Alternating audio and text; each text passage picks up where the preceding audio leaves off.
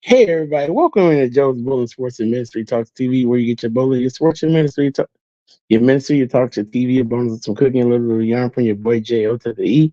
How are you guys doing tonight? I am live, coming live right now, just getting myself going here a little bit and kind of just relaxing a little bit on this Friday evening. It is a Friday evening. Uh, yeah, so that's what we're doing. Jason Young's already out for the count and all that good stuff. I'm just sitting around, just being me as normal. Uh, About to watch a little television. What's going on, Peaceful Flow? What's going on? Was just watching a kind of a piece from The View, and I was watching a little piece where they had did joyful, joyful Lord, we adore thee. I can't think of the song, but that's a song from Sister Act. And they did the old cast came on to do it after 20 something years. I can't remember, it was it 25 or was it 20 or something like that, but it was pretty cool to see some of the old cast singing. And I was kind of disappointed that Lauren Hill didn't do it. I was, but other than that, it was really good. It was really good. But I was kind of disappointed. I feel like Lauren should have been there. You're the man. You're the lead role. You're a lead role. I mean, why wouldn't you be there? You know, it was pretty cool though. Pretty good to watch. I enjoyed it a lot. Did anybody see that?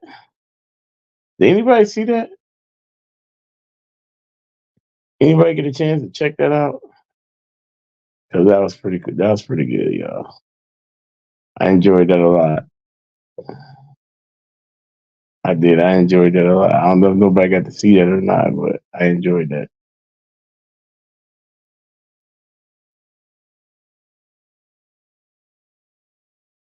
Just sitting up here relaxing for right now. You saw that, yeah. I feel you on that. She should have been there. Yeah, I feel like she should have been there. Why she didn't? Come on, Lauren. Come on now. What's wrong with you? They weren't offering enough cash. They probably weren't offering enough cash for Lauren. Lauren probably like, look, you ain't got no couple thousand back there. You gonna give me?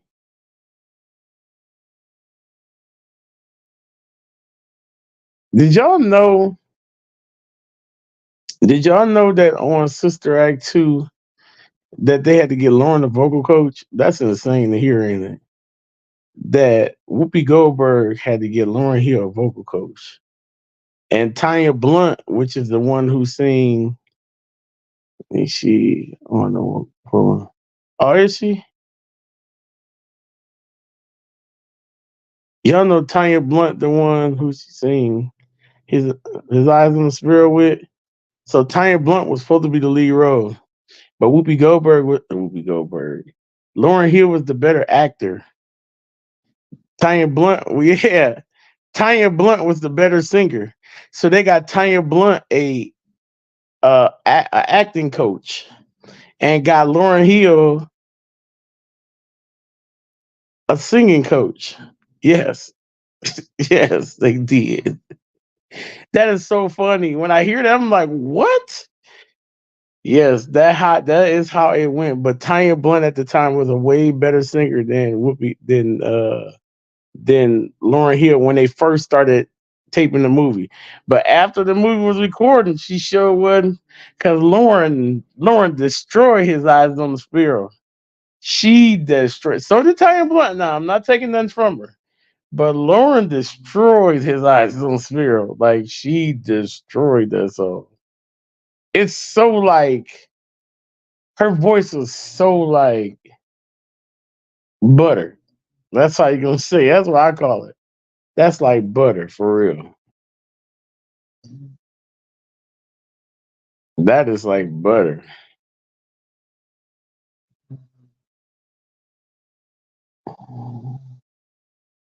But a lot of them people in there was good actors, and Whoopi got them voice coaches. Very soulful. So that was down in there already. That definitely was in there already. She just didn't know it. She just probably had to learn how to control that thing because that was already in there. It had to be in there.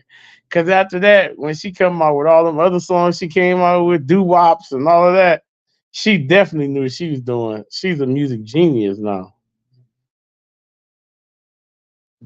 For real. That's crazy though. You think about that? You think about Tanya Blunt was the better singer.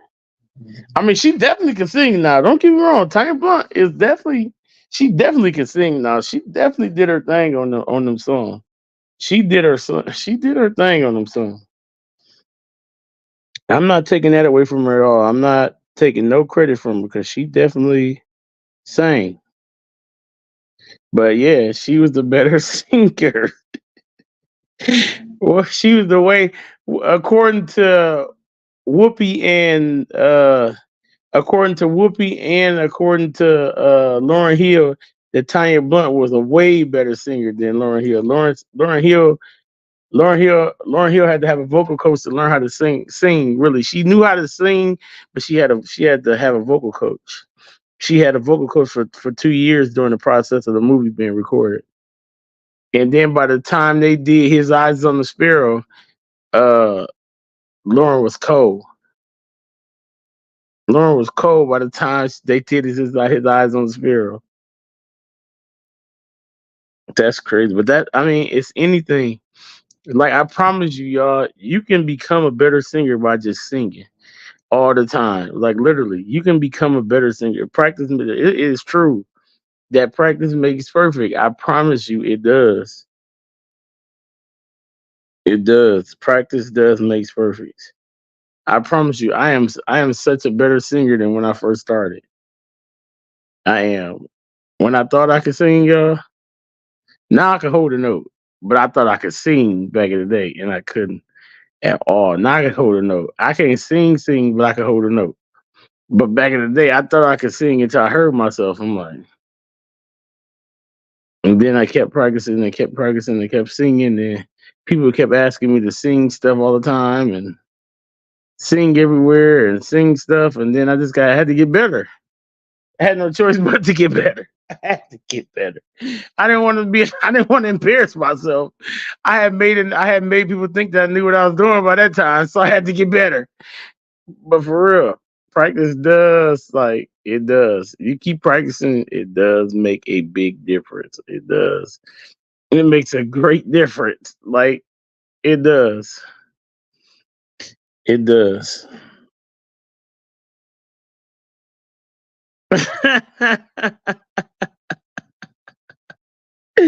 I'm for real. I'm for real. When I first started singing, I was like, I mean, I wasn't the worst, but you think you cold with it until I heard myself. I'm like, who is that? I hated my voice. I did for a long time. I hated my voice. I hated to hear myself sing. I'm like, oh my God, why is people asking me to sing? Because I got confidence, I guess, because I did not like my voice. Then I kept practicing, I kept practicing, I kept practicing. And then I started letting God take over. And then that's when things really got where it should be when I started letting God take over. But man, for real, I promise you, I used to hate my voice. I did. I used to tell my wife all the time, but I hate my voice. Oh my God. Why is they asking me to sing? Oh my God. Like I did not. Then I got better though. I got better. But my mom feel like I could sing. My mom always felt like I could sing. It was people always felt like I could sing, but I just didn't. I didn't. Mm-mm. My mom and this one lady named Betty Redmond, she used to give me all the solos, y'all, in the kid choir. All the because I was confident. I was confident. That's why. Like I was confident, super confident though. Super confident. I felt like when I was younger, I felt like I could sing though. Cause you got that little kid, that little Michael Jackson sound, that little high sound. Like you feel like you can, like you got that little sound. But then when I went through, thank you so much, Peaceful Flow. When I went through like puberty, that thing started getting weird. I didn't know how to control it no more. I didn't know how to sound. I was like, what is this? I can't hit certain notes no more. Like certain notes became hard. I'm like, oh no, this is tough. This is rough. This is rough. Like for real. This is a rough thing for me. It is rough. I'm like, man, this is one of the tougher things I had to go through. Like learning a puberty voice after you sing so long. I was listening to one of my I don't know if y'all know him, but it's Boys the Men's kids. They got his kids, all his kids sing, and all his kids named after him. Every one of his boys got the same name as him. That's the I can't think of his name right now. Oh, I gotta look at him, y'all. I love that little group though. But one of the boys, all the boys went. Well, the last one, the youngest one, just went into puberty. But he thought he was a little baby Michael Jackson. But he just went into puberty, and his voice changed, and he's squeaking. He was squeaking for like a whole year straight, and he was just not knowing how to deal with it, y'all. He was not. He just like stopped singing lead at all. He was leading everything. Like he was leading everything, and now he's not leading nothing no more. I almost called their name.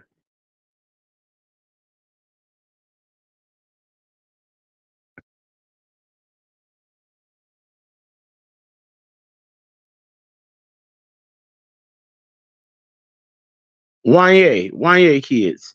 Uh, Wanye. Juan Morris. That's the name of it. They call it Juan Morris.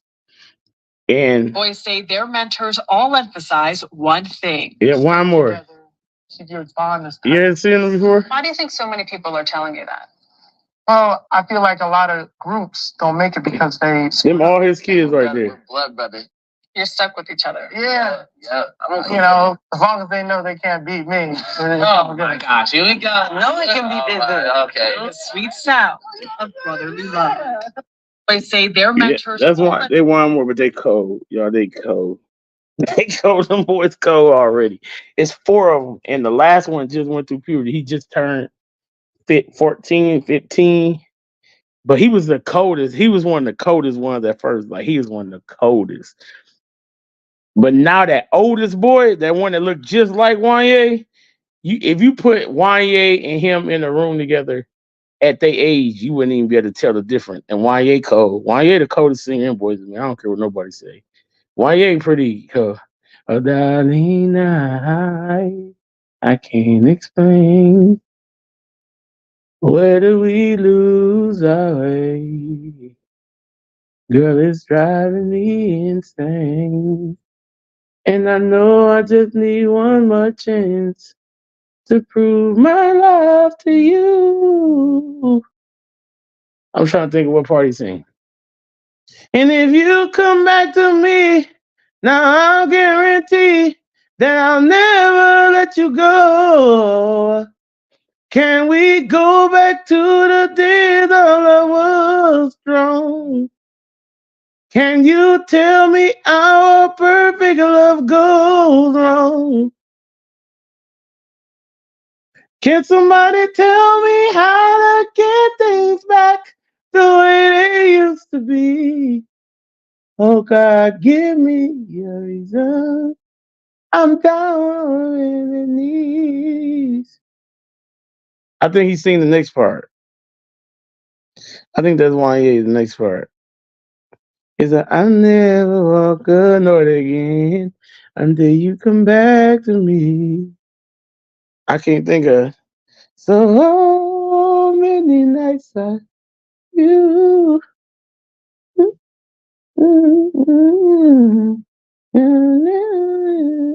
Oh, there. Now I open up my eyes. That song right there.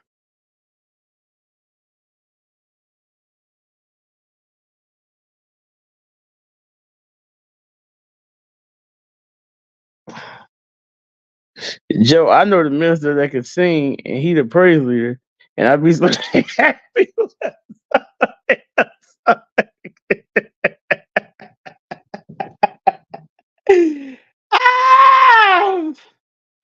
ah, people, stop it. Stop it! No, stop it. That's crazy right there. That's stop it. Now that's crazy, right? Stop it. Hey, trust me, I know a few of them. I know a few of them. I'll be like, I know a couple of them. It's this one man that be singing at funeral. I'm so sorry, God. Forgive me. Forgive me. I was so young and immature, y'all. I was so immature. I was so immature, man. I am so sorry, God. Thank you for your maturity, God. Because I would never laugh at a funeral now. I would never do that, God. Forgive me, God. Forgive me. God, forgive me. What's going on, Go? How you doing? But God, forgive me. Peaceful flow. I was at a funeral. This man was singing opera. Peaceful flow. I was Peter myself. Listen, peaceful flow. This man, I'm in the middle of the funeral. This man is operatic, singing opera. And I'm about to pee on myself. Like I'm literally in this middle of this funeral. I'm going I'm trying to hold it back. I can't hold it back. Everybody looking at me. I'm going I'm trying to act like I'm coughing. I done had some moments at funerals. One funeral I went to, this one dude, that was that a lady or was that a man? I can't remember who that was, but she acted like she was singing. They was in the voice competition. They was going back for I'm over there laughing. I said, God, please help me. I got my head down, trying to hold my head down so I won't laugh. I'm straight laughing. I'm laughing. I'm straight laughing. Like literally, I'm like straight laughing. I said, God, forgive me. God, forgive me. Cause that was not right. But that was so funny. What's going on, man? How you doing? What's going on, Go? How you doing? That was not funny, but I promise you, I laughed.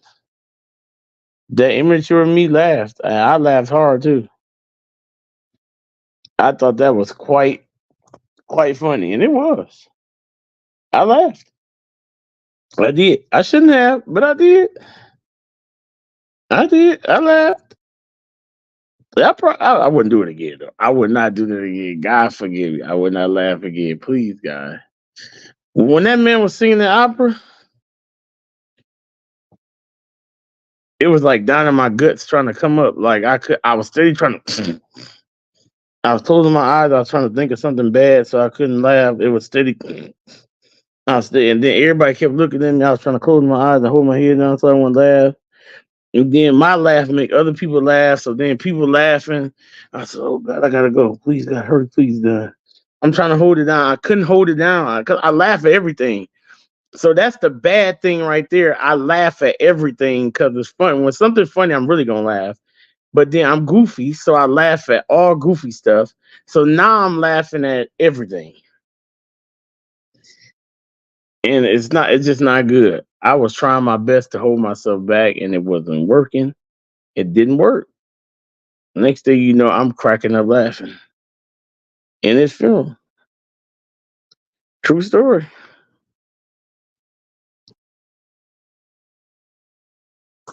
True story, y'all. But it was crazy. Yeah, but if you ever get a chance, listen to Wine Morris. They are great. They are a great group. They are. I do. I like that group a lot. They are awesome. They are awesome group. I love what they do. They do. I love what they do, y'all. They so old school with it because of their dad, but then they add that little new school flavor to it. You know, they got their own songs too, but I like when they sing boys and men songs. And then they got two little sisters that's well, they got an older big sister that's cold. She cold too. That's his daughter. And then they got a little sister that's coming up that's cold. I'm like, man, you said I laughed so hard I had to go to the bathroom. I can't help it. My cousin said she can't sit with me sometimes. I'm so silly. Yeah, you know how they had the meme. You know how they be putting out the meme all the time. Who you can't sit with in a serious moment. I seem to be tagged in that a lot. I'm starting to get offended. For some reason, I'm getting offended. I get offended by that a little bit because every time I look up, I was getting tagged in that. Who you can't laugh with in the who you can't have there with you in a serious moment. I seem to get tagged in there a lot. Joe gets tagged in that quite a bit. I said, wait a minute, I said, yeah, that's me. I'm tagged. I am too. I'm definitely tagged. I can't be near my wife or my mom. Like I can't. Those are two bad people to be by. Like I can't be near them too. I cannot. Like, please, like keep me away from them too. Like I can't. No, because my mom gonna make faces. Like my mom is gonna make faces, and then my wife is a jokester on top of it, and my mom gonna make faces. I can't do it. Like, and then that's gonna make me laugh even more. I can't do it. Or my mother-in-law. Oh my God, my mother-in-law. My mother-in-law, we'd get kicked out because we'd be laughing together. Oh my God. We would get kicked out. Ooh. Yeah, we would definitely get kicked out together. For real. Cause she gonna start laughing at everything. You me and your cousin, she funny always. That's crazy, yeah. Yeah. We definitely gonna get kicked out. Sometimes my wife gotta tell me and my mother-in-law to chill out because we be laughing at everything for real. Laugh at everything. I promise. And then we laugh loud too. Okay. I know 20. I'm silly. I can't help it. I like to laugh. I do. I like to laugh, and I'm very silly. I like to laugh all the time. I really do. I'm a silly guy. You're so funny. I'm silly. I don't know why. I don't know why I'm silly like that. I just like to have fun, man. I like to have fun and laugh. It's all good.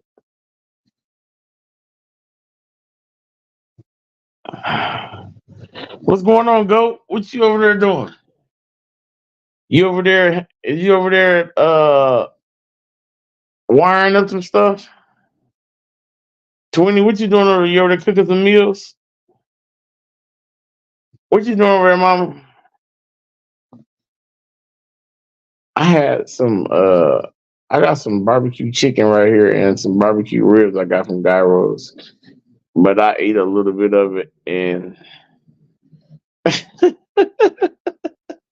shut up, 20. 20,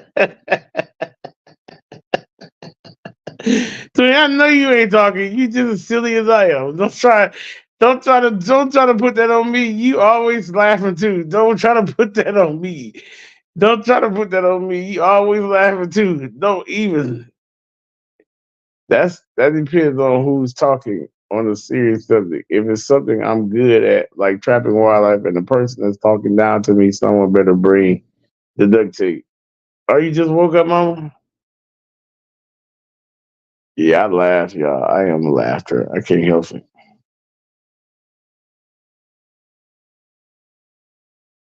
You had spaghetti today? Okay.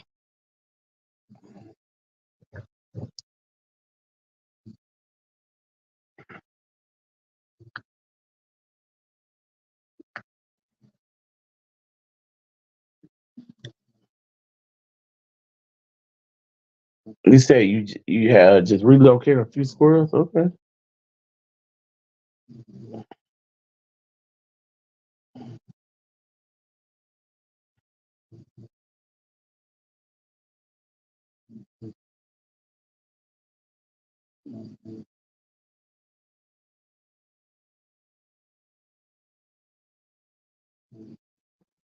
I couldn't bite my fingernails for a couple of days because my teeth was hurting so bad. And now I can.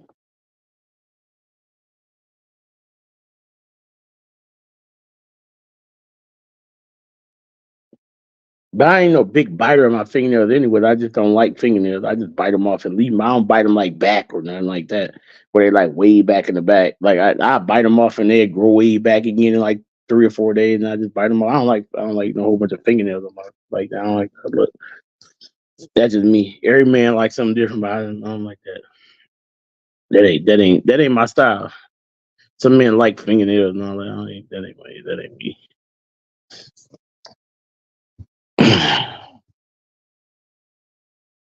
He said after eating that hamburger you passed out. I still got most of my food right here. Basically, I still got all my food.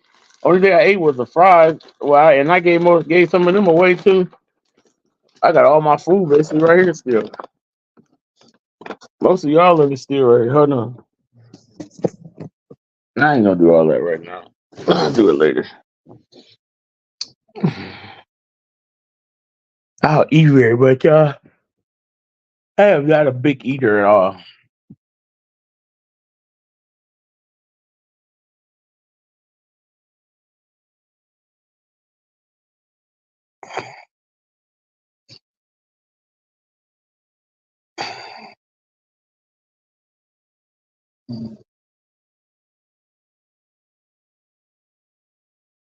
Yeah, I'm not a big eater, y'all. I'm just not. I eat a little something and that's it. I just need to start working out again. My stomach went back down again. I don't know. My stomach was real puffed out for like 3 days straight, and I wasn't even eating nothing. My stomach was like super puffed out, but I've been drinking a lot of water over the last few days, so I think it's flushing me out good. So, which is good, and I got some energy back again. I got a little energy back again today. Uh, the abscess in my mouth is going down. It as soon as she gave me the antibiotics, it opened up. So I know by in the morning it's gonna be opened up. I was gonna put something in my jaw here tonight when I went to sleep just to make sure. Cause I don't know if that stuff go in your mouth could go back in your mouth or what. I don't want none of that back in my mouth. I was gonna put something up in there and make sure it drain on that because I don't want that back in my system. But she said it was all right. She said as long as I take the antibiotics and it ain't gonna go away, it can't do nothing to my system as long as when it's not the same as going in versus like that. But I don't want it in my mouth at all. I can put some tissue up in there when I went to sleep tonight just in case it decide to bust all the way or bust open or something. I don't know. So, but you could tell my face going down a lot from last night. It's still a little puffy right here, but it's like way down today. I could actually eat over here and everything. Yeah, I could actually eat over here and everything. She gave me some really good antibiotics. So I'm probably gonna take one if I go to bed. Uh yeah. My appointment went well. My appointment went well. She wants to save my teeth. She said my teeth look really well back there, and she wants to save it. But I'm unsure. I can't get it extracted to the 16th because it's too infected. So it was really infected. Like when I went today, it was like really big. I don't know if she popped it or what. I don't know what she did. I don't know if she popped it, but after I got done with the place, I felt good. I mean, I'm not felt good, but I'm saying my mouth felt like it wasn't hurting no more. So I'm like, what the heck? I got chew back here and everything. What did she do? I don't know if she popped it or when I opened my mouth that wide like that, it popped. I don't know what happened. Or she might have popped it and not let me even knew she had popped it or slid it when not even knew why she had slid it. Cause she put a big thing in my mouth and I had to open my mouth really wide. Then she had to take a bunch of pictures in my mouth. And then she had me opening my mouth and she was like playing back there by the teeth and up under. She's like, do this hurt? I'm like, no. She's like, do that hurt? I'm like, no. Then she touched the spot. I was like, yeah, that hurt. And she kept touching around. She's like, this teeth need to be. She's like, I would. She, if I was you, your teeth look too good back here. I would save it. And I was like, oh, I'll think about it. She's like, but anyways, it's too infected to pull. I really don't feel safe to pull it. But if you want it pulled, I'll pull it today. But I could tell you one thing: when you pulling the teeth disinfected, you're gonna be in a lot of pain the whole weekend. And I'm like, She said, plus you're gonna be here like another 3 hours. I said, no, I ain't gonna be here no another 3 hours. No, I ain't gonna do that. 3 hours. So why 3 hours? She said it'd be another 2 hours before I can get to you. I said, what? I said, I can't go and come back. She's like, no, unfortunately, you'll have to sit back here and get prepped.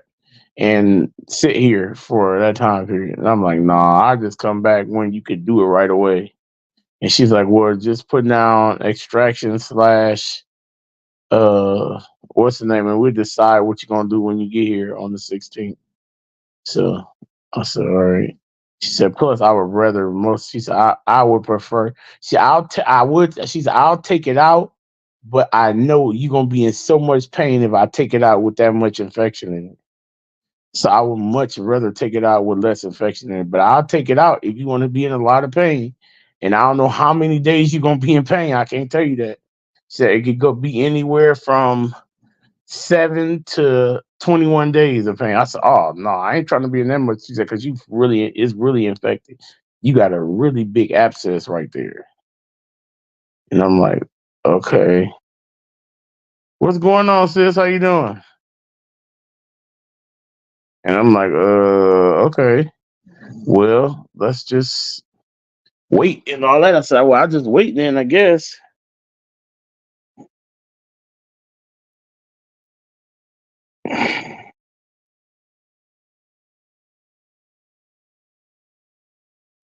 Yeah, you making my teeth hurt. Talking about if I can tell your cheek has gone down. I'm glad you didn't get it pulled. I know someone who did it with all that. Really? That's what she said too. She said "No, it really hurts really bad." She said the pain is really bad when you do it like that. That's what she was saying. Said she don't like the fact that, and then I don't want nothing to happen to me and all that.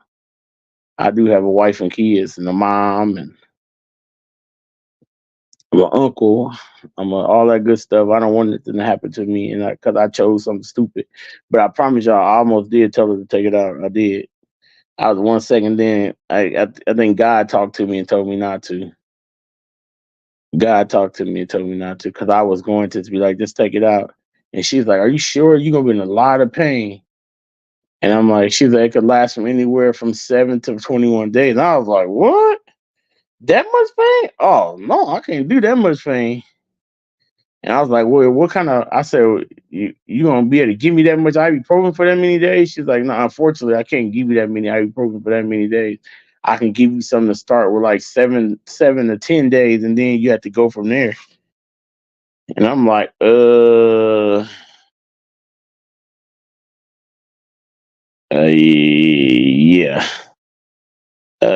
Okay, well, let's just try that another time. I didn't want to make myself hurt myself or anything. So I chose a smart path. And like I said, it went down a lot. I don't know if she busted it or what, y'all. As soon as I got done with that appointment, y'all, my mouth was like felt like 20 times better as soon as I got done with the appointment. I don't know if when I opened my mouth up real wide, it just busted or what. Because as soon as the appointment was, I was able to chew on that side and everything. My mouth went all the way down, like a whole bunch in my cheek area went down a lot. I'm like, what the heck just happened? I know I couldn't do no 21 days of pain. I couldn't even take that chance. I ain't even gonna lie. I wasn't even about to take that chance. I wasn't even gonna do it.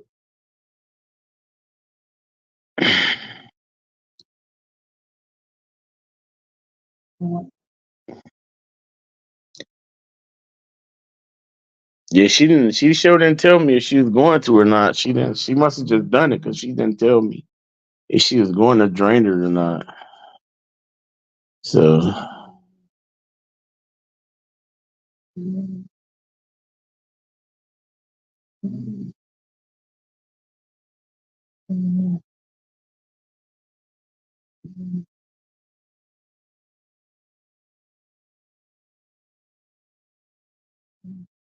y'all remember that one song that we've been listening to, and I actually ministered a song like a couple days ago.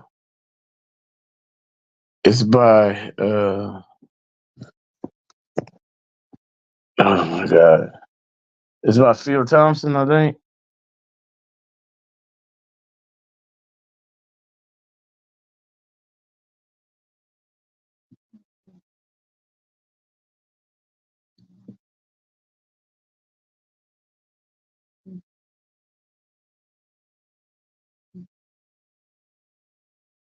Yeah, you, Lord, you are worthy, and no one can worship you for me. You know another song you ever heard? You know another song I like by him? I think that's him by him.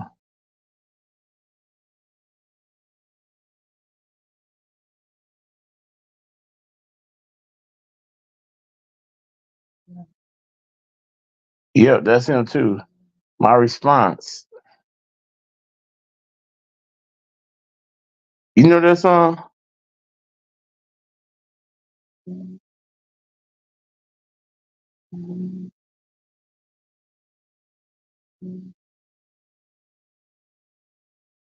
Do y'all know that song?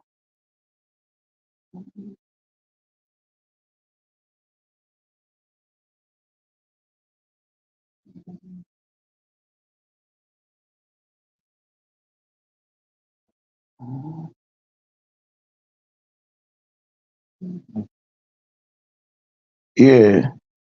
You have rescued my life. You have rescued my life. And I'm never going back. My response is hallelujah. You're my redeemer. Hallelujah. Yeah, I love that song. That's my Phil Thompson too. I feel like this song is answering that other song. Do you feel like that? I feel like this song is an answer to that other song. Like you responding to why you worship. That's why I always, when I hear this song, that's what I be thinking the whole time. I feel like you responding to why you worship God like you do.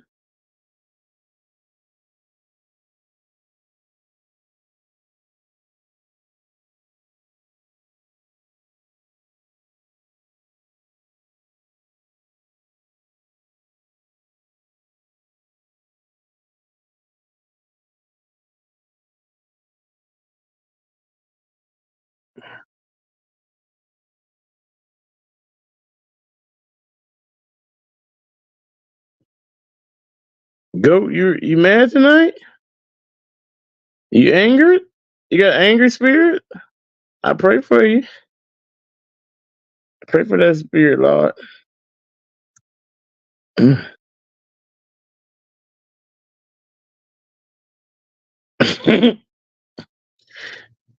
Yeah, I know I'm silly. Yeah, I know that I was silly. I was a silly young man. Don't get mad at me. I was a silly young man. I love to laugh.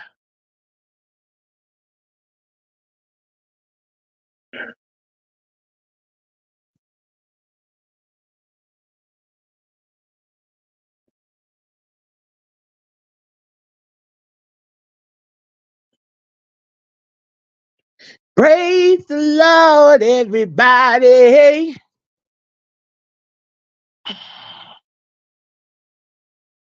20, you was coughing, Lord?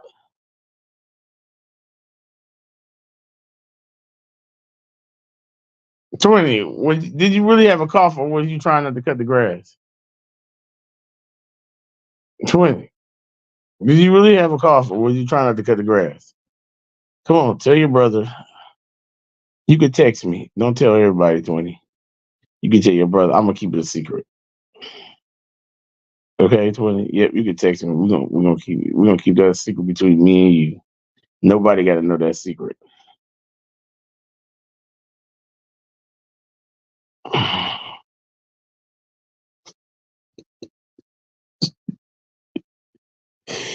Ah, I'd love to praise His holy name.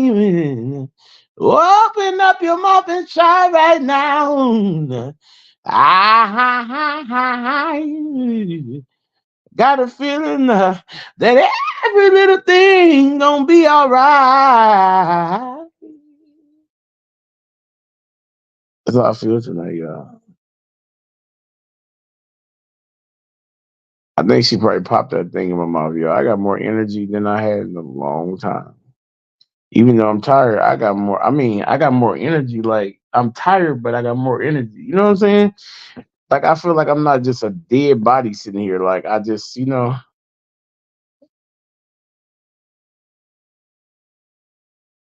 saying, I gotta get up and get me a what's the name?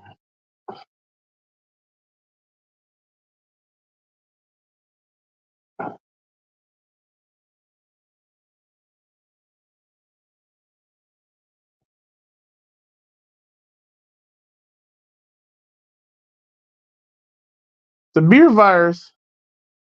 What's the beer virus? 20 that one? That one virus that we all get, Lord? 20, we always get that one virus I had too?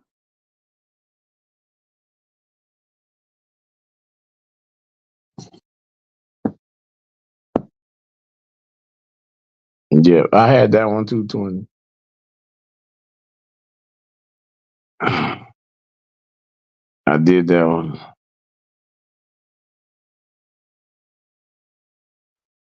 Certainly, Lord. Certainly, certainly, certainly, Lord. Yeah. I need to get up and get me some popsicles, y'all. I didn't even eat my dinner yet.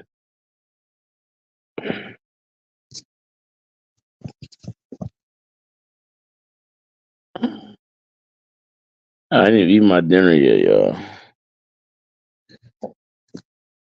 Everybody, on the count of three, what did you have for dinner?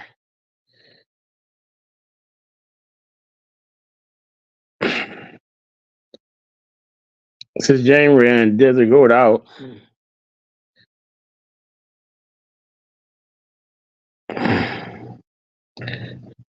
I'm not sure I'll be back either.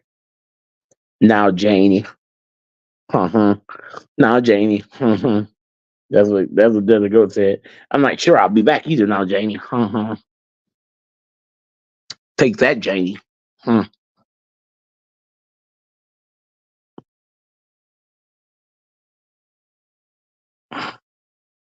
I used to love you too, Janie. Now I got a gun for you. Keep playing with me. I'll get my gun.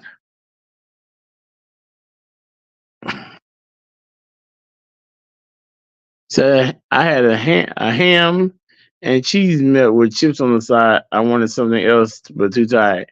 Keep playing with me, Janie. I'll get my bow and arrow and I'll shoot you.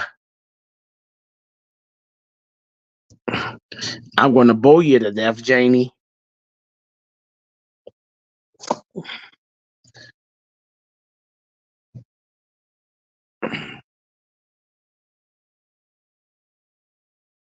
Wow. Says Jane. Ran him off. Now you're going to get bow and arrow. You know, there they go make them bows and arrows. You know, you're a rescue guy. Or what you call it here? One of them people. What they call? I don't even know what them people call. What they call?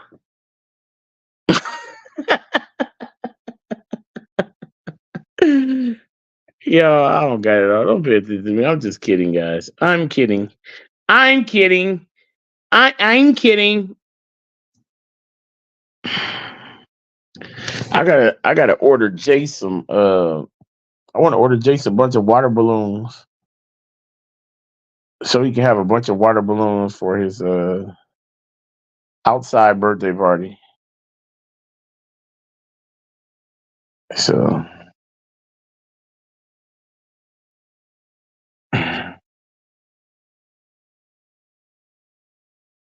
on his birthday. So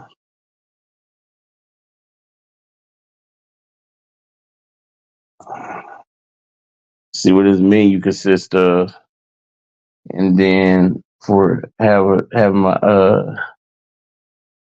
like I said, his party outside and go from there.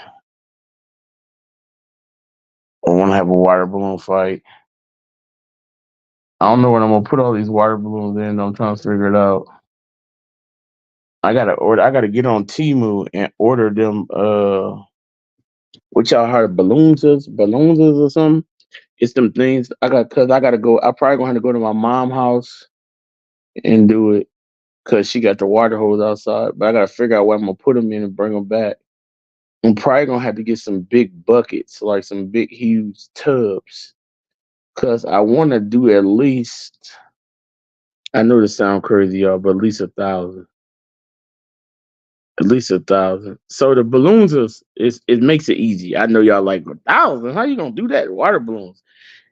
So what they are, y'all, it's a thing. They're not in here with me. Jake left them in the car, but it's a thing, right? And it's like a water spout, but it's like some little strings.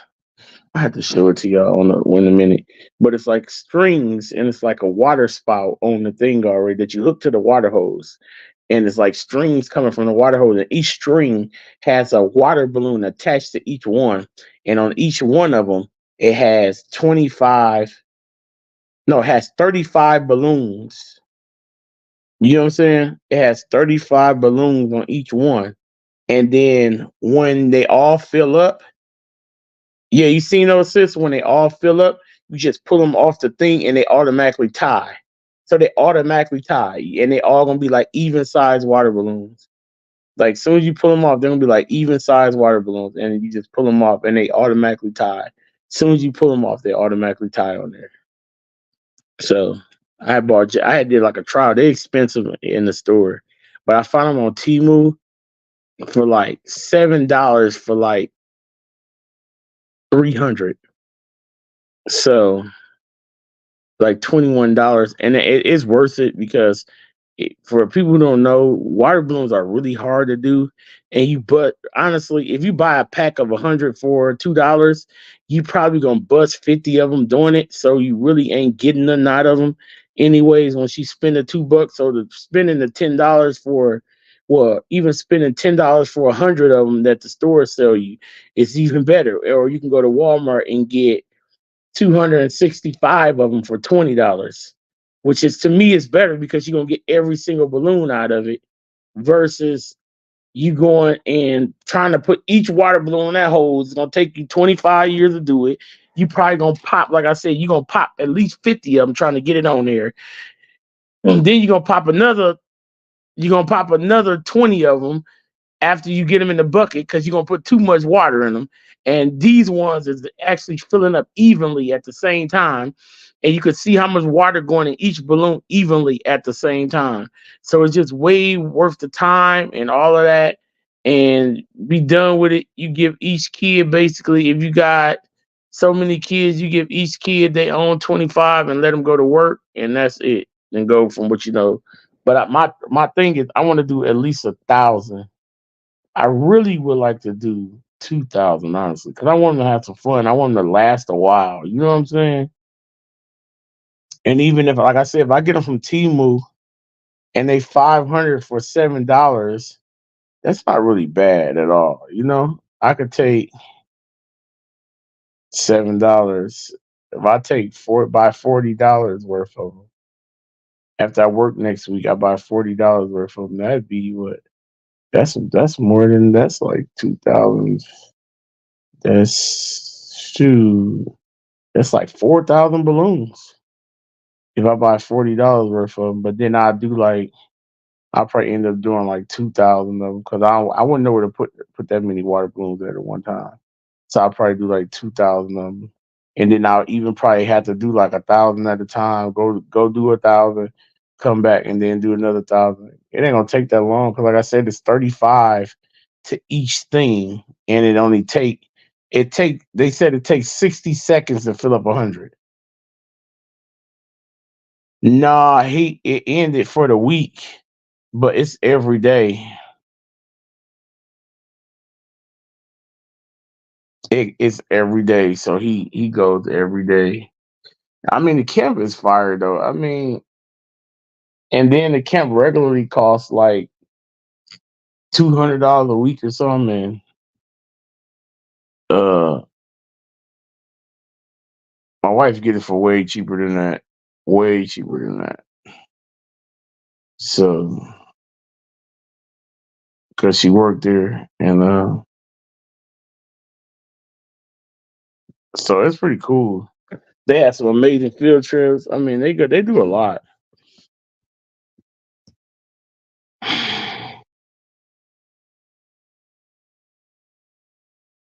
They do a lot.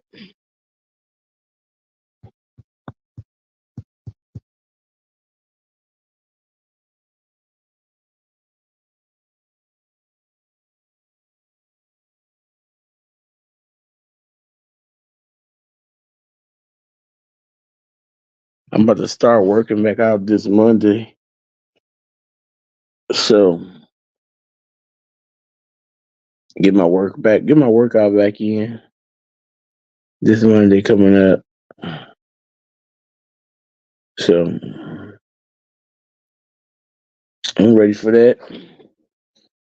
I had to get my water bottle in here ready. I gotta I might work I don't know, I might do it Tuesday because I need to work so I can get me some I want to get me some go to the vitamin store so I can make sure I want to talk to the dude there and get me some enhancement stuff to make to not for energy, but just to make sure I got the right vitamins and nutrients in my body so that I won't dehydrate myself and I won't lose a lot of stuff that I need in my body.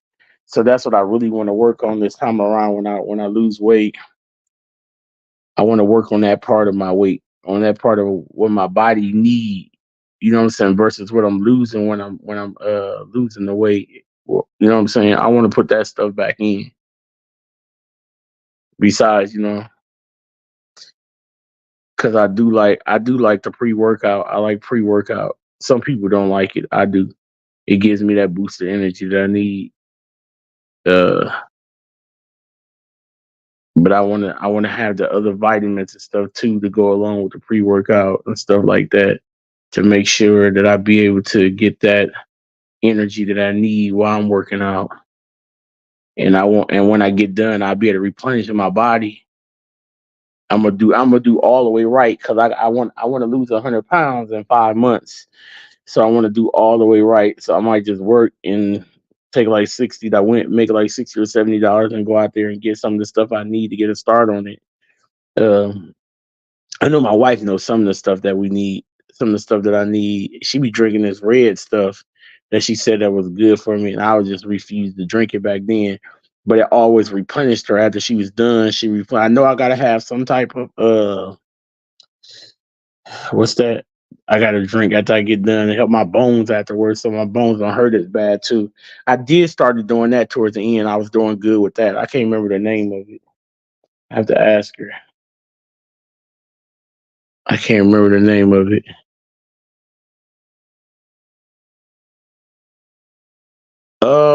No, I do the pre workout.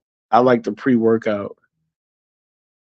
I think it was collagen, but it's another thing. I know I need that too, but it's another thing too. I know I need collagen for sure. You drink that before you start working out, actually, or during your workout. You drink that in your bottle. You put that in your water, and you drink that while you're working out.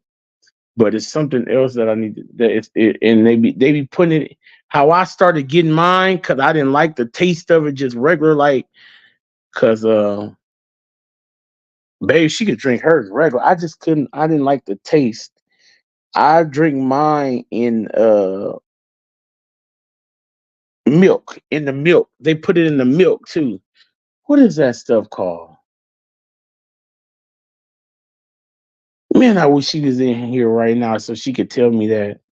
That is just driving me nuts. So I know she know right now too, cause she be buying it all the time. Oh,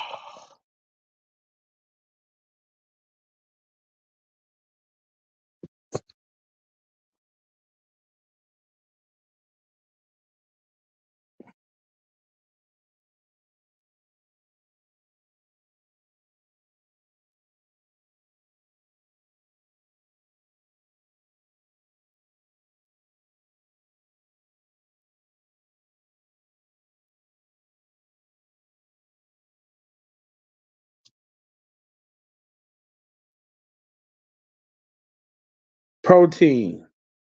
Protein. Yep, protein. I think that's what it is.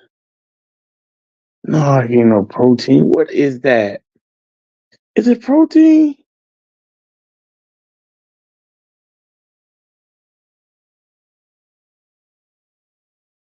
No.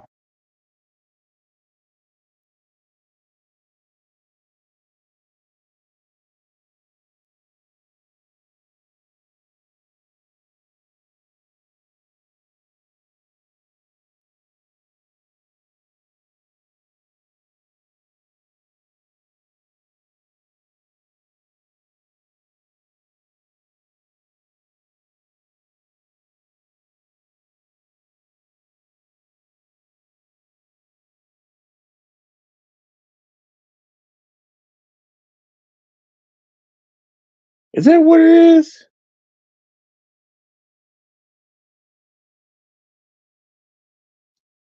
Is that what? Let me look it up. That just don't sound right to me.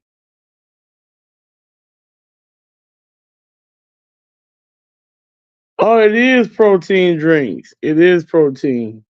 Yep, it is protein drinks. Ain't that something? That just didn't sound right to me. That didn't sound right to me. So they got some. It's protein. So they got some protein that tastes nasty, and that's like, and then they got some that's got a lot of sugar in it. You got to try to avoid the ones with a lot of sugar in it.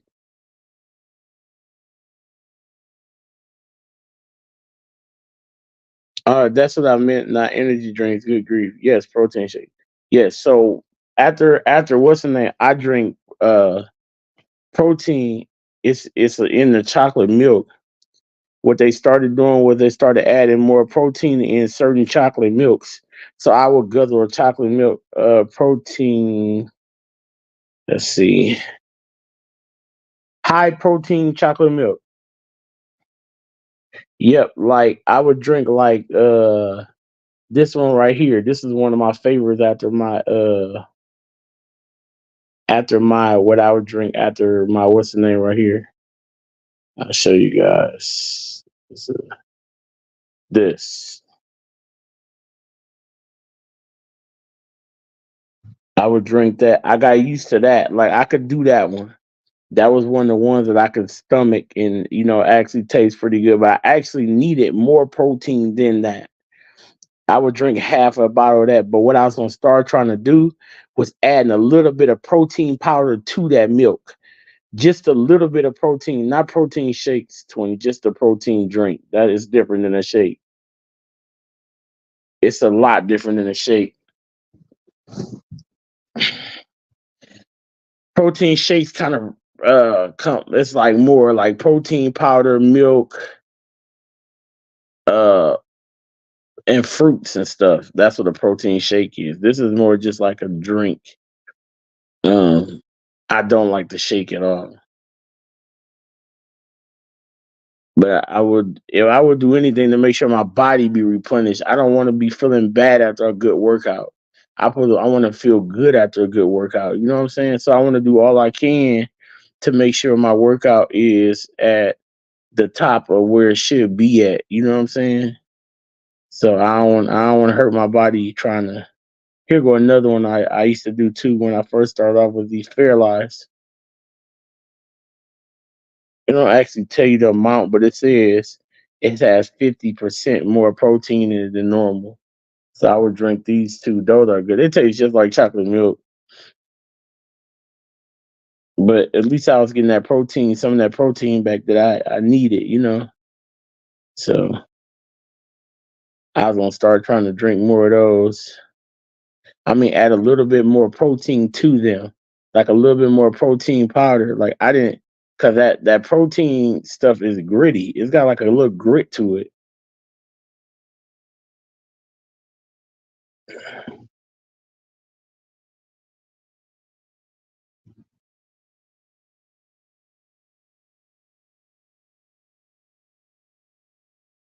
Yeah, and then like I said, some of them is real sugared up. Like some of them super sugared up.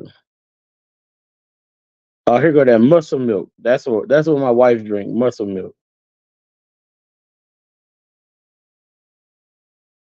and it's got 40 grams of protein in it. They got a core shake. They got 42 grams in it, but it's full of sugar. You got to watch the ones. They got some cheaper ones. It's like full, like tons of protein in them. But because you want much protein as you can get in that bottle, that's what you was trying to get. Much protein as you can get, but you ain't trying to suck down a bunch of sugar either, because you're going to defeat the purpose of working out. So you don't want to suck down a half a bottle of sugar after you then had a good workout. You know what I'm saying?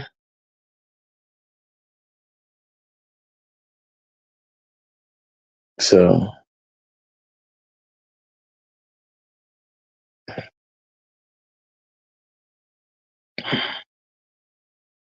that's the way I look at it. As I don't want to suck down no bunch of sugar after I done had a good workout. Uh,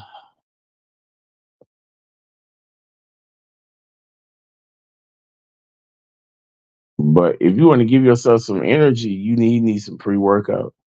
Pre workout will make you get up. That pre workout is crazy. That stuff gonna give you some energy. You're gonna be like, pew, pew, pew, pew, pew, pew. I remember the first time I ever took some, y'all. It's like I was like, "What is this?"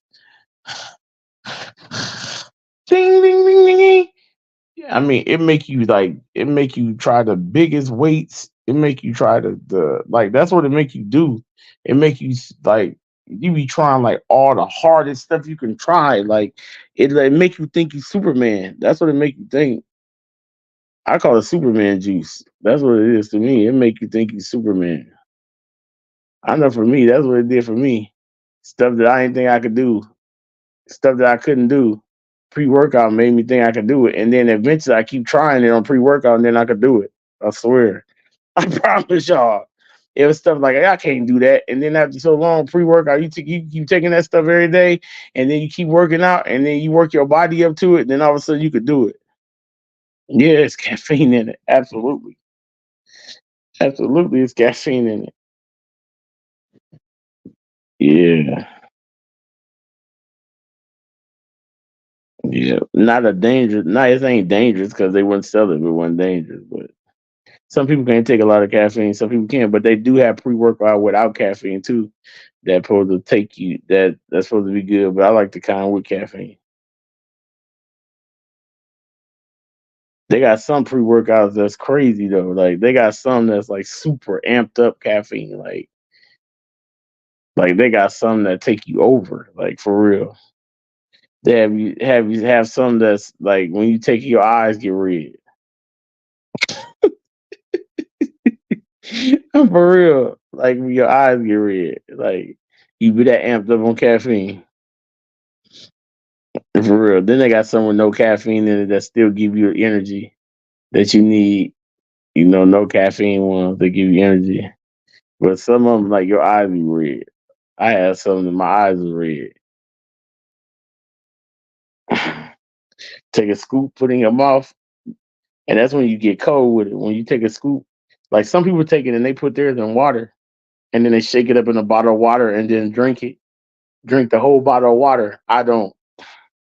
Like you get cold with it, you take the scoop of dry powder, put it in your mouth, and then put a sip of water behind it and suck down the powder. That's that boost right there. You gonna get that boost. And I promise you be up in there, you be in there before you take the pre workout, you bench press 25, but you take the pre workout, you bench press 600.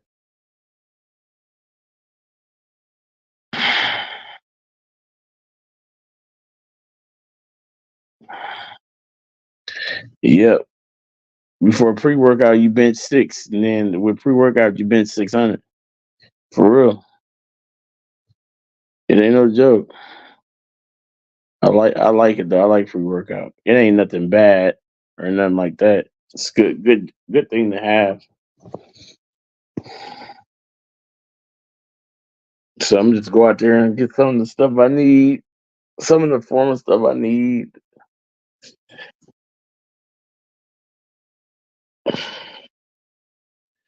Give me the pre-workout that works for my body good. They got some kind. They got pre-workout everywhere you go. They got cheap kind. They got all type of stuff that just got a little bit of caffeine in it. They got some that's got a lot of caffeine in it. They got some that's like super booster over the top caffeine amount in it. I like the kind that's kind of a little bit of middle of the road kind myself.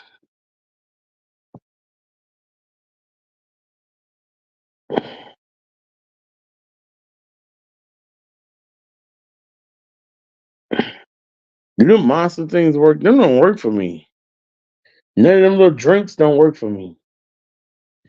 I think I got a crazy system. None of them little monsters and what's that 5 hour energies and all that stuff. That stuff don't work for me at all. I literally had one of them and was falling asleep on the highway coming back off the 5 hour energy. Everybody like, get the 5 hour energy, you gonna be good. Man, I drunk two of them things. They ain't do nothing to me. Nothing. It made me sleepier. They don't do nothing for me. I don't know how people say them do something. But that pre workout though, what? That pre workout will put you on top of the world, boy. You can lift the world up on that pre workout. You gonna stay woke.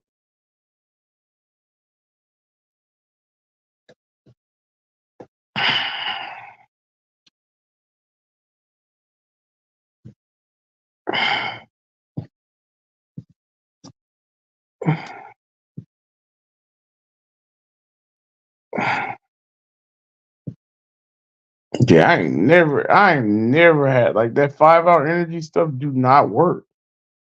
You ever had that before? It do not work. That stuff is like water. Hold on, y'all. I gotta take my pain. That stuff is like water to me. I cannot mess with that. I rather you just give me some water. I drunk two of them boys. They didn't do nothing, like nothing.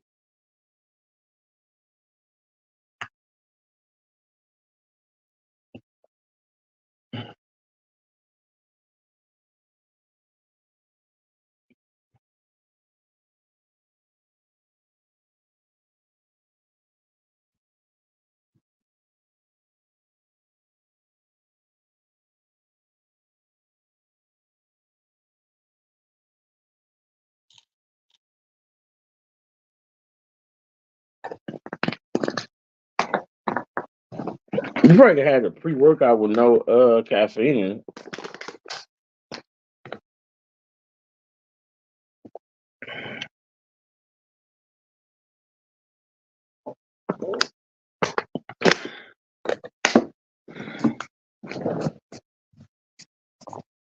You can't have. You think you probably had the pre workout with no caffeine? If it's the caffeine that you can't have,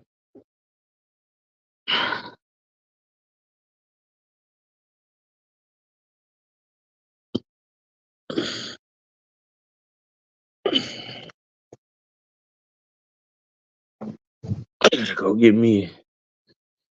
Yeah, I've been drinking so much water lately to my legs and stuff so light. Light again. Like first my legs is heavy. I've been drinking so much water and using the bathroom so much my legs back light again. I could just jump up and move again. I'm so happy about that. That's why I'm ready to work out. Oh, some protein powder here still. See? Protein powder. Plant protein powder. Vegan protein here too.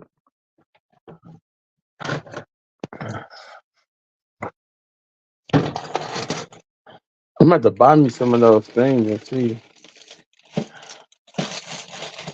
if they'll work for me.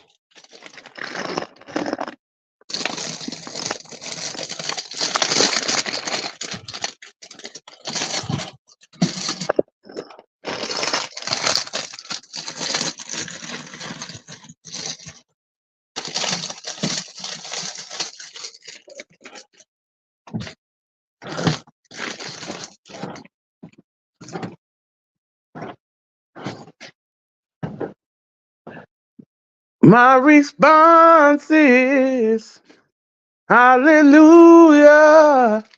You're my redeemer.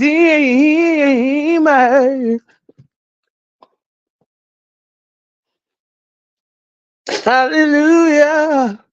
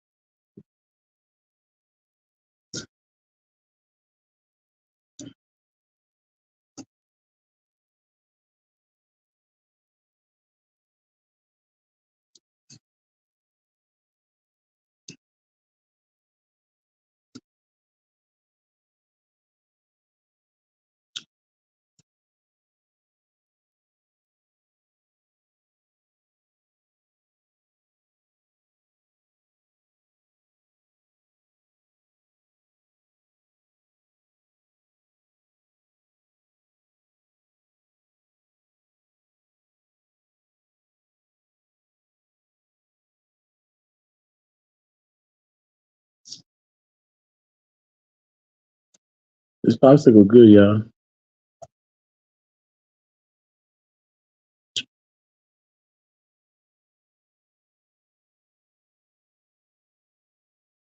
See, I could eat these. I could eat how many of these I want, 20, because they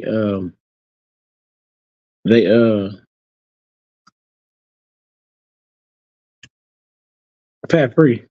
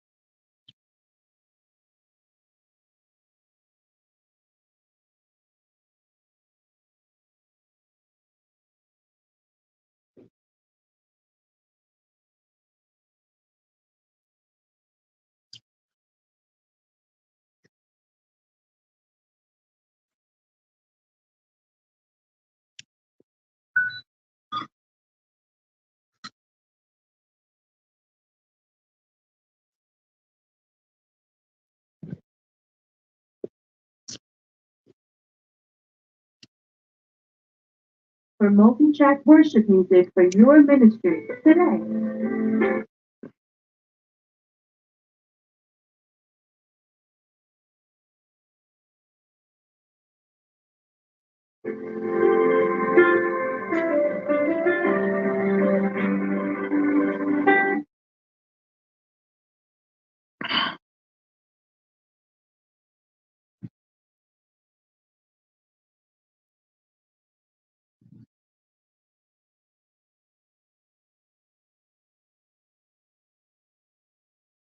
So what's your day been like so far? What's your day been like so far, 20?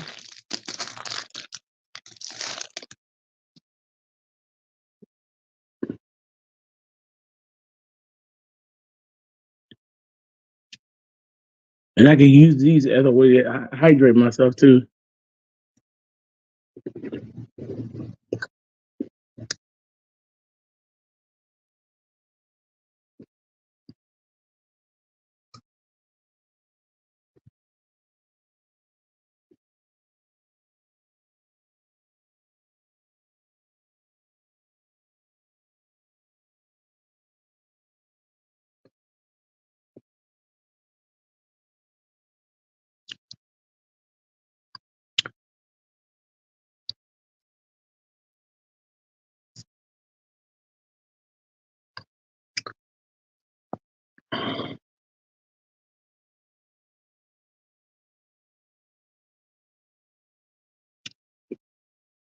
I feel led to do this, y'all. Subscribe in the mobile app for multi-track worship music for your ministry today.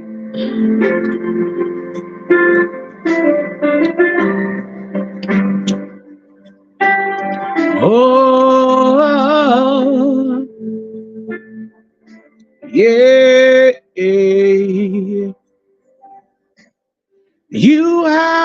rescued my life. You have rescued my life. And I'm never going back. You have rescued my life. You have rescued my life. And I'm never going back. My response is hallelujah. You're my redeemer. Hallelujah. Come on, say y'all my you. Hallelujah, yes it is. You're my redeemer, yes it is. Hallelujah. Say you have rescued. You have rescued my life. And I'm never going back. Never going back to the way it used to be. You have rescued my life. And I'm never going back. I'm never going back to the way it was. My response is just it is. You have rescued my life. You have rescued my life. And I'm never going back to the way it was. Just it's the highest praise what it is. It's the highest praise, yes it is. My Redeemer, yes you are, oh God. Oh, my response is hallelujah, hallelujah. You're my Redeemer. Yes, it was the highest praise.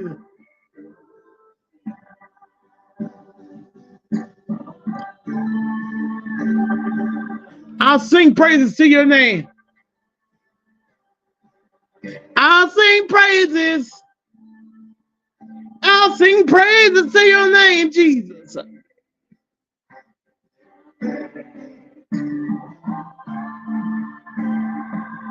Oh, oh, oh, oh, oh. I'll sing praises. Sing praises. You have. You have rescued my life. You have rescued my life. And I'm never going back. You have rescued my life. You have rescued my life. And I'm never going back. My response, you have rescued her. You have rescued my life. You have rescued my life, yes you have. You have rescued my life. You have rescued my life. You have rescued my life. Say you have rescued my life. You have rescued my life. You have rescued my life.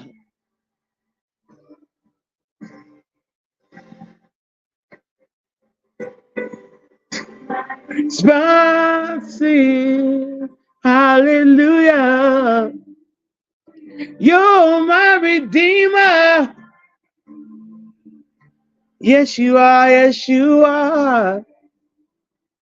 Hallelujah, you are. Yeah, yeah, yeah, yeah.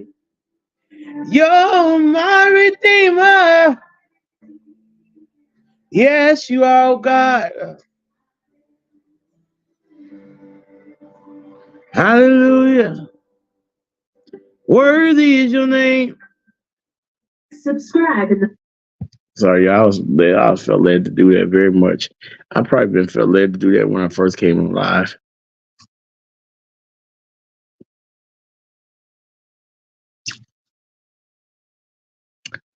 I love that song.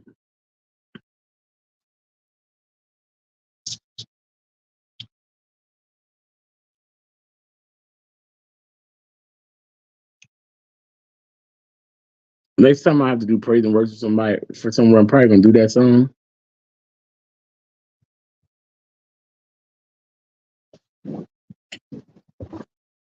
And I'm gonna go from there. And I feel so led to do that. Like I'm gonna go from you have rescued my life. You have rescued my life. And I'm never going back. Then I'm gonna say, never going back. I'm never going back. Never going back to the way it was. Ne- Never going back. I'm never going back. Never going back to the way it was. I've been changed, healed, free, delivered. I found joy, peace, grace, and favor. My response is hallelujah. You're my redeemer. Hallelujah. That's what I'm gonna do right there. I'm so led to do that, y'all. Y'all just don't know I'm so led to do that. I'm like, wow, God, thank you. I want to do that.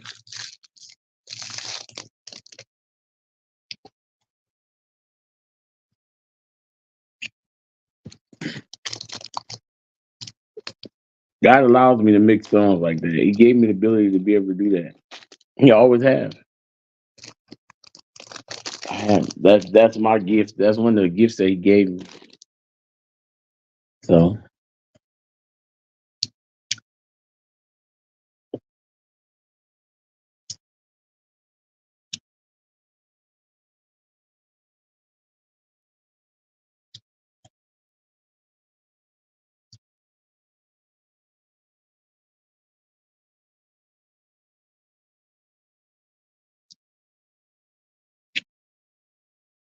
Halloween Jesus,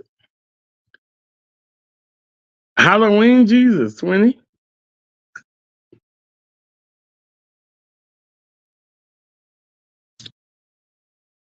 Look, 20 even doing mashups. Look, 20 doing mashups. Ain't that right? That's a 20 mashup.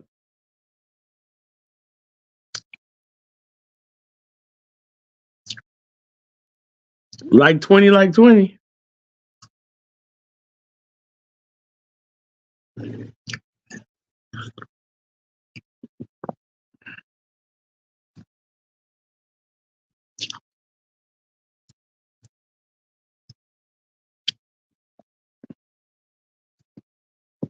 Y'all want to see my food?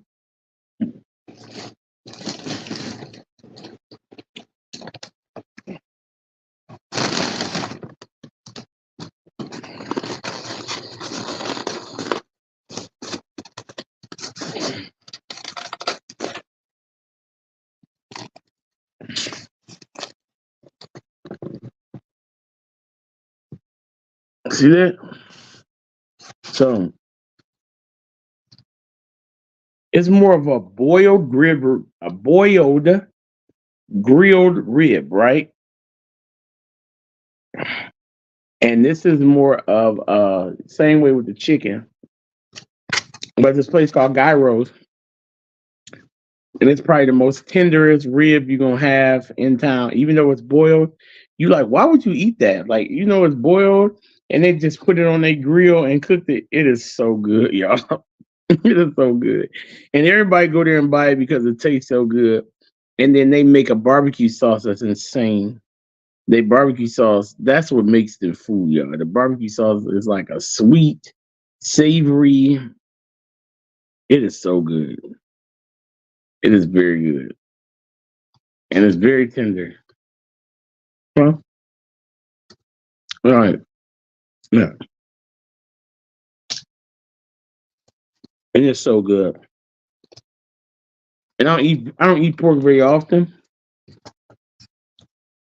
but when I do, I try to eat theirs or mine because they barbecue sauce are so amazing. And then they always give you good pieces of meat. Look at that. Shit, it's like good pieces of meat.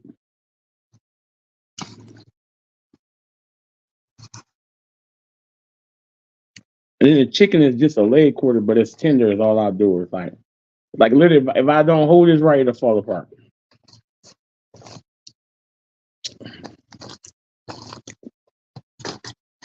And then they take the box and they fill the box up with all fries. The box be like filled up with fries all the way to the top.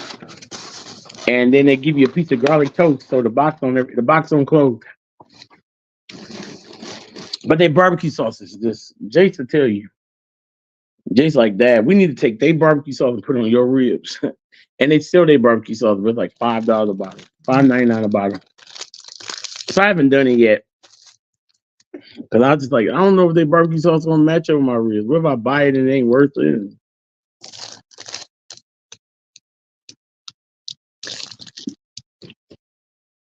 Cause I ain't ready to eat yet.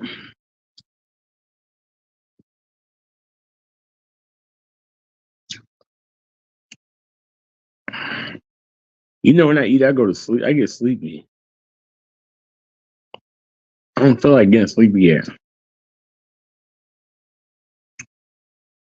And you wouldn't believe how much it costs, sis. You wouldn't believe how much that combo costs.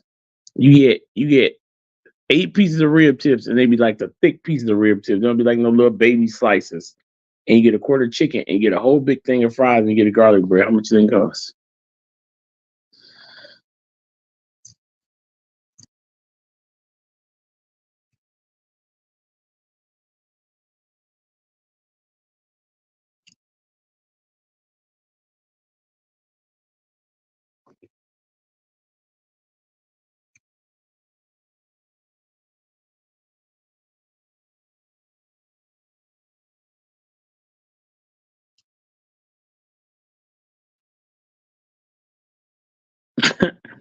I know it do no 12.29. 12.29.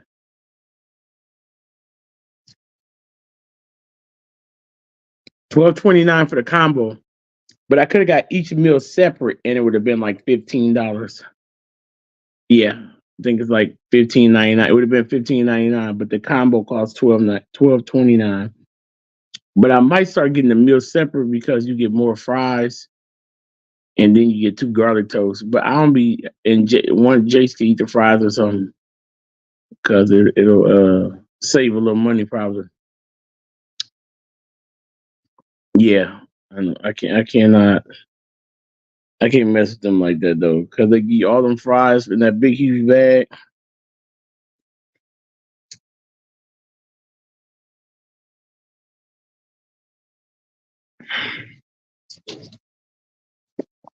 Yeah, that's the one. That's the one where you get the fries in the bag. They give them to you in a paper bag, and you got literally a whole paper bag full of fries. Yeah, and they are good, and you eat them with that barbecue sauce. Oh,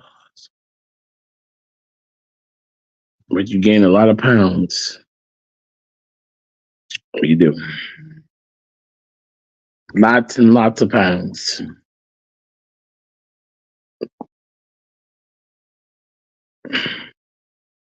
The weight just pounds on.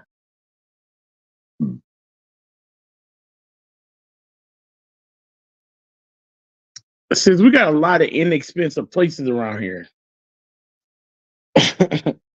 We got a lot of very inexpensive places around here, sis.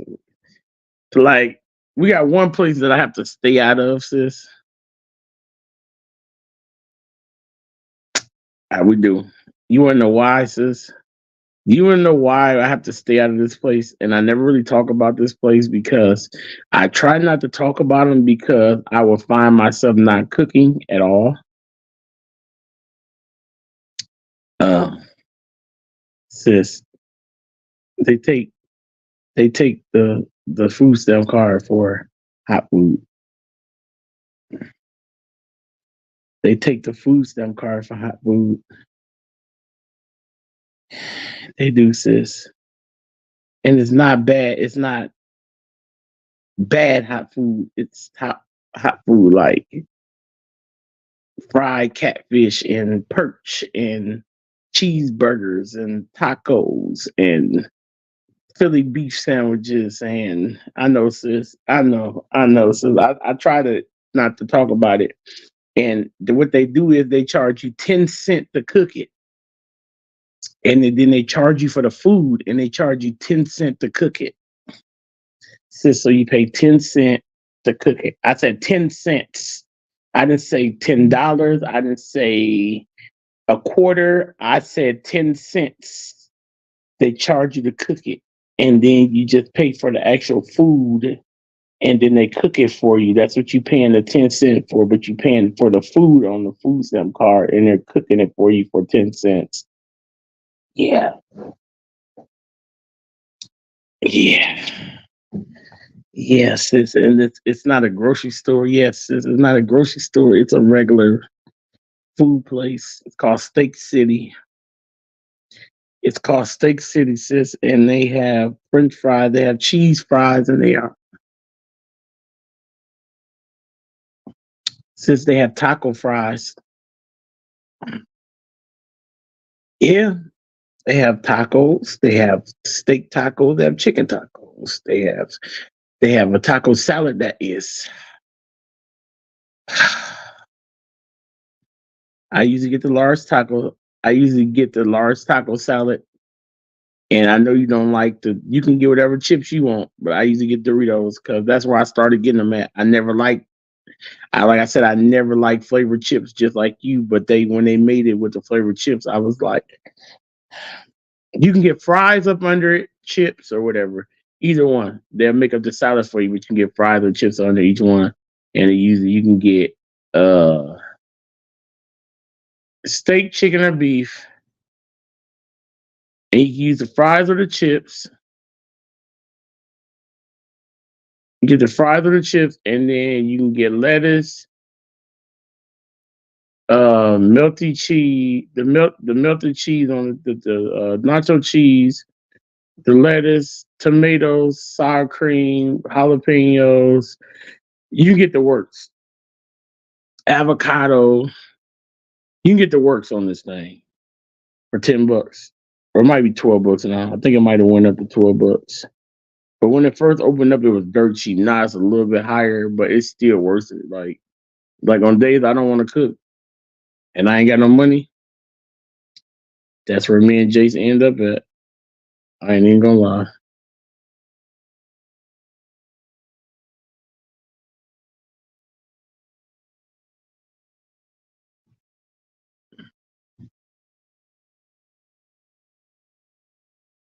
Yeah, when I don't want to cook and we ain't got no money, that's where I'm at.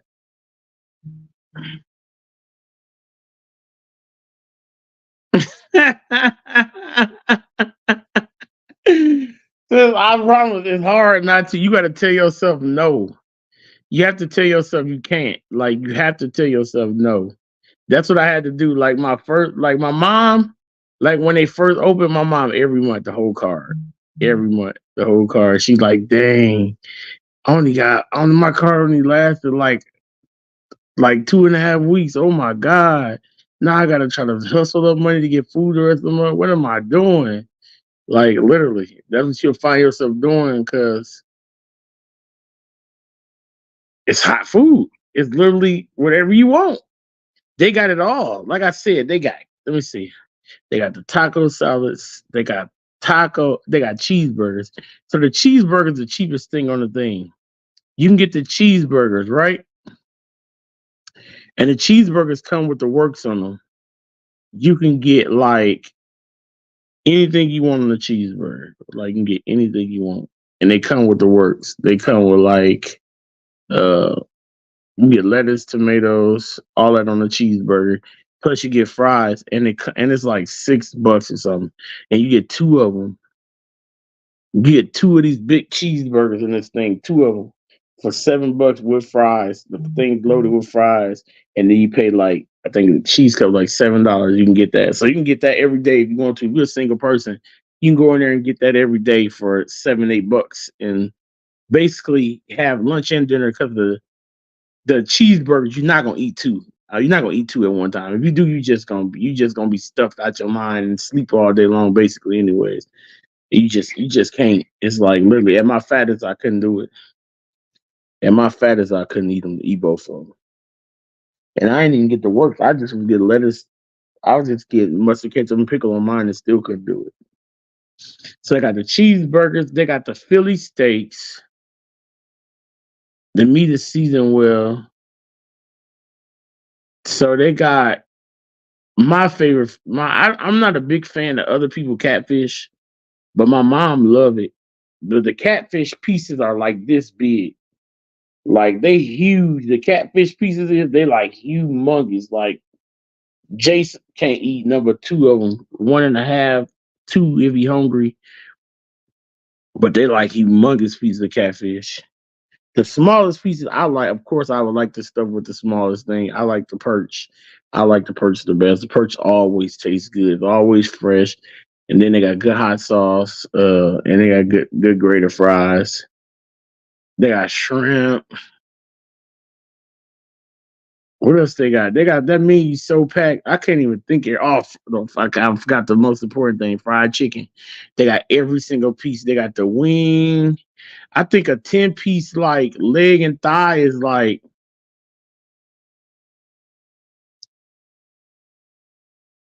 $6, 6.99 for a 10-piece leg and thigh. I think like 10-piece leg and thigh for like $6 or something. And it's clean leg. It's clean. It ain't got no fat on it, nothing like that. I think it's like $6 for the leg and thigh from there. Uh, then they got the wings. The wings are a little bit more expensive, but they're not that much more expensive. You can get like a 10 wing plate for like maybe $10 or $11 with fries, and that's 10 wings. The whole wings, not no, not no half pieces of wings. The whole wing. I'm talking about the whole wing, not no some off of it. No, then they give you all of your chicken. I'm trying to think what else. The menu is full. All the fruit salads. They got every fruit you could think of, and you could make a salad out of it. Like every fruit you could think of. Even in the wintertime. I think they said they get it from down south in the wintertime. But they got watermelon in the wintertime and it'd be good. Uh what else? They got the salads. If you want like a big salad with like all the works, you can get that too. And it's fresh daily. They got like all the works though, like everything, the eggs, the cheese, the anything you want on the salad, you can get it. Like they got it. If you want to get a salad. Uh I'm trying to think what else. What else? What else? What else? Mm, salads. Uh, ice cream. They got ice cream too. Um, it's so much stuff on that menu. I can't even think of all that stuff on that menu. The menu like full. I'm trying to place it in my head. I know they got fried. Oh, they got like different stuff like fried okras and like fried cauliflower and like you know what I'm saying, like stuff like that. They got like fried mushrooms and mozzarella sticks and breadsticks. I'm trying to think of what else. They don't got no pizza. I don't think. I don't think they got no pizza. Trying to think of what else on that menu. The menu like full is like a big, huge, like wide menu, just like filled up with different stuff. And then they got like different stuff by the piece. So like, say for instance, if you and Gigi want chicken wings and you don't want to get your own separate chicken wings and Gigi don't, and you want to save some money and say the chicken wing dinner might be you might want your 10-piece, Gigi might want 10, okay? So instead of just getting the 10-piece wing dinner, you get a 10-piece wing dinner.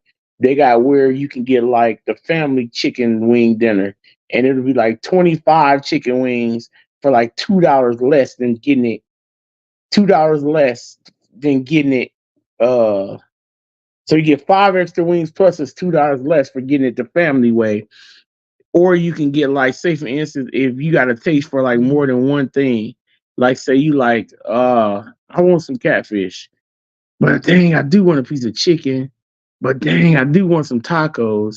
You can get like a small taco salad and then get like the combo of like chicken and fish, and you can pick any chicken fish you want. They got whitings, they got all that fish, all them fish, the buffaloes, all that type of fish that people will get. You know what I'm saying? Like they got all that different type of stuff that you know what I'm saying, like that. That's what I'm just saying, sis. I'm just saying if like you and niece want to like share like a pan or something, and you said let's just get this, let's get this. I want like say if you wanted some chicken, Gigi wanted some chicken, but then y'all both wanted a piece of fish too, then y'all could get a pan and mix it and get half fish, half chicken. You know what I'm saying? You can get a half fish, half chicken, and do it like that, or get a and then get you a small taco salad for $5. And if you still can get your chicken and fish, because the average person going in there, they spending $20 every time they go in there because it's cheap. You want you got a food stamp card. You know what I'm saying? Like get a food stamp card. I mean, I'm just being honest. Like you know. And then they charge you. You take out your little 10 cent, give them to it for your little food. It's like, I mean, what is 10 cent? Yeah, it be packed every day. I don't know how they get away with it. I don't know. I mean, one time they stopped taking food stamps for like a week, 2 weeks, and I'm like, dang, they finally got caught. I thought they had like got caught or something happened, and he was like, no, our machine was just down. I was like, okay. And they've been taking it ever since again. I don't know how to get away. I don't know if it's something they get away with. I don't know if they found a system where they say, "Oh, we is charging them to cook it, and we only charging them for the food." You know what I'm saying? Because that's what they really say. They saying they charging you food stamps for the cold food, but they charging you 10 cent to cook it, and that's how they do it. Yeah, they take any state car. Sis. They come out of Chicago. People come everywhere to this place. They come all the way to Chicago just to eat at this place. For real. Indianapolis, they come everywhere. Well, Indianapolis in a different state, but Chicago a different state. And they come from Chicago to eat at this place. Ohio, I seen a couple people there from Ohio eating in there using their cards. They call them Link in them other places. That's my Link card. What's it called in Georgia? It's called EBT where we at.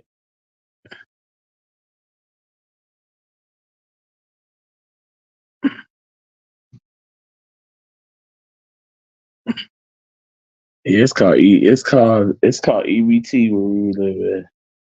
But in Chicago, it's called Link. Link. And they be like, Link, I got my Link card. Y'all take Link. What the non talking. EBT in Georgia too? Okay. Yep, and what's the name is called Link. They call it Link for some reason. Oh, it's called Bridge Card in Michigan. Yeah, it's called Link in Chicago. I don't know. Do it say Link on these things? No, but it say who's your works on it. See, it says who's your works.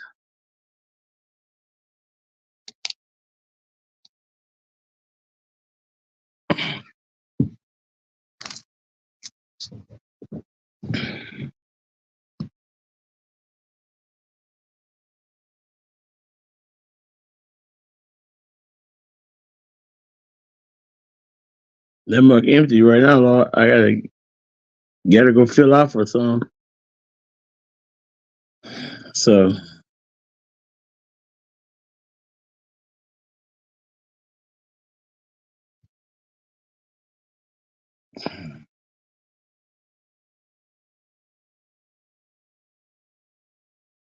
I gotta send that paperwork back by Monday too. I'm gonna send it back by Monday. So we'll be straight pretty soon and all that, and get my interview going.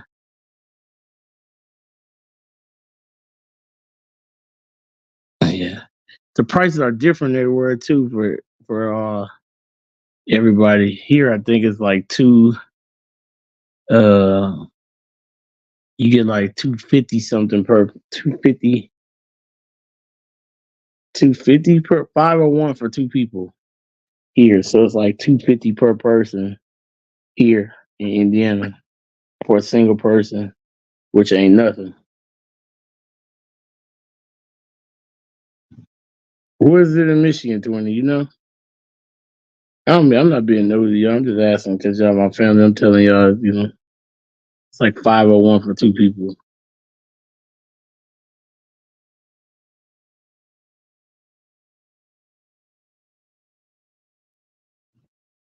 What? What's this? What? That's a lot? That's not a lot. That ain't nothing.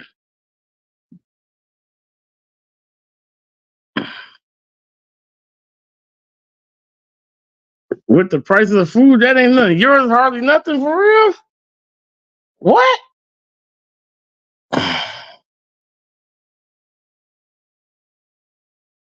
What? Oh no, you need to get out of Georgia. 197 for you and Gigi.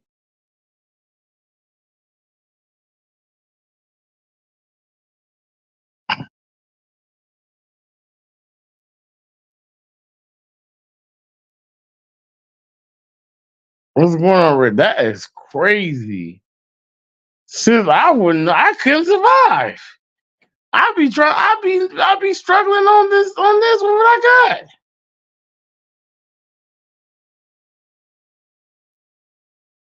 Lord have mercy. 197. You gotta cover you and Gigi. What 20 get?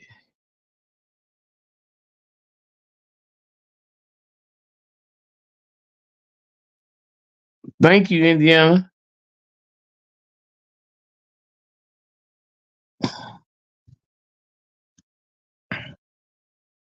Wow.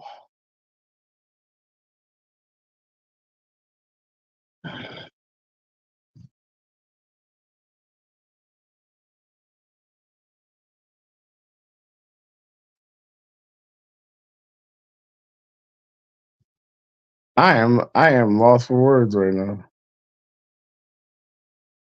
I was saying, what amount do you get per month? Whoops, this 247.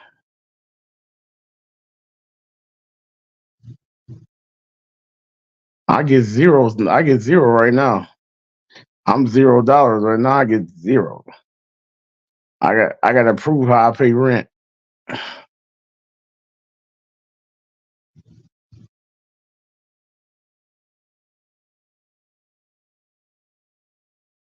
Really, I was just about to call you, Rayleigh, and see if we could borrow some money.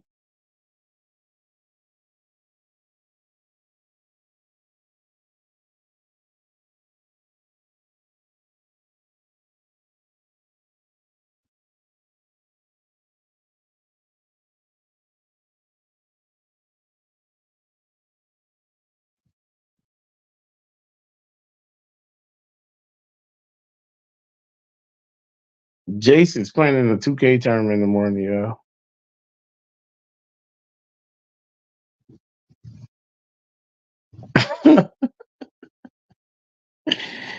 He's so broke you can't pay attention.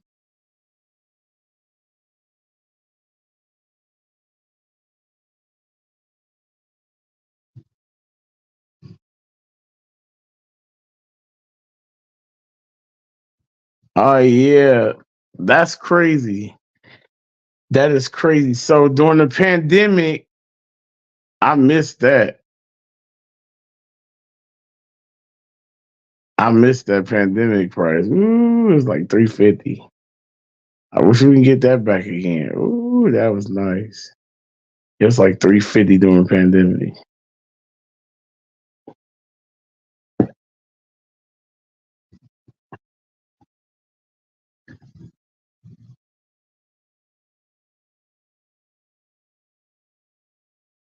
Golly, though, sis. Georgia ain't playing though, is they? They too greedy.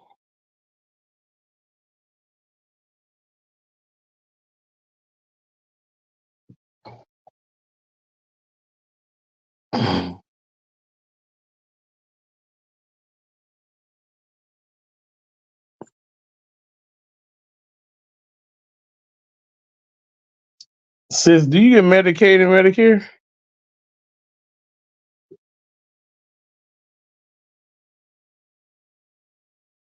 Do you get Medicaid and Medicare? So don't ask me how I get Medicare. I don't have a clue. I ain't asked no questions, but I do. I have no clue. I have no clue how I got it. I don't know. I don't know why. I can't tell you why.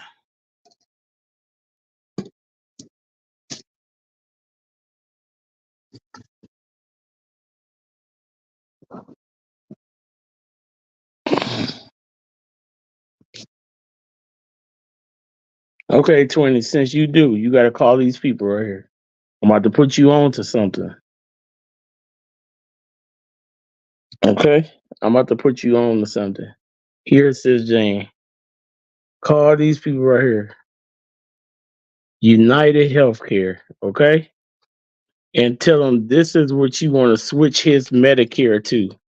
You want to switch his Medicare to United Health. Okay? And so with United Health every month on this card right here.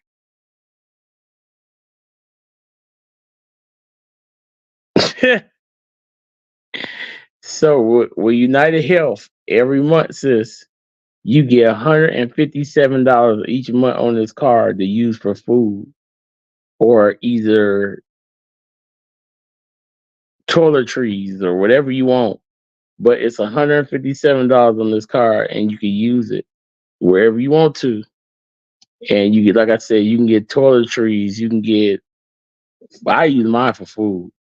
I ain't gonna lie. I saw everybody use mine for food every month. But this is United Health, and you can call and they'll hook you up right away. And like I said, you have to use it all off every month because it comes back on every single month. And then there's when you go on and you fill out the out app, you can when you go on the app as well, you can there's like different things you can do each month to like get like free $10, free $20. I'm doing a survey for and the lady gonna give me $150 in the month of July. I'm gonna do a on the phone, and she gonna call me up on the phone. She gonna give me $150 in the month of July, and I'm gonna do like a survey for her for this. But this is a amazing card, and the older you get, the more money it is. So my mom gets 300 every month. I get 150. My auntie get like 250. But this is an amazing card, and like I said, I don't know how I get Medicare. I don't have a clue. I don't know because Medicare is for people, older people, from what I was told. The lady asked me how I qualify for it. I said, I don't know. I ain't gonna turn it down though. I ain't gonna say no. So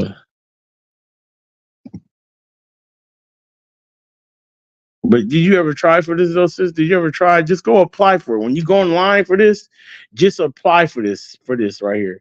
Apply for United Healthcare. I promise. Just apply for it. You never know. Apply for it because the dental, even my dental on here, I can get braces on this. I got that much money in dental. I can get braces. I got $10,000 worth of free dental every year. Braces are included.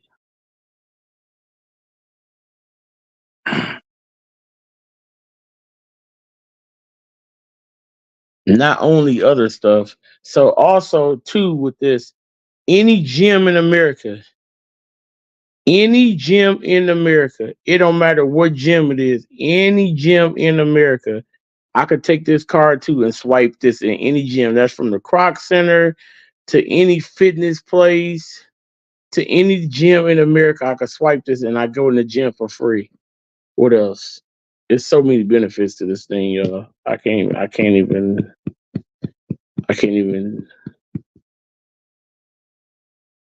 It's like a million benefits I got. I can't. It's so the list so long. It's unreal. I mean, the list is crazy long.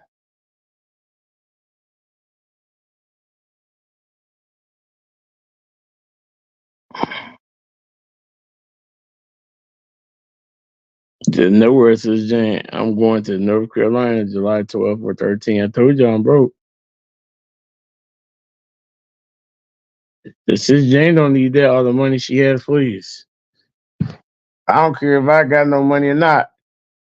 The more money somebody give me, I can still keep it.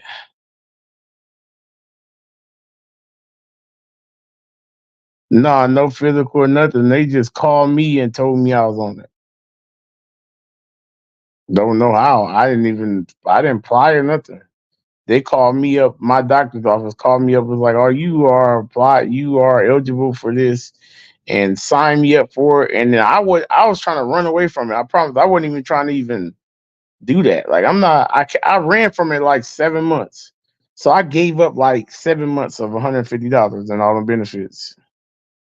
And finally the lady just like made me do it. She called me up one day and she made me sign up for it. And I really didn't even understand it. I'm like, okay, whatever. And then the card came out, and then looked on the, I signed, I did all the stuff and read all the stuff, and I'm like, what, $153? Oh, every month? What have I been doing? And shoot, ever since then,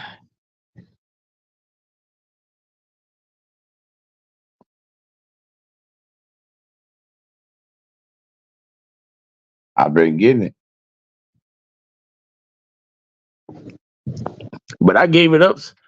Listen, my mom gave up them 300 for about 3 years. My mom would not sign up for that stuff. She gave up that 300 for about 3 years. I swear to God. Yep, for about 3 years straight. She's like, I don't know nothing about that stuff. Then I got mine before hers.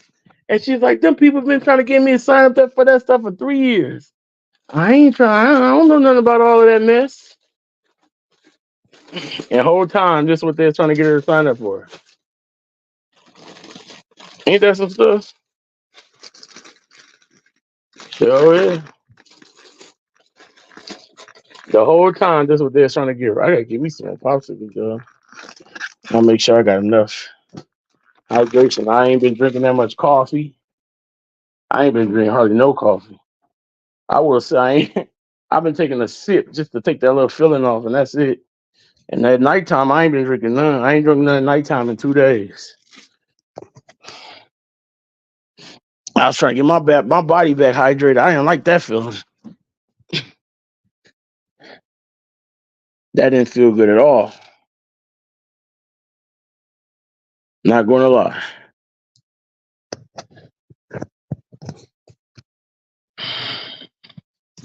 Yeah. But right now, that's all I got is that card for food. Cause like I said, and cash.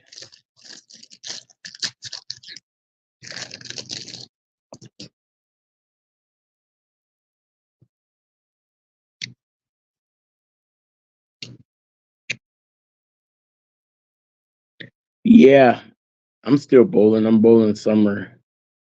I'm bowling summer tournaments on Tuesday.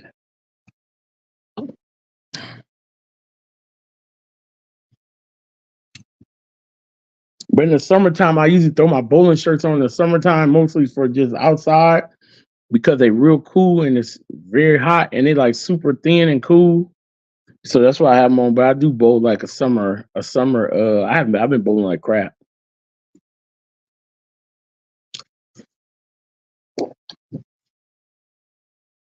I've been bowling. I've been on a really big. I just been struggling.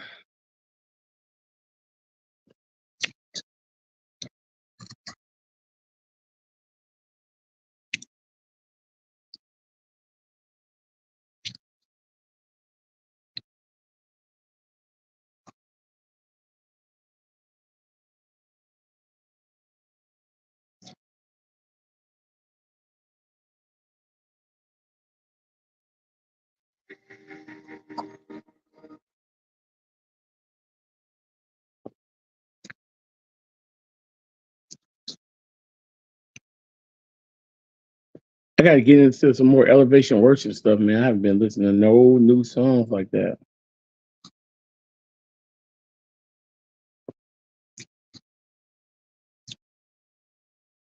And most of the instrumentals I see on everybody's website is elevation worship or Maverick City.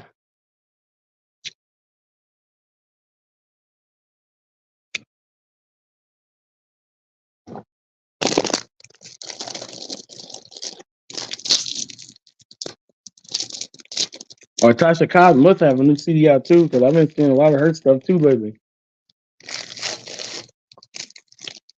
All right, Rayleigh, have a blessed night.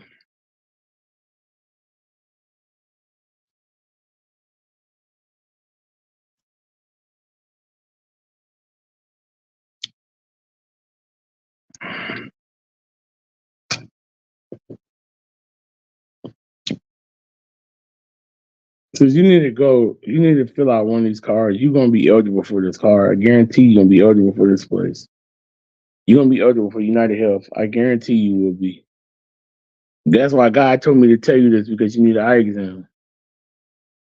That's why God told me to tell you that.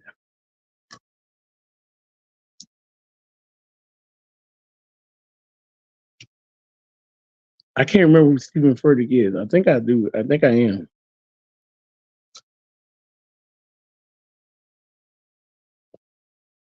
Ain't he that big pastor?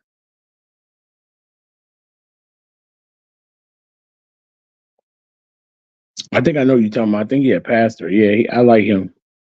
I like his preaching style too. He a teacher. He more of a teacher. I like him.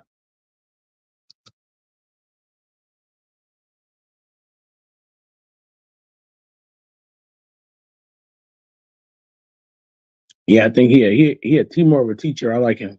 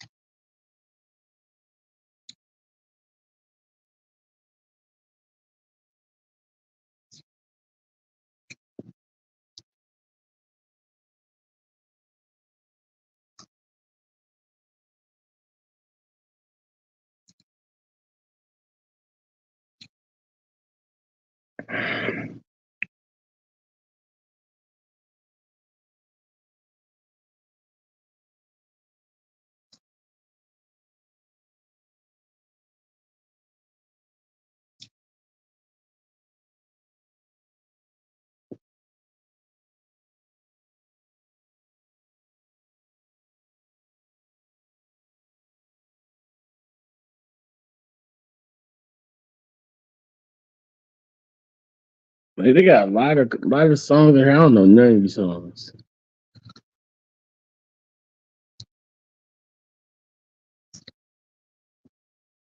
No,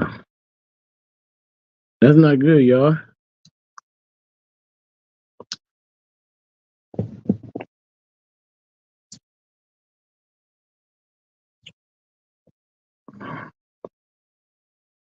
I don't know none of these people. I know these people, but I don't know the songs.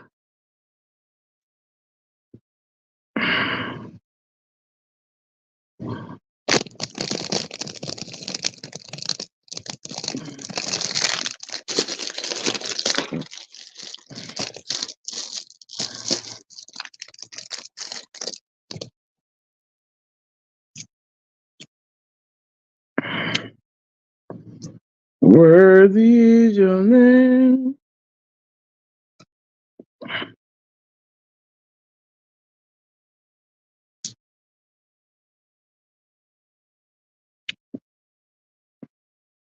What I like about this place, they got the song in 3 different keys.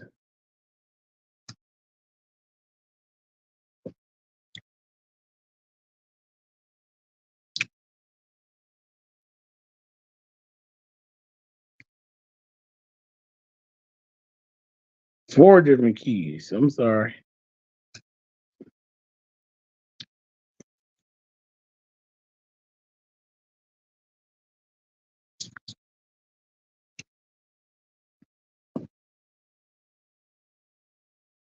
Do you know what they mean by different keys?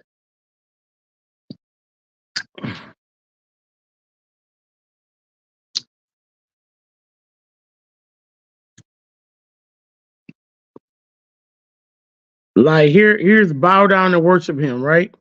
You know you got bow down and worship him. Worship him. Here's high key and middle key. You hear the difference. Medium key right here, listen. This is medium key.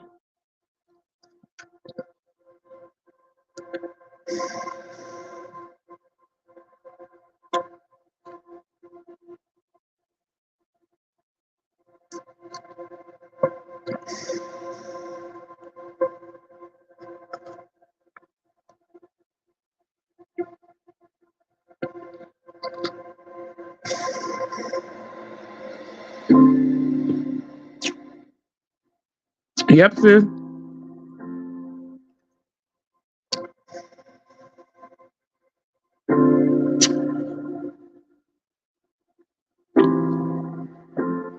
I give you like the first minute and a half of it.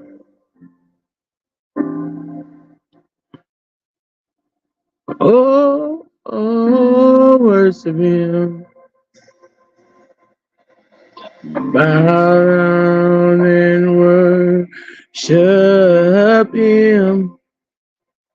Worship him. Down and worship him. Worship him.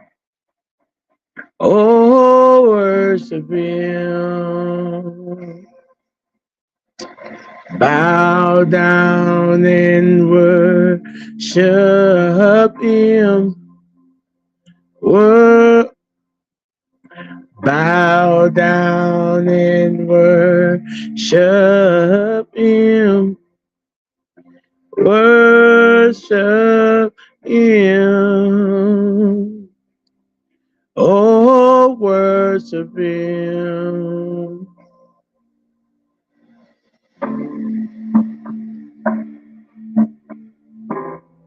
Okay, that's the medium key. Here's the high key. Bow down. I'm like, bow down.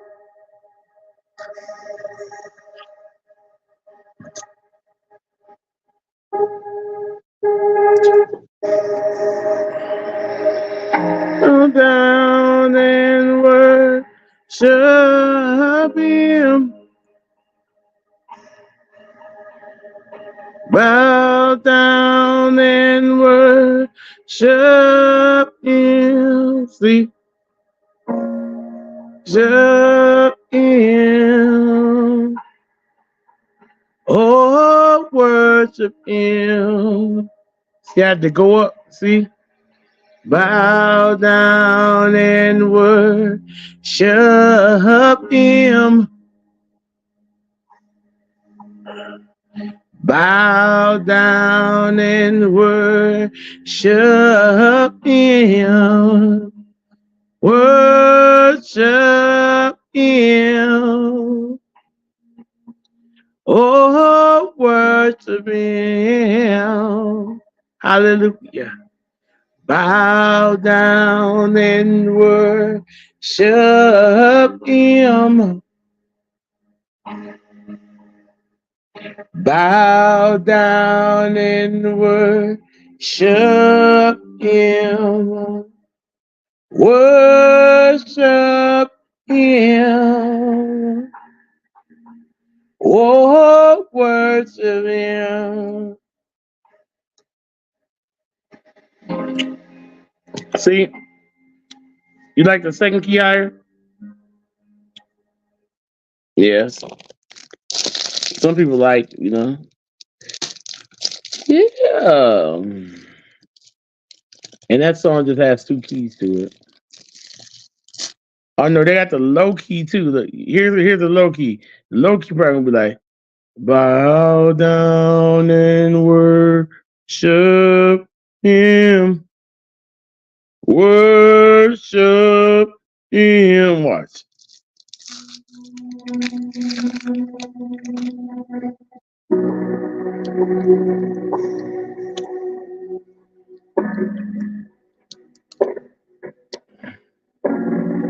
Him. Worship him. Oh, worship him. Bow down and worship him. Wor- Bow down and worship him. Worship him. Oh, worship him.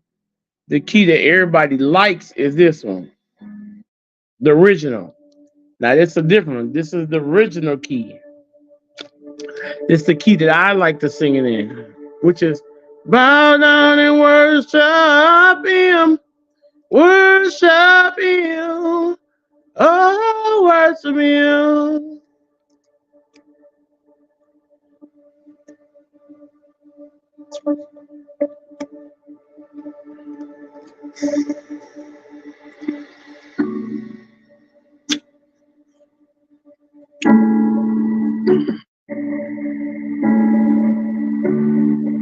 Yeah.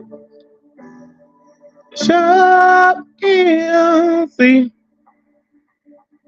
Oh, worship him. Bow down and worship him. Bow down and worship him.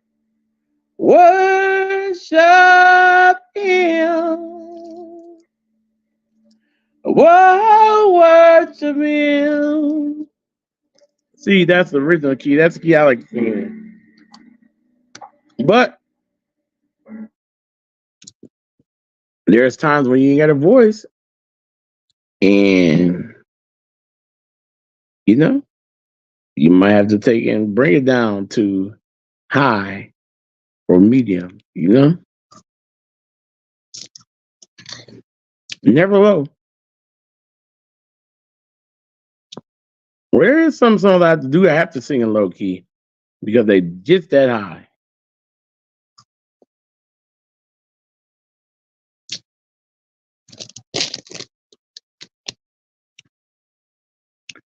Some of them just so high you have to sing them in low key. They just too high.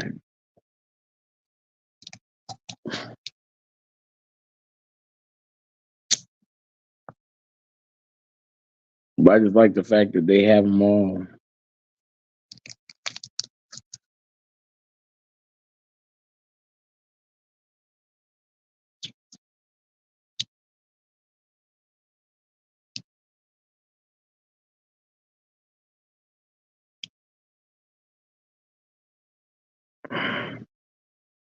Mm.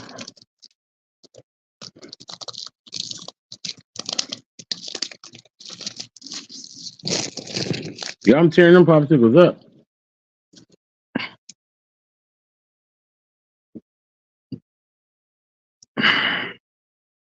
Master, the tempest is raging.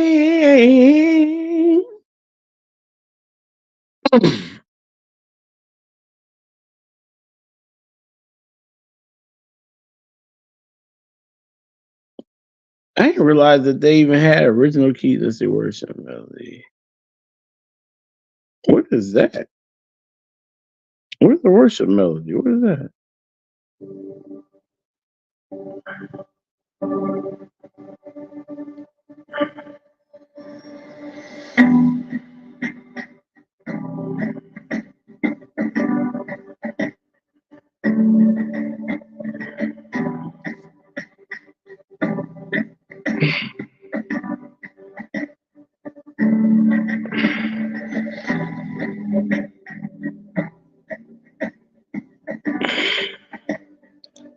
I wish I had thought of this to make up these instrumentals and put them on here, y'all. This place is making all this money. They making tons of money by doing this, y'all. Tons and tons of cash.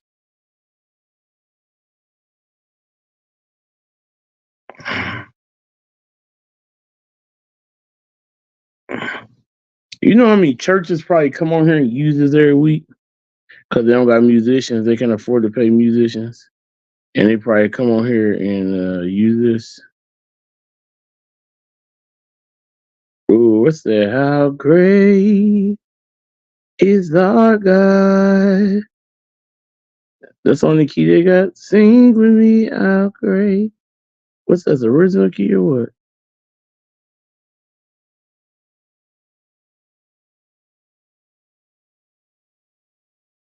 You guess not lost it. Oh yeah, it is original key. How great is our God?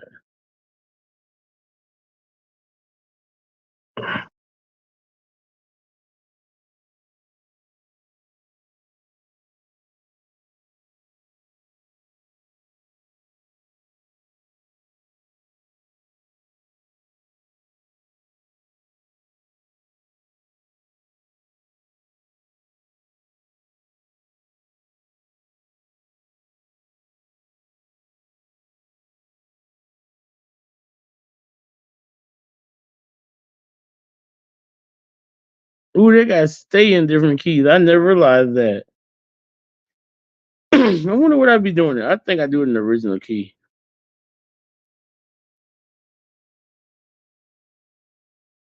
I probably do it in the original key. Yeah, I'm definitely doing the original key. Let's see. Low key stay.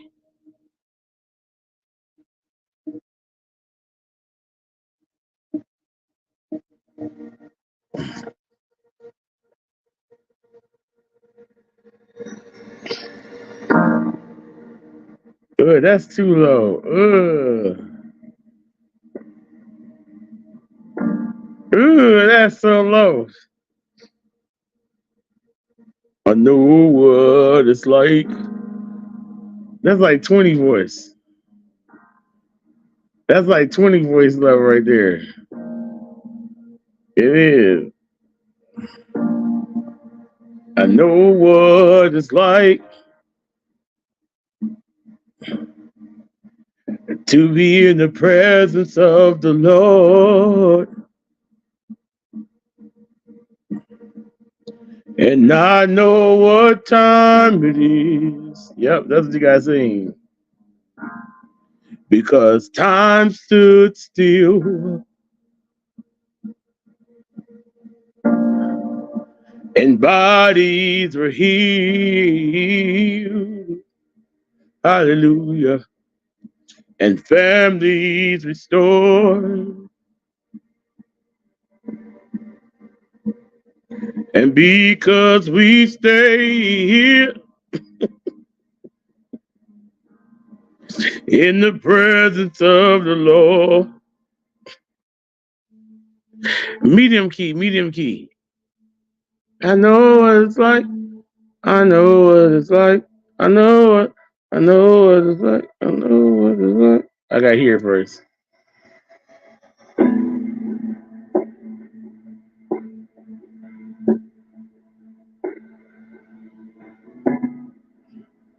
Medium is still too low. Dun, dun, dun.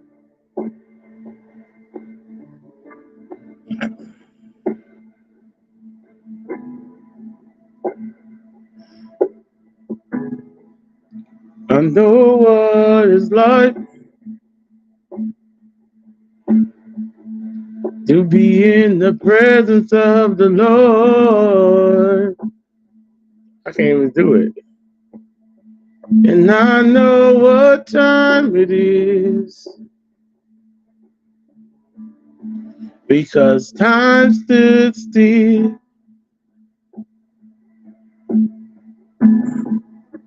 and bodies were healed and families restored. No, high key stay.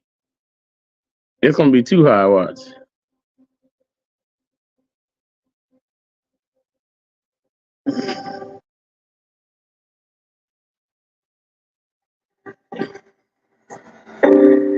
That's way too high. Oh my gosh.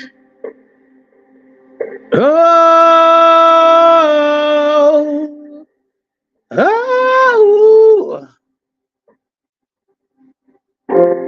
I do not like the way that sounds. That sounds like Mickey Mouse. It's like they playing the Mickey Mouse tone. Come on, me sing. I know what it's like to be in the presence of the Lord.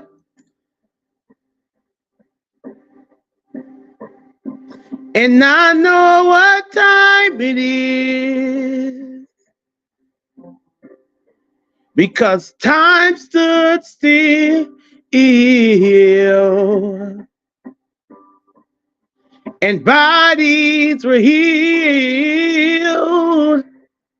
Hallelujah. And families restored. I can sing it in that key. And because we stay here,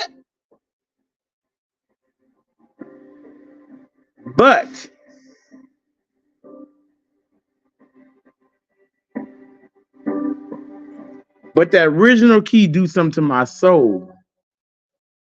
That original key do something to my soul. Rabba Hashana na na na na na na na. Woo. It's something about that original key. It just do something to my soul. Like it just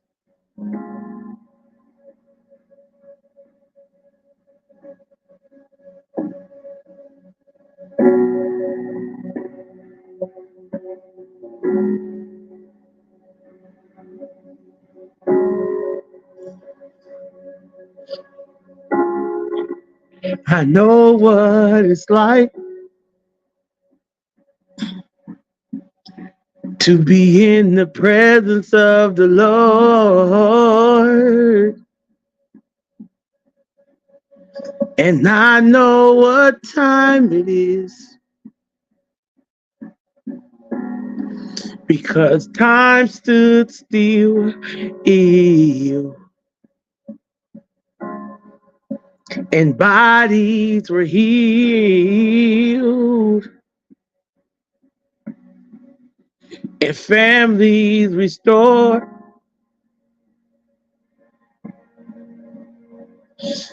Because we stay here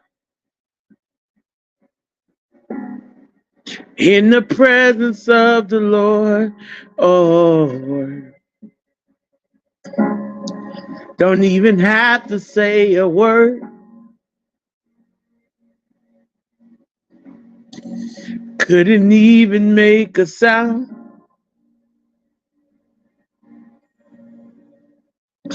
But I'll give up everything for this treasure I found. I never wanted it to end.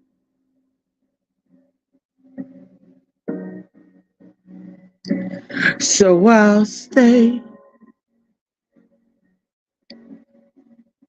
I don't want you to go. 'Cause my heart is burning in your presence, Lord.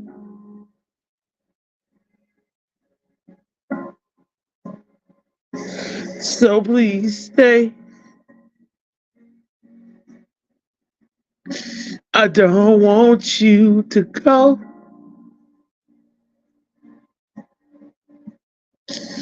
'Cause my heart is burning in your presence, Lord.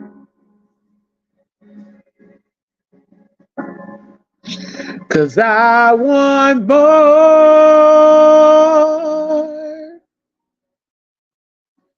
I want more of you, God. I want more.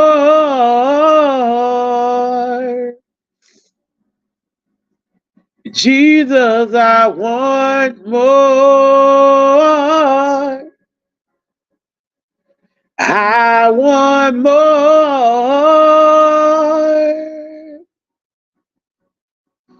I want more. I want more.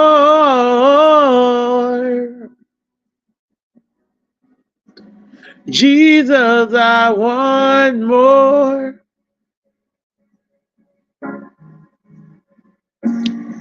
More. Oh God, I want more.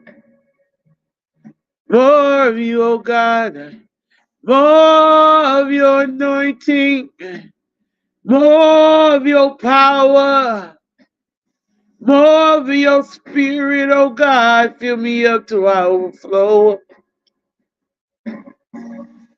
Want more. I want more. I need more.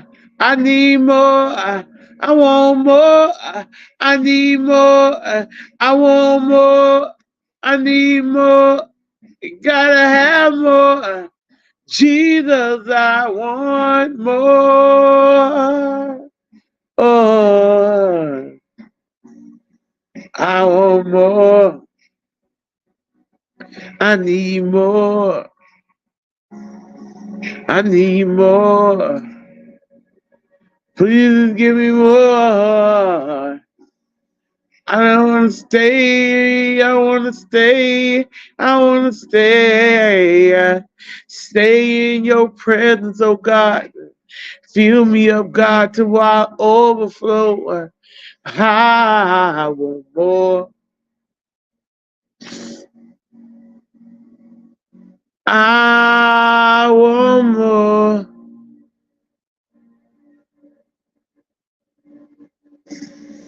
I want more.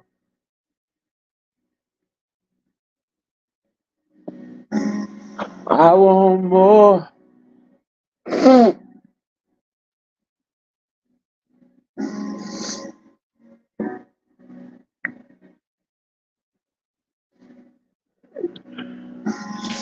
I want more.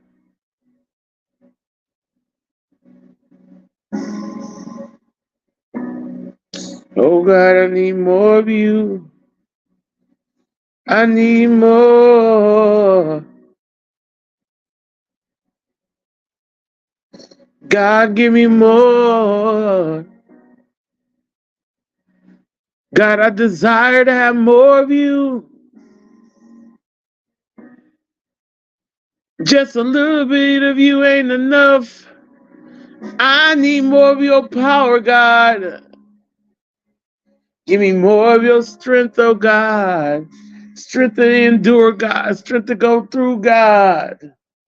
Hallelujah.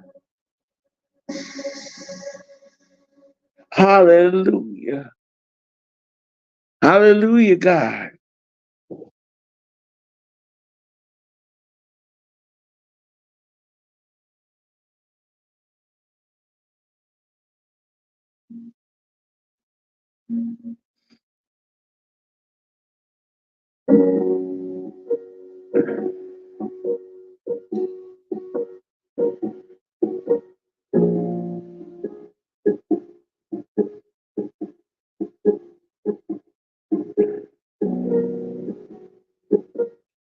Yeah, God.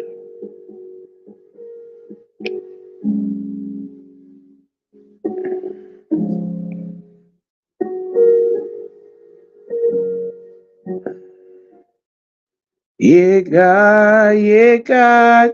Yeah, God. Yeah, God. Yeah, God. Yeah, God. Yeah, God. Yeah, God. Yeah, God. Woo, boo, boo, boo, boo. Restore me, Father.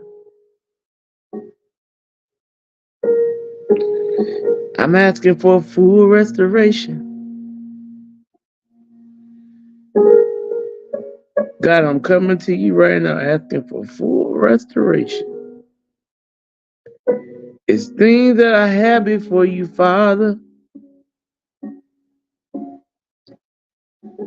and I know it's for my good. And I know it's for my good. It's for my good.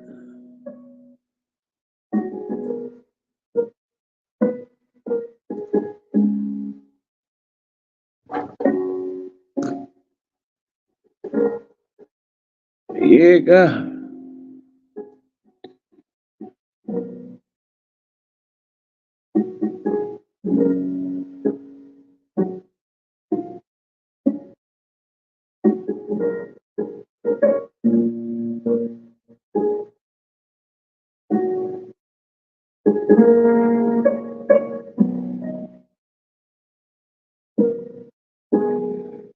Mm.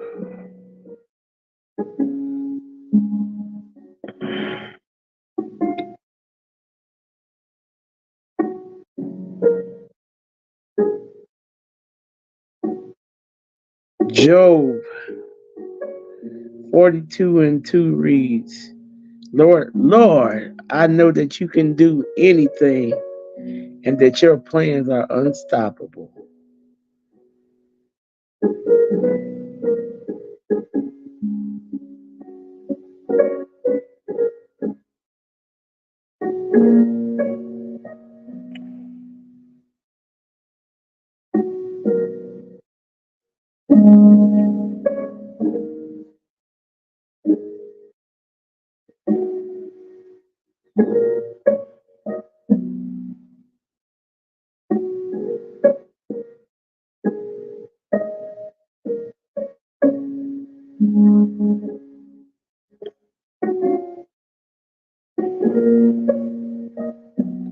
Yeah, God.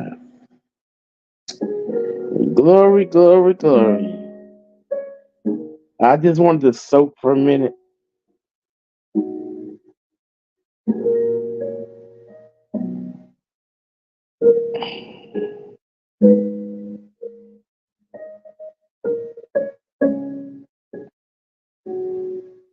It says, when you face trials and trip and begin to question God, humble yourself before Him and repent each time you begin to think you know better than Him.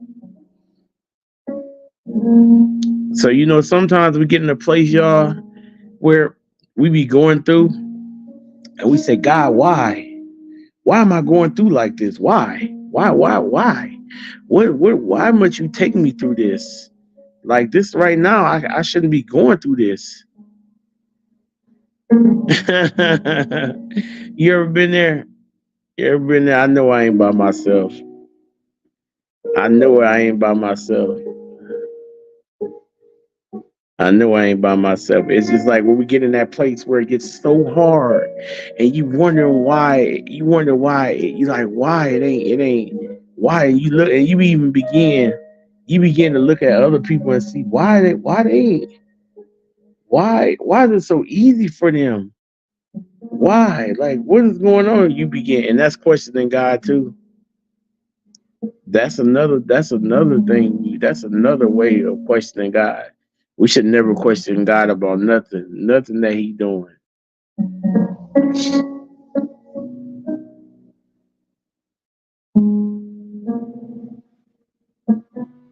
Never question Him.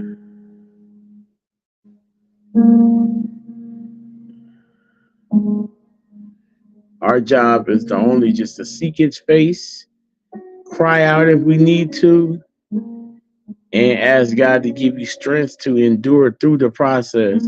That's all it is. That's all it is. Because when God tell you something and He done told you how it's gonna be already, you just go through the process of knowing how and why and knowing how and how and why it's going to come out the way it is. You just go through the process of knowing that this is how it's going to be, and that's just it. You don't got to worry about nothing else. You ain't got to try to question this and question that and worry about this and worry about that. You don't have to do none of that. All you have to do is just go through your process and understand that God is in control. That is it. That's all we have to do. We don't got to do nothing else big and all that. Just know that He's in control and listen to what He keep telling, what He's gonna tell you to do.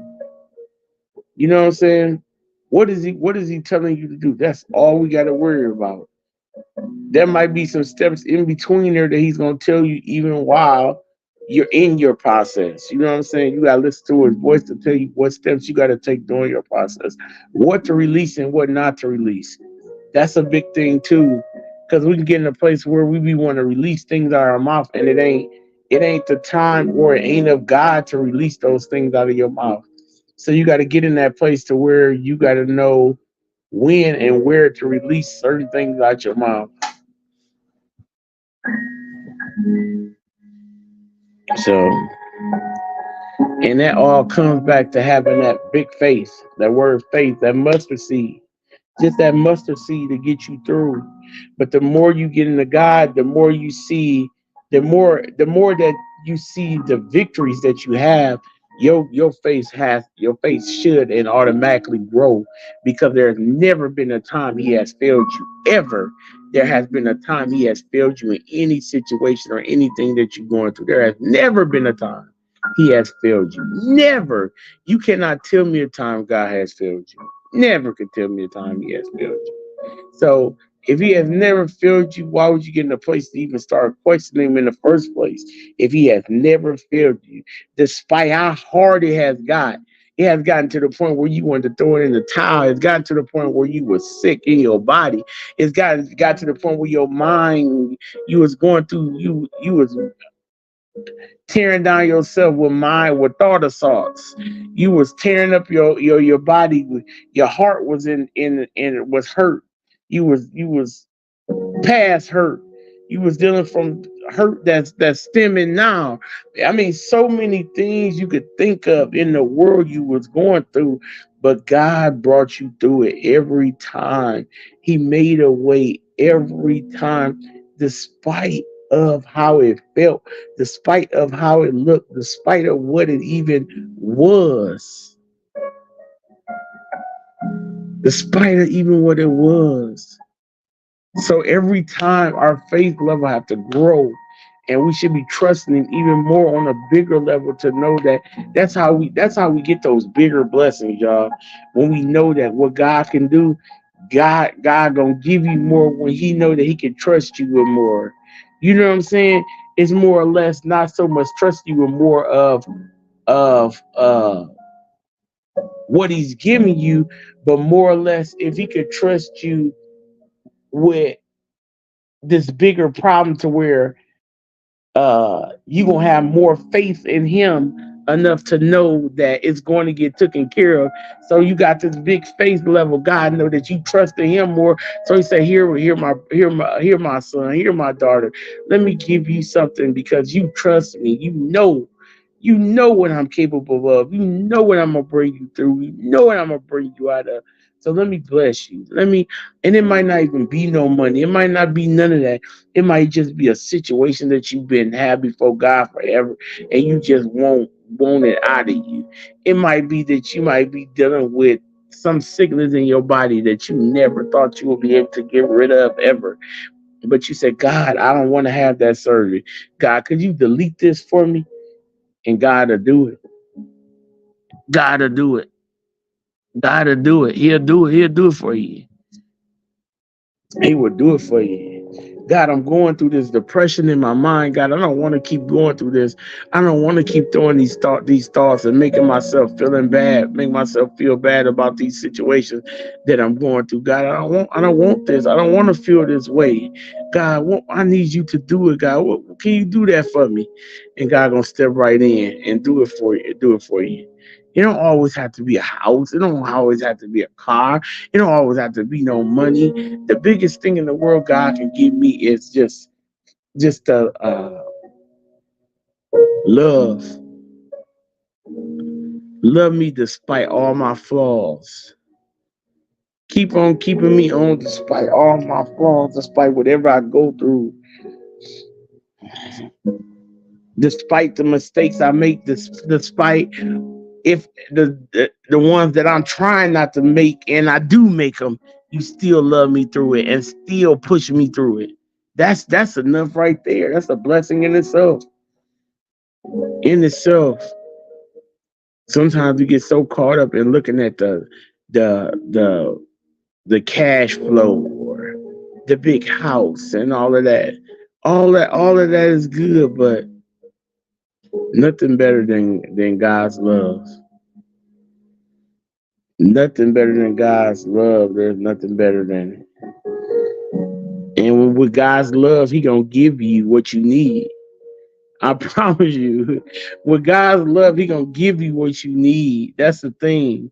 It may not always be what you want, but He always gonna give you what you need.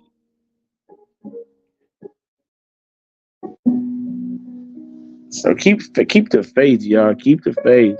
Let's every day build our faith,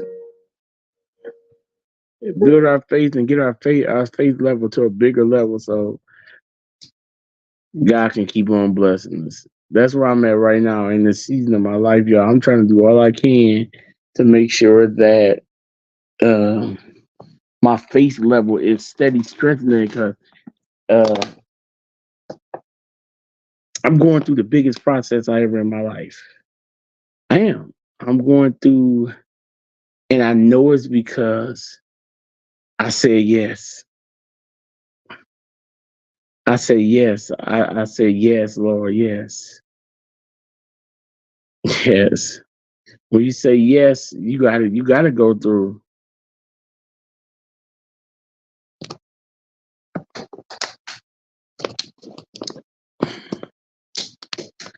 When you say yes, you gotta go through. You do. Whether you realize it or not, some people don't understand that. Some people don't understand that a yes, when you tell God yes, it comes with warfare. People don't understand that. And so when the warfare comes, people begin to run. They begin to run from God. They begin to run from their calling. They begin to run from the things of God because the warfare is so heavy. The warfare heavy, y'all. The warfare heavy. I mean, it's very heavy. Very, very, very, very heavy. And see, it's going and the thing is, not only that, God, listen to this.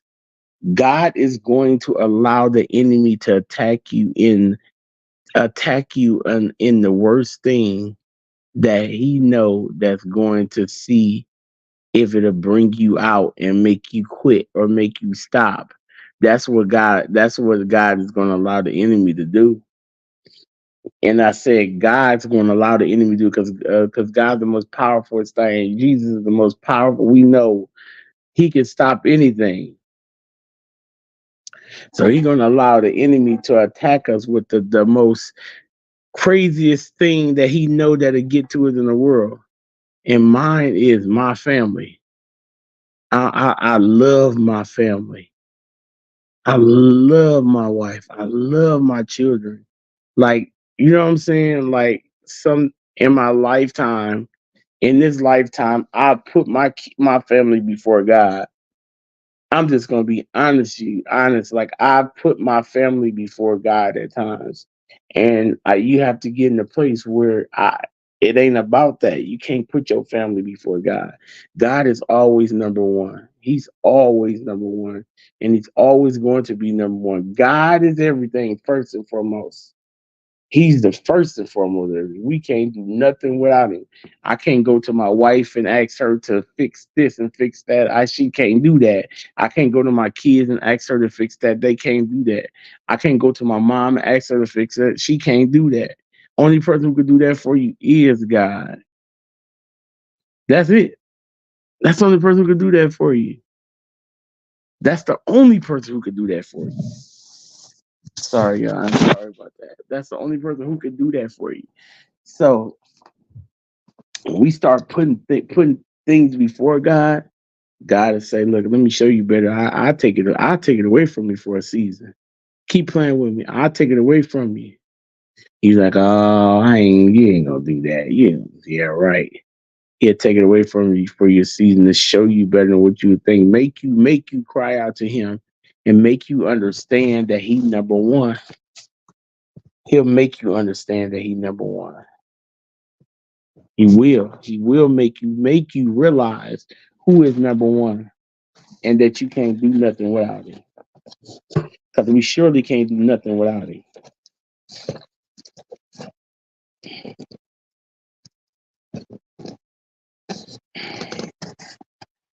I'm gonna take this out of here because I gotta take this off the foil and all this stuff. But I'm about to give me some popcorn for right now because I'm not ready to get off live yet, y'all. It's the weekend. It's Friday.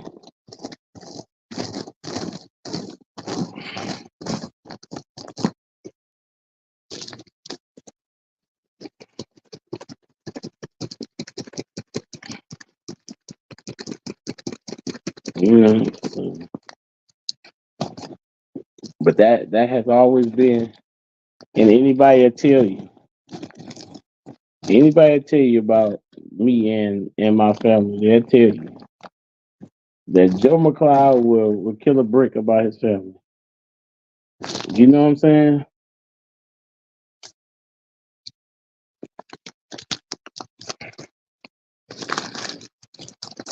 You know, Joe McLeod would kill a brick about his family, which ain't nothing wrong with that. But my God is not before my family. I mean, family is not before God,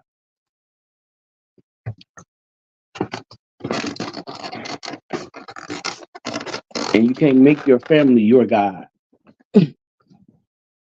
whether you want to or not. Whether you want to do it or not, you just can't do it. I'll be right back, y'all.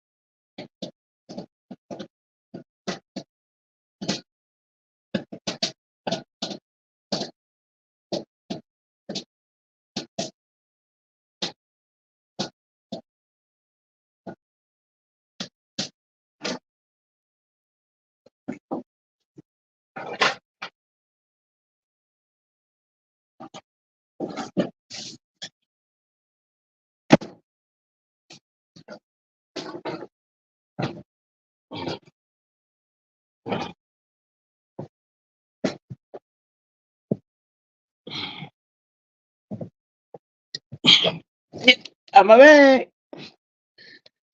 Yep. Yes, you have to. True joy is to keep it Jesus first, other than yourself. We live in a self-seeking world right now. We gotta always seek Him first. Absolutely. And and that's one thing that I am definitely working on. Uh, one thing about it is these four people is my always have been my world. They have always been my world, like literally always been my absolutely world. And so now that everybody's doing their own thing, sometimes I do get emotional and down in the dumps when I'm watching everybody do their own thing. It's sad sometimes. But it have to be that way. It have to be that way. We all have to grow in life. We all have to do things and grow and get things out of life and do things and grow as people, as individuals. We have to grow as individuals. That's not a bad thing at all.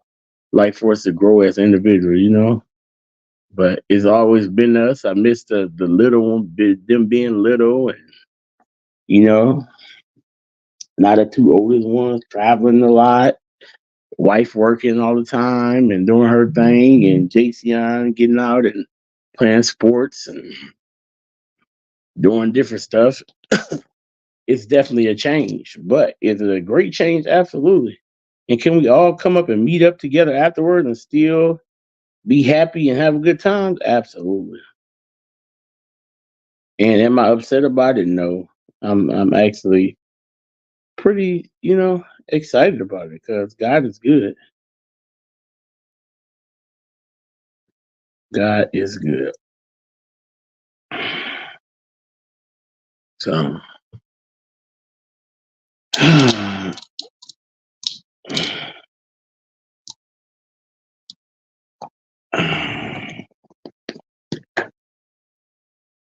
thanks, sis. I appreciate that. I think it's time for my antibiotics now. What's this? Ibuprofen, antibiotics. Said take every 8 hours. Yeah, it might be a little early, but it's okay.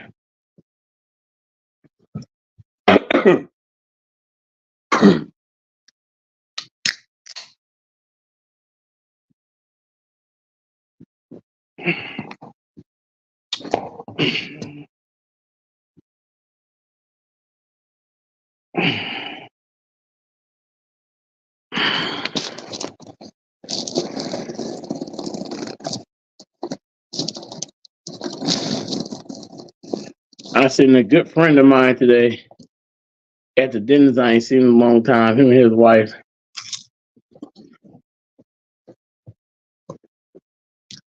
I am.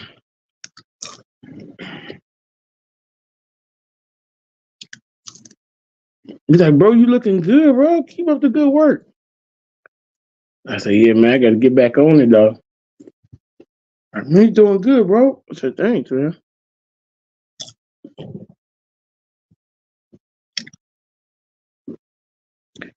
Everybody want to know the secret. Then when you tell them, ain't none, they're like, what?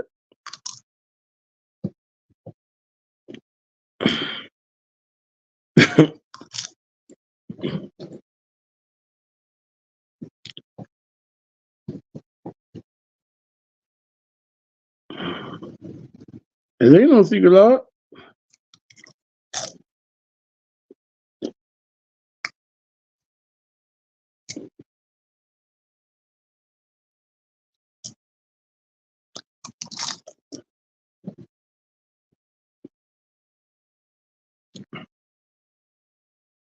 One of my one of my favorite preachers the other day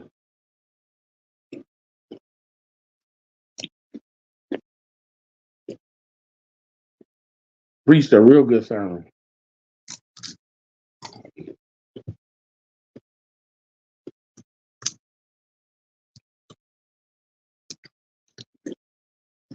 And it's called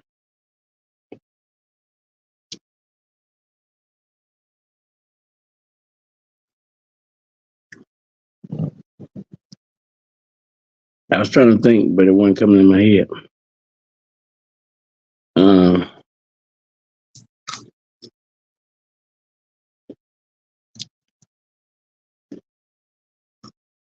I'm sorry, y'all.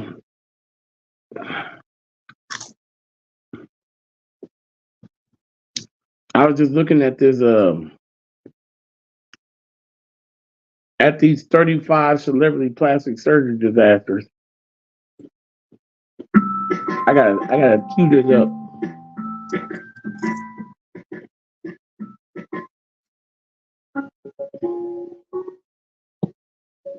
Carol Bryant's journey through the world of cosmetic procedures took a tragic turn, resulting in devastation beyond imagination. What began as a desire to enhance her facial features with dermal filler injections in 2009 ended in a nightmare, leaving her unrecognizable and permanently blind in one eye. Dang. At 47, Carol's pursuit of a more youthful appearance led her to undergo filler injections, unaware that a combination of two different types, including silicone, had been injected into her forehead and cheeks. The aftermath was beyond her worst fears, with her face becoming distorted, swollen, and unrecognizable. Despite frantic attempts to rectify the damage, Carol's appearance continued to deteriorate, plunging her life into a living nightmare. The overwhelming despair led her to contemplate suicide, withdrawing from the world and allowing only her daughter to witness the devastation.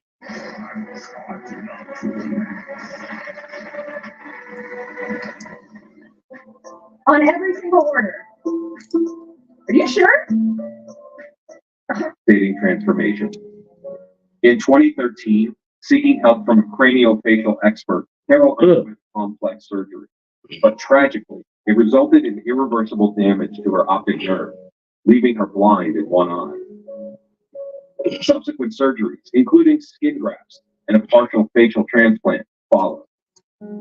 Today, at 58, Carol grapples with extreme self-consciousness, having lost hope for romantic pursuits and facing the lasting consequences of her cosmetic procedure gone awry. Her story serves as a poignant reminder of the profound risks associated with cosmetic interventions and the importance of thorough research and caution before undergoing such procedures.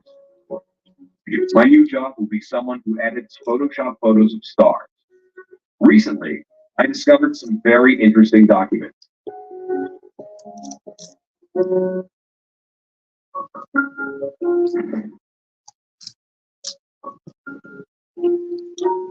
Tara McConaughey, a 33-year-old woman from Melbourne, Australia, has attracted attention with her extremely unique appearance after a series of surgeries worth $200,000, or the equivalent of 85,500 currency exchanges.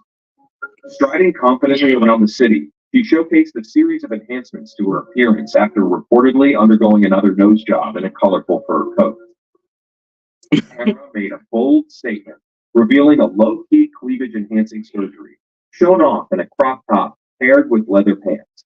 Known as Human Barbie, Tara amassed an impressive... Ain't no Barbie about that. That's too ugly. Including 5 breast augmentations, She too ugly. 6 nose jobs, and multiple rounds of Botox and filler injections. Sorry, she was too ugly. Also appeared on television shows such as Botched and Todd Sampson's Mirror Mirror, in which she played an upgraded version of a Barbie doll. Despite undergoing multiple surgeries, Tara continues to seek enhancement and has expressed a desire to increase her breast size to 15C, see a number much larger than the current size. However, Tara's pursuit also suffered a setback when doctors considered her to be too low in weight, issuing warnings about the risks of larger breast implants. Even so, the limitless possibilities of cosmetic surgery continue to challenge and fascinate Tara. Don't rush to escape this boring video and forget comment number 2. I will change it if I know you hate it.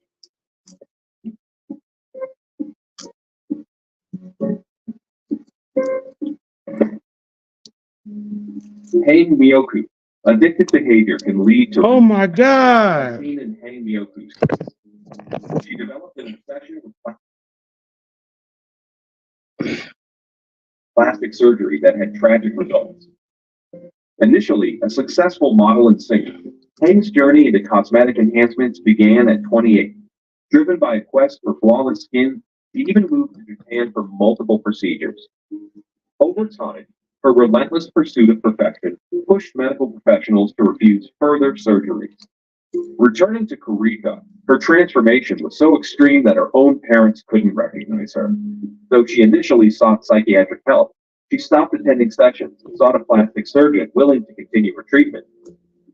She eventually found a surgeon who provided silicone injections and the necessary supplies, including silicone and syringes for self administration. When she ran out of supplies, she resorted to injecting cooking oil into her face in desperation, leading to severe swelling, scarring, and disfigurement. Her story garnered public sympathy, with donations made to help her regain her appearance. However, despite undergoing 10 surgeries, only some of the substances were removed and her face size was reduced. In her 60s, Ang now works in a secondhand clothing store and relies on state assistance. Her deepest hope is to restore her original face, serving as a poignant reminder of the devastating consequences of her plastic surgery addiction.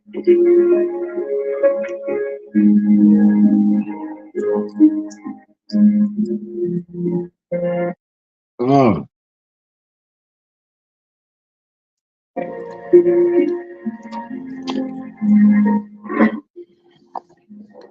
Mickey Rourke, Mickey Rourke's plastic surgery journey is distinct from that of many other celebrities seeking facial rejuvenation. He didn't opt for cosmetic enhancements to combat the aging process. Rather, his decision was driven by severe facial injuries sustained during his boxing career in the 1990s. Rourke, a seasoned actor, transitioned into professional boxing, a sport he had been passionate about since his preteen years. He enjoyed success as an amateur boxer, boasting an impressive record of 12. I didn't even watch that. They too ugly. I'm sorry. I'm done now. They ain't ugly. They're not ugly. I didn't mean to say that was an accident.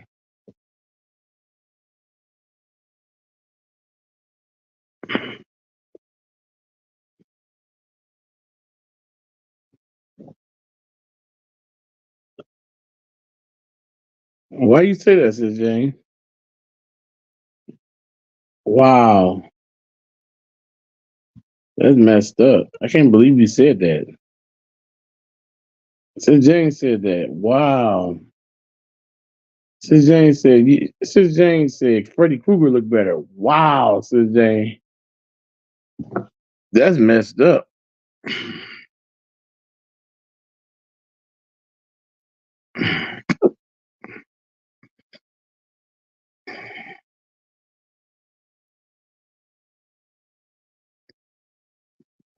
That's messed up.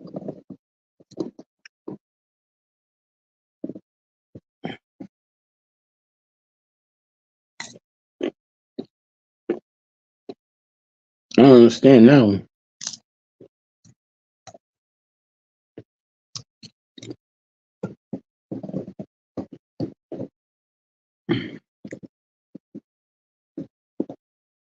Wow. It's that well, Freddie did look better. Sorry, who typed that? Wow.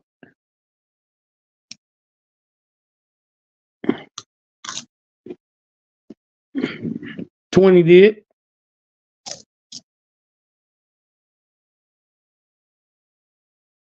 Anyone else going through like vitamin overload?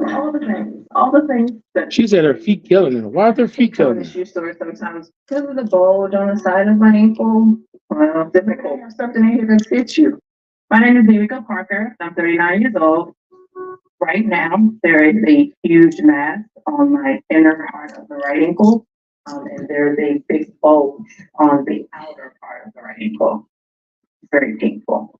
So see these, it doesn't have, right, they're lower and it doesn't have any type of compression against the bottom. So these probably be more comfortable, but it's really 20, I know you didn't say who is Freddy Krueger. You don't know who Freddy Krueger is?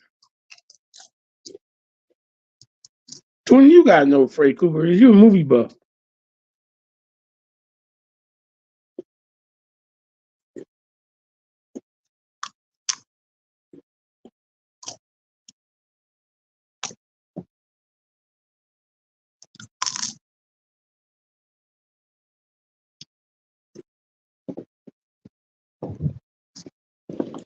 You're a movie buff.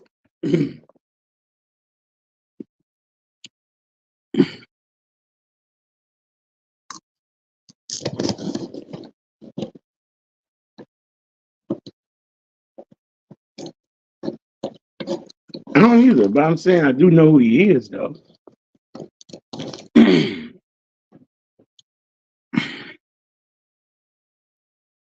I don't.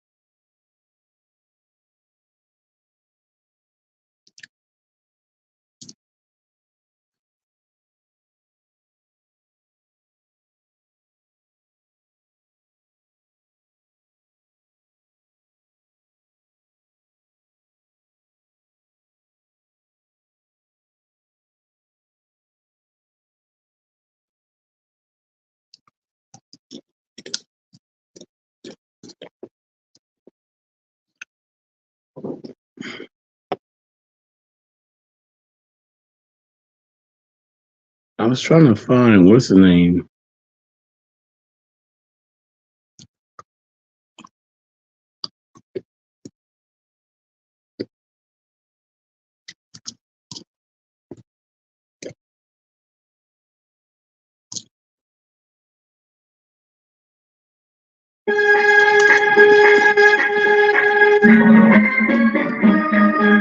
All of our debit and credit card givers, you can come see finance at the altar.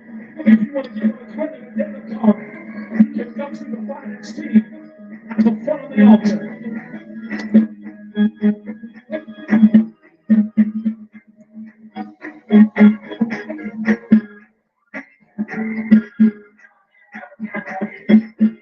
He did a the sermon was called Denouncing the Orphan Spirit. And it was a really powerful sermon, like very powerful sermon. Called Denouncing the Orphan Spirit. And it was powerful, powerful.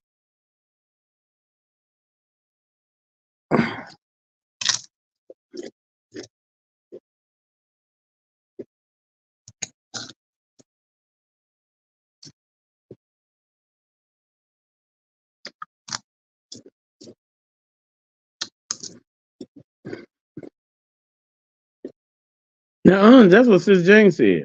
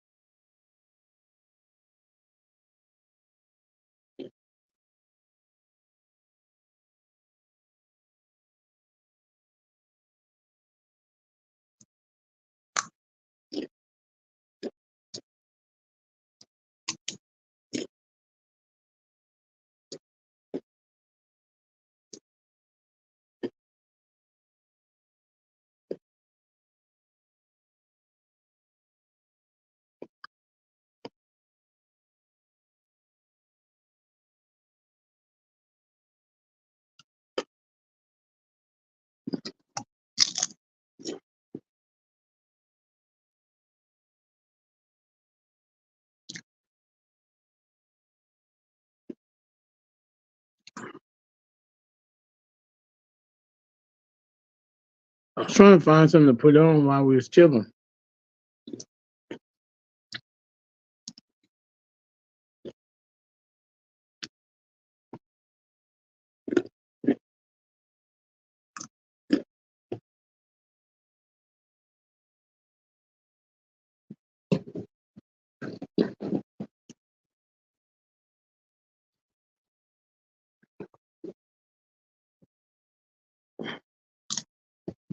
Did y'all see where that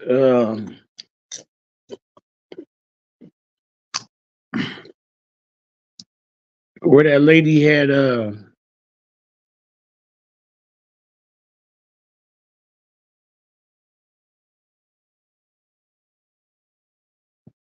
forgot what I was about to say.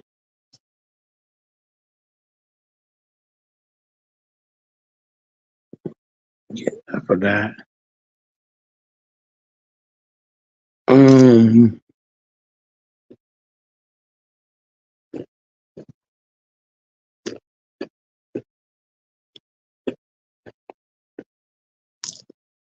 I forgot all about it, y'all.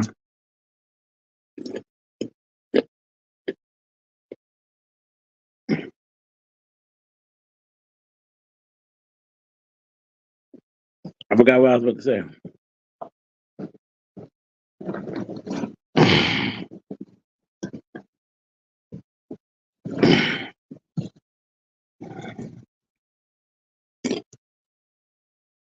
Oh, did you see where the world's biggest man was consuming like, was it like 32,000 calories a day or something?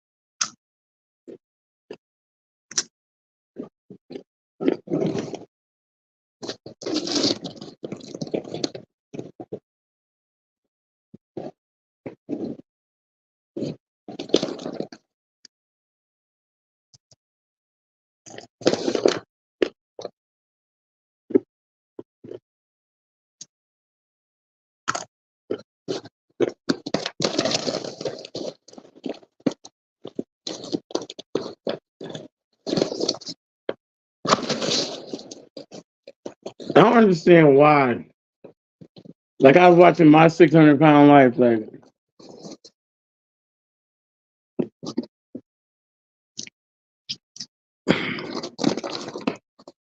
even when I was that big, I don't understand how they just like stopped moving.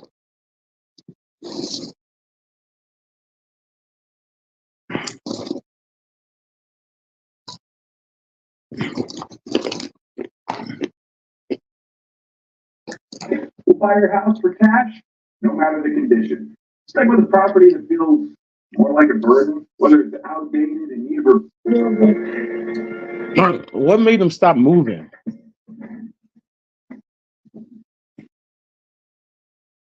I mean, that was my thing. I still never wanted to stop moving.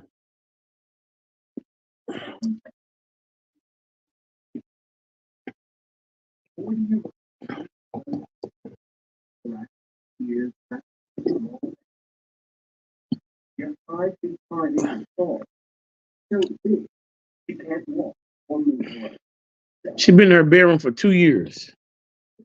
You can't go nowhere and get the bed. Lay down every day. You took the bed. Go on the bed. There you go. Because she's embarrassed by her weight, only a handful of people know how big she's grown. She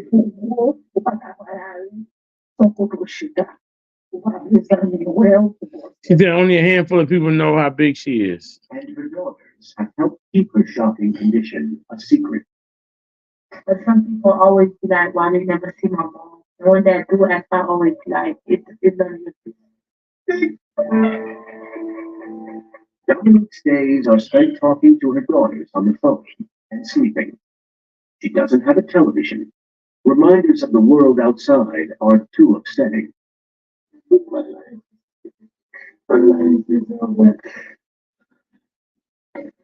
Dominique is entirely dependent on her 6 daughters. The eldest girl. She has 6 daughters. To her mother. And now it's Gina's turn to take care of mom. Just 14, she has the same dreams as any ordinary teenager. Dancing is my thing. I love to dance. I like to practice a lot and wish that somebody could just come and take me and be like, you gonna be a dancer, you gonna be a star or something.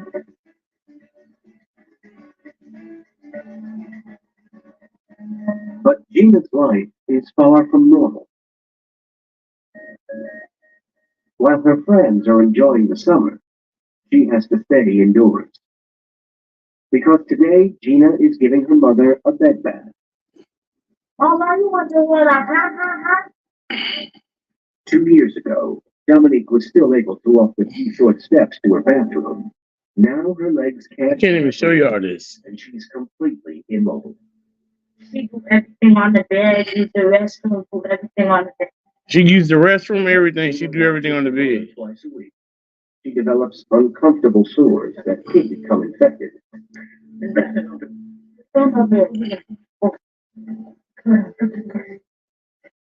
It's crucial that Gina cleans between the areas of excess flesh. But as the combined weight of her mother's breasts, arms, and legs is hundreds of pounds, it requires extra effort.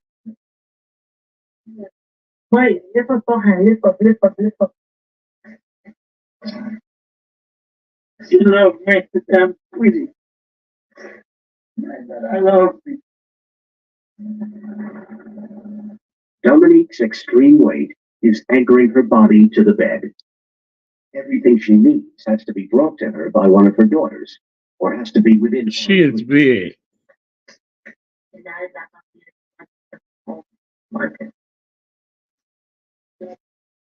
She's 14 years old. She looks like 20. Gina's older sisters are also concerned. They spent years looking after their mother, years they can never get back. At graduation, you see friends set up with their mother. We never had our mama set up with us. We never had a childhood. She been baby out forever. Dominique wasn't always this big. Born in Haiti 40 years ago, she was a normal weight as a teenager.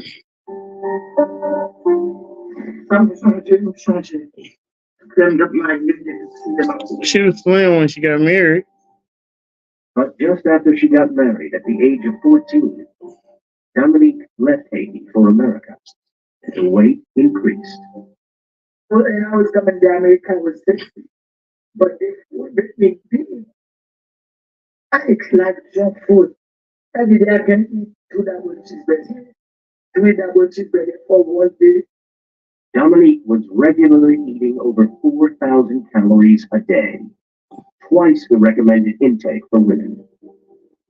Eventually, her partner of 17 years left her. I bet that lady gets me out 100 something, I still there. 200, I still there. 400 pounds, you still there. Like 7,600. But I left. I want to show you how to make $500 in 1 day as a mobile notary. In the next 60 seconds, I'm going to show you how to make more money right now using a notary stamp. Hey there, John Snedeker here, and there's a reason after completing almost 10,000 loan signings that I've been featured in the news and even been named one of the best notary signing agents in America. Come on, let me show you how it all works. You probably could find out that you could be part. Are you guys watching this? I mean, hearing this? Now Dominique's meals are cooked and bought for her by her 6 daughters. 20-year-old Cecilia has tried to encourage Dominique to eat more healthy food, but her sisters find it hard to say no to their mother. Anything she asks for, they'll give her just so she won't be mad. I wouldn't give it to her. Anything fried. So like anything baked or boiled. I wouldn't give it to her. potato chips. She drink a lot of soda. She wouldn't drink no water, nothing that's good for her. Dominique can't give up the high-fat foods and drinks that form her diet. To compensate, she's reduced the number of meals she eats.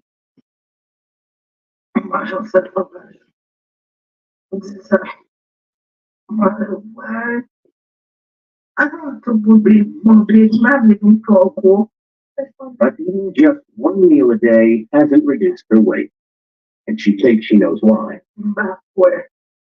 She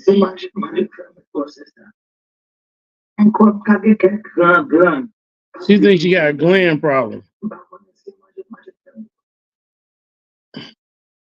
Dominique believes there is something medically wrong with her, a belief strengthened by a recent downturn in her health. She needs help. It's not good for her to sit on the backpack and stuff on her own. Her daughter's crying. Dominique is struggling for breath. We gotta always wake up. Is y'all bored by this, or you want to find something else? Time is running out for Dominique and her daughters.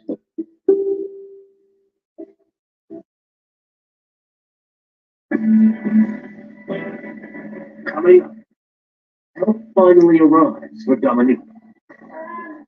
But can 6 paramedics even get her out of the house?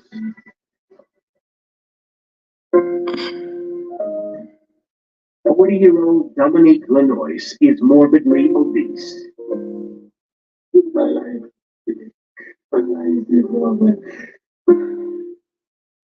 For the last 20 years, she's been getting bigger and bigger. My mom is obese. She used to be able to take steps to the bathroom, but now she got big and now she can't walk no more. I know, that's what I said too. I'm like, what?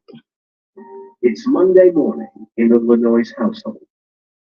14-year-old Gina should be going to school, but not today. Her mother's been struggling to breathe through the night and has asked Gina to stay and look after her. Older sister Jelly heads out to school without her.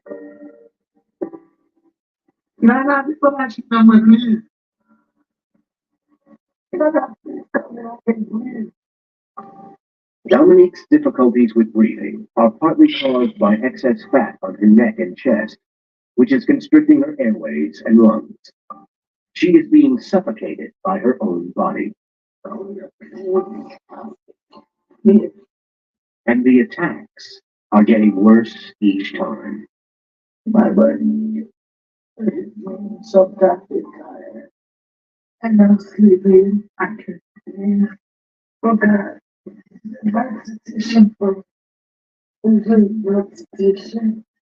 With over 300,000 premature deaths in the U.S. each year being linked to obesity, Dominique's body has become a time bomb. That's what I said. When you've been gaining weight. I don't know how much she is. She looked like she about 800. First, you just can't get around as well. And then you need to start, and then your joints start to for how long it takes. So you just learn to live with it.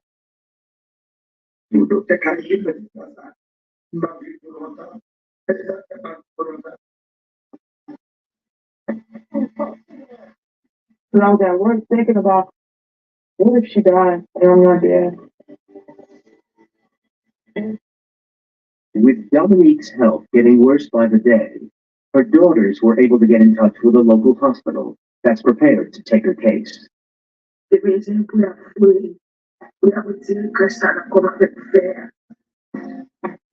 She said stick a tube inside her body and suck the fat out of her. Then she's going for a weigh that she hopes will change her life.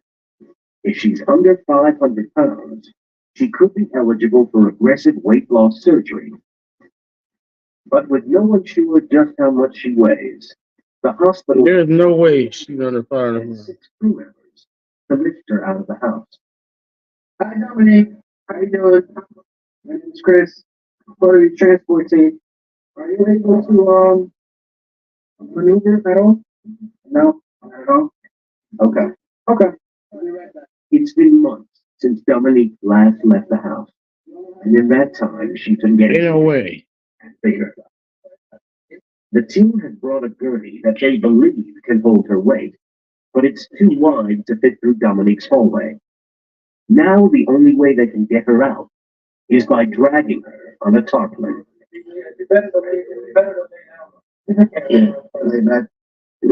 Yeah, like that. Are you ready to revolutionize your affiliate earnings? I'm here to unveil a system that transformed my life and new. Ready? 1, 2, 3. You're ready to flow, I gotcha. There you go, you're on the ground. It's safe. Too wide to fit down her hallway. Dominique accidentally knocks her foot against the wall.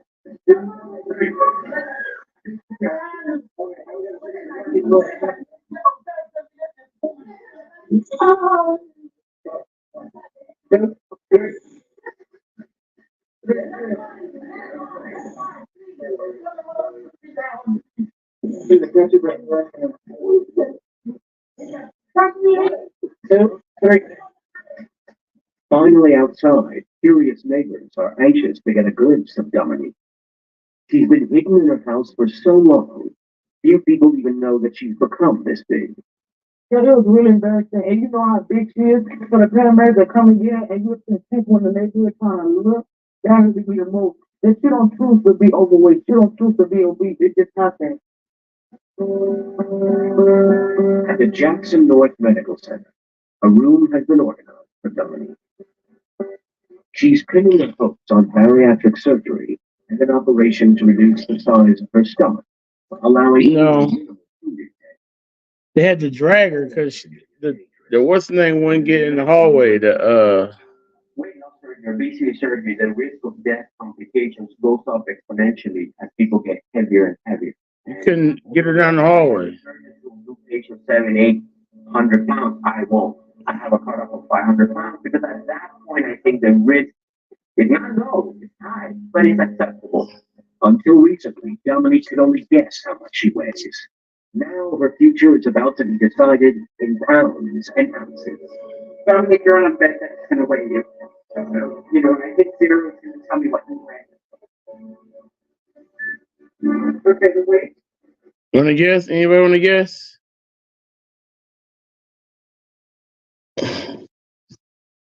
Anybody want to guess how much you think she weighs?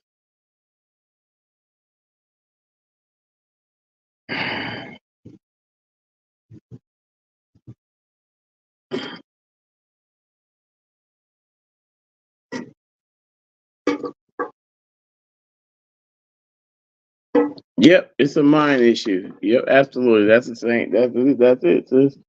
It's a mind issue. You got to be ready. If you ain't got that mental all the way right, it don't matter anyway. You still gonna gain it right back.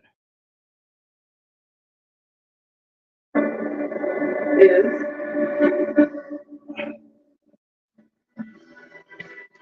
Coming up, Dominique gets a massive shoot. And can a weight loss expert turn her life around? What do you think about taking your life? Yeah. My job is to get you out of here.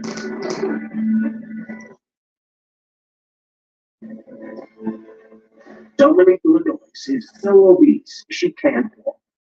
Nobody knows how much she weighs, and every day she's getting bigger. But today she's got an appointment at a hospital that has a set of scales powerful enough to take her weight. Dominique, you're on a bed that's going to weigh you. You know, I think they're going to tell me what you weigh.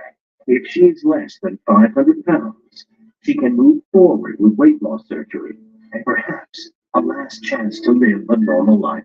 okay, the weight is 606. 606. 606.9. Dominique is 106 pounds over the maximum operative threshold. So I thought she was bigger than that. So 106 pounds she'll have to lose before any surgery can be considered. Her hopes for a quick fix have been crushed. Okay.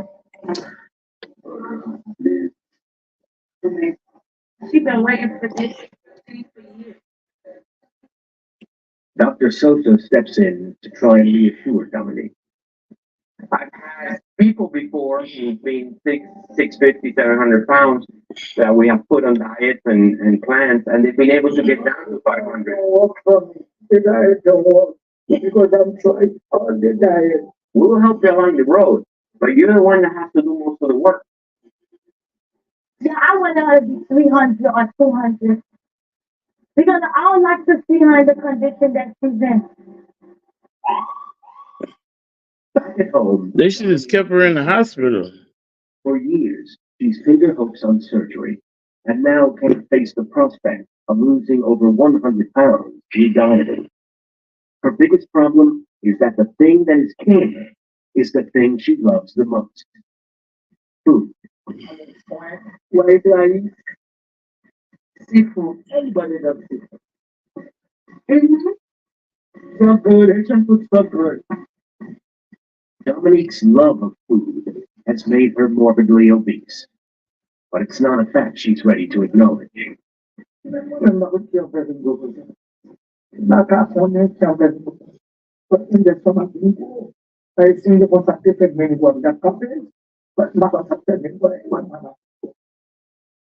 a voiceover artist. I earn a living in my walk-in closet, simply reading scripts for businesses. And I was able to show all of these people, essentially, Why does somebody continue to eat and eat? If you all think about a time when we overeat, if you think about what No, this is some other show. I thought this was my 600-pound life too, but it's some other show. Completely walked out anything else. When people in houses, they use food as a way of coping with anxiety, with loneliness, and with stress. There's no hope of imminent life-changing surgery. Dominique falls into depression.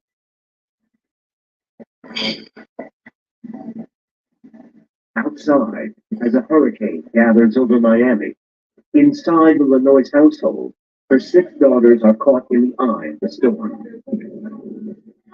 Yeah, he called me all the time after that. It's just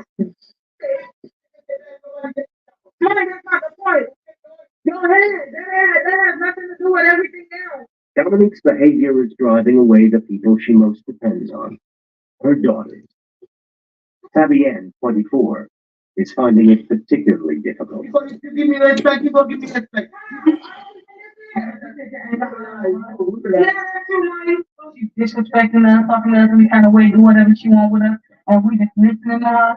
Everybody says she got a good daughter, but she don't see that. But just when the Lenoy's family think they've hit rock bottom, help is on its way.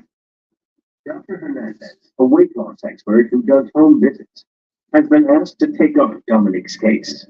The success rate on this kind of a program is almost 100%. Dr. Hernandez has treated many super obese patients, but Dominique is the biggest he's ever encountered. Hey, young lady. How are you, Mama? I am the voice in the desert. You must listen to me. I will tell you which way to go, and you're not going to fail. What are you thinking about? What do you think about taking your life? Listen to me. You've been shut in this prison for 2 years, right? This room is not your future. Your future is up there. I'm about to heat up my food now, y'all. It's not going to be fast. This is crazy. Dr. Hernandez has asked Dominique and her daughters to show him a food diary, a list of what she eats and drinks through a typical week. He's shocked. Every day I see that you're having one meal. Is that what you're eating? One meal. So on Friday we had lemonade as your food and some salty crackers. And on Saturday you had grilled fish and 4 corns on the cob. Sunday 2 cans of chicken soup, diet lemon juice and water. Monday we had a Subway footlong and a Diet Coke. Tuesday we had chicken and rice. Wednesday you had chicken soup with crackers. What we are dealing with here is not insufficient food, I think your metabolic rate is shut down for a number of reasons. One, you miss you eat one time a day. Under Dr. Hernandez's weight loss program, 3 meals totaling only 700 calories will be delivered to Dominic's house every day, a third of her normal daily intake. Eating smaller meals more frequently should raise her metabolism and eat away at the fat reserves. Assuming her family doesn't bring her other stuff, and assuming that she eats what I gave her, the calories are in the bank.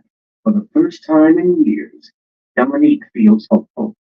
I'll do this and I'll do try right. You know, I would get me fat and I'm gonna skin.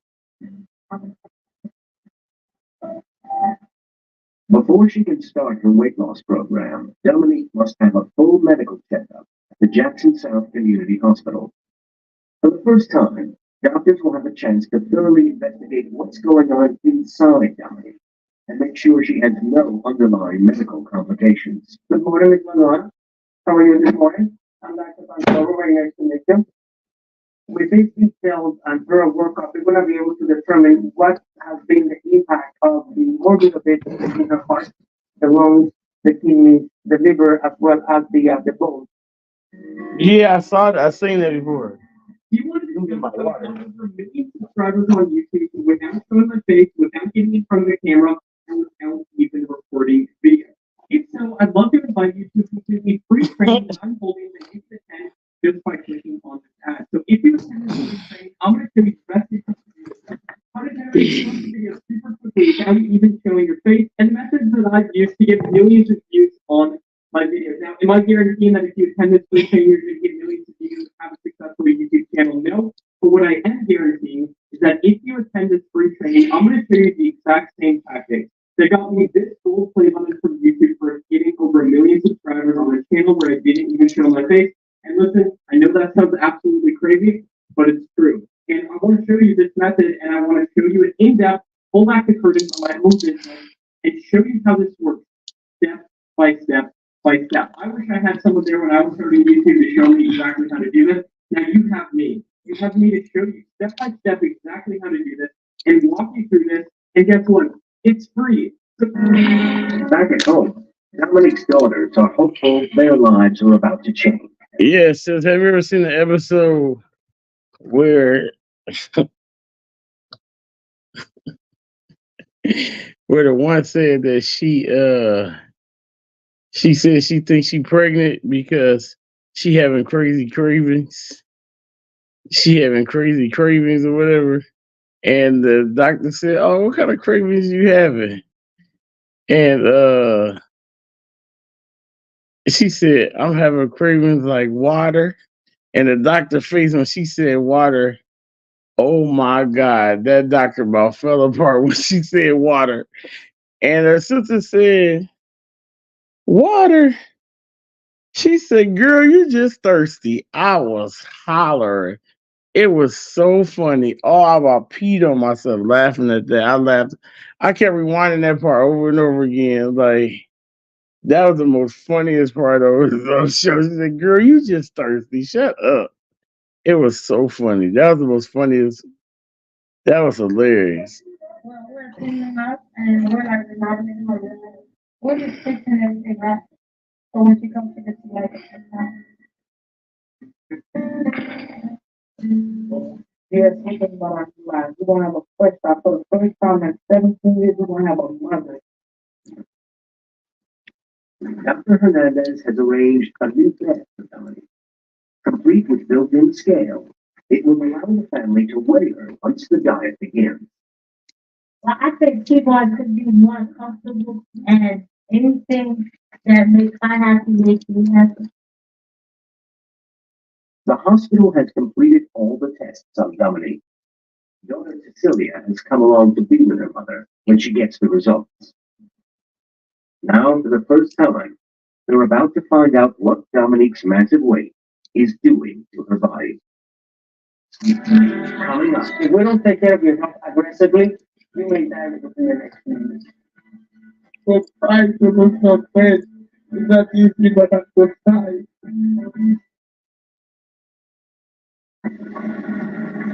Dominique Lanois is super morbidly obese. At over 600 pounds, she has been immobile and trapped in her house for years. Now, a full medical checkup is about to reveal the shocking effect Dominique's weight has had on her body. Good morning. We have done x-rays, we have done ultrasounds, and extensive blood work. We have found so far there is congestion of the lungs where the heart is not pumping strong enough for her body size and for her body weight. And then for that reason, she accumulates fluid in her lungs, which is called pulmonary edema. With the excessive amount of weight that she has, that's too much pressure, too much fat on the heart. Unless we do something drastically, unless we put him on a very strict diet, so she could safely undergo surgery, she may die within the next few years.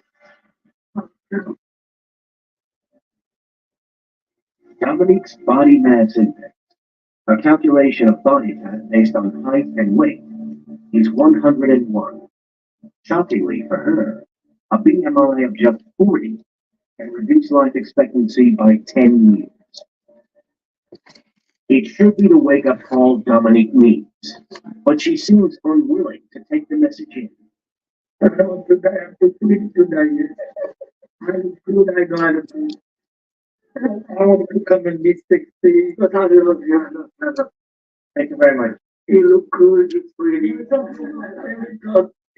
She doesn't acknowledge 100% that we're dealing with a deadly disease, that we're dealing with a change in her habits completely. Otherwise, she may die within the next few years. Dominique's denial is typical of many patients suffering with a food disorder. Denial is simply a way of saying that it's too painful for us to actually acknowledge that something is a problem.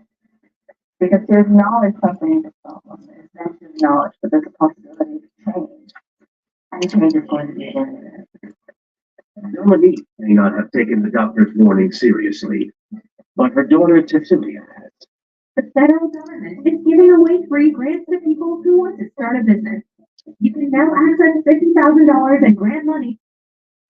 This is her last chance for us to help her to lose the weight, because if we not help her lose the weight and to get the surgery done, we just all the only thing we do is just watch her die. I wouldn't give her nothing. After two, But the foods that they said she can't get up and get it nowhere. Fabienne has decided to be at her mother's house to welcome her when she arrived. The 24-year-old hasn't always gotten along with her mom, but today she wants to heal the wounds.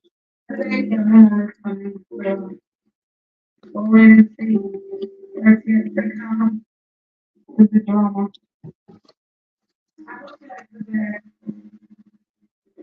One, two, three. It's the first time Fabienne has seen her mother being brought back from the hospital, and she is overwhelmed.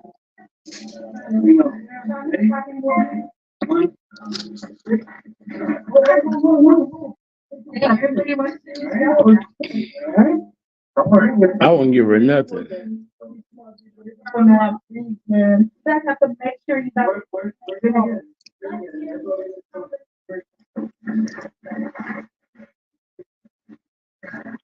No, I haven't seen that. Seeing Fabienne break down hurts Dominique. She cried. Come here, mama. Okay, come here. Finally, the reality that she could die in her 40s hits home. I don't die yet. I'm sorry for my life. Now I'm going to fight to lose some weight. It's not easy, but I'm going to fight.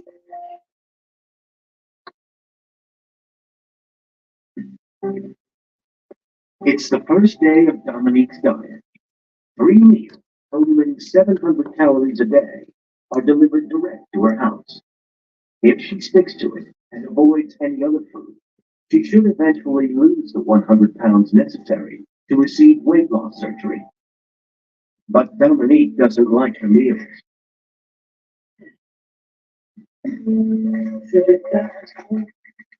Hold that to control. Keep it over. I like it. I'm going to make habits. She don't like it. She gonna put it in the garbage.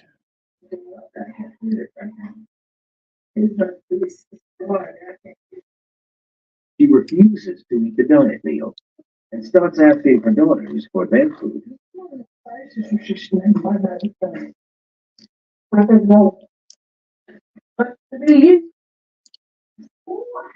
I did. I got coming with food. How she'll be okay.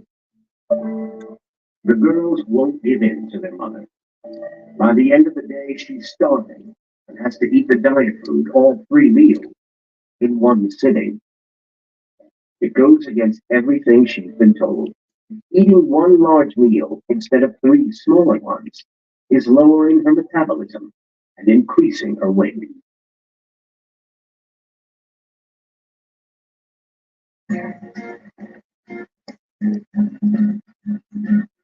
Six days later, Dominique is still struggling with the diet. It won't. If she's so big, literally she'll still lose the weight. It won't matter. This is an older show, you could tell, because she'll still lose the weight because she'll lower the amount of calories that she put in her body, so she'll still lose the weight. She won't gain weight.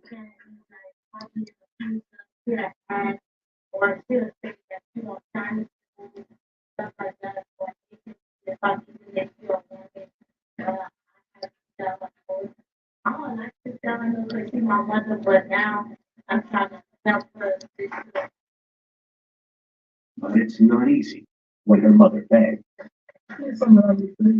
Mom, you can't eat it. Mom, you can't eat it. I'm not gonna eat you. Eat the diet food. To help manage her hunger, Dominique has been prescribed appetite suppressants. They should stop her from wanting food, but desperate for surgery, she ignores the doctor's prescription. Yeah, drink it here. Not take two. Yes.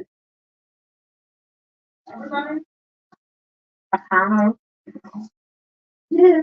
Taking this many pills isn't good for her and won't help her lose the weight any faster. But that's not what Dominique thinks. I need the drink function for me. I need to go to the surgery. Wait for it.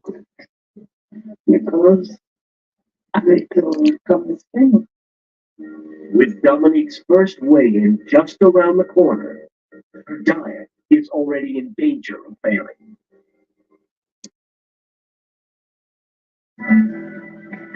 She don't listen very well. She like don't listen at all.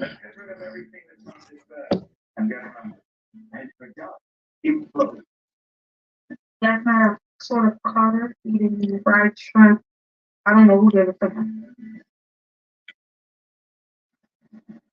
40-year-old. She make bad sounds to eat, Lord.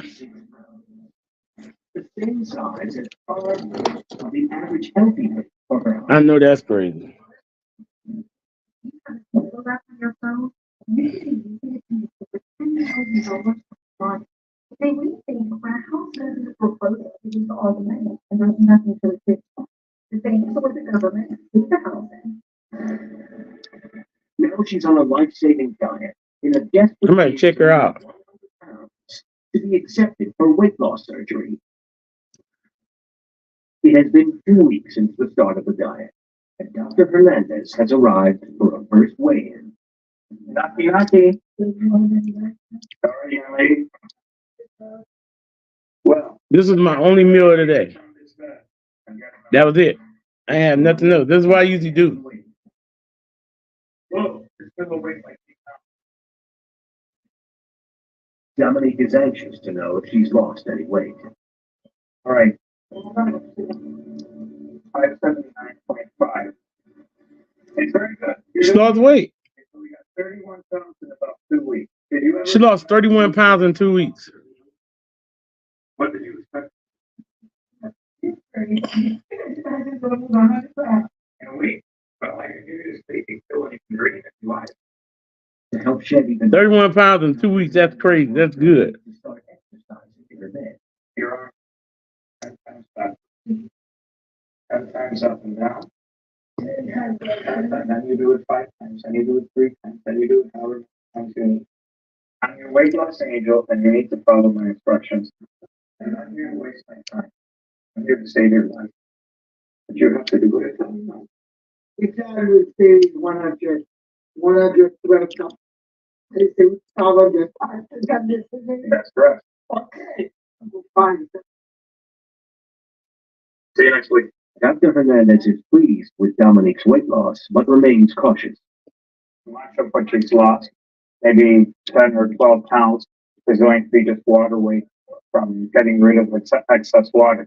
So we won't see this kind of weight loss all the time. Inspired by her mother's success, daughter Cecilia has started her own health and fitness regime. 33% of children growing up with chronically overweight parents also become obese. And Cecilia doesn't want to become a statistic. I'm good on that for everything myself. What to do? Because I'm not going to be obese like my mother. Obesity runs in my family, period. Okay, I do it right here. It's week 3 of Dominique's diet.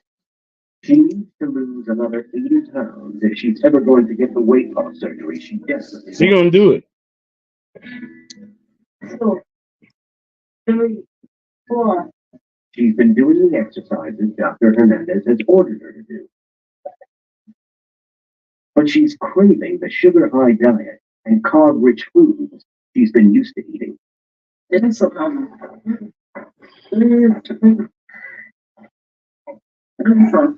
Number one, what we know about junk foods is that they have. But my thing is though, why are they walking around? No, she got to eat bad. No, she got to eat the best part.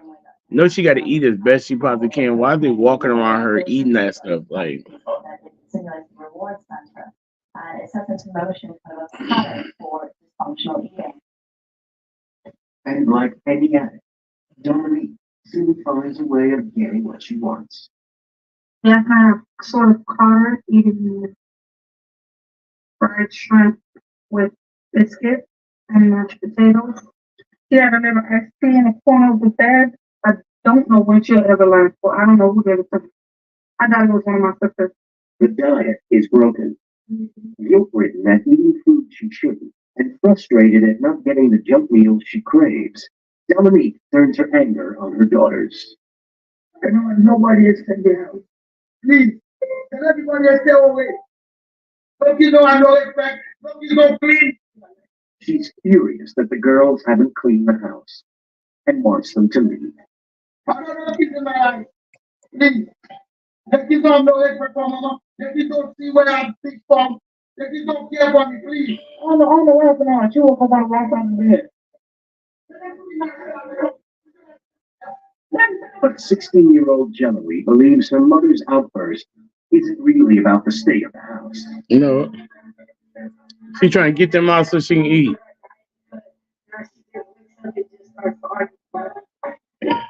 One of the psychological rationales She trying to get them out of the house so she can eat. is that they really see what they call substance abuse. And that can be very, very challenging for people who have always gone to food. Something bad happens, I feel something bad, I go away. As if the world has ended. This is the way some of these adults feel. Okay, get out now. When the children ignore her orders to leave the house, No, she gonna get. Dominique takes drastic action. She said she gonna call the police. She said she's gonna call the police on her kids.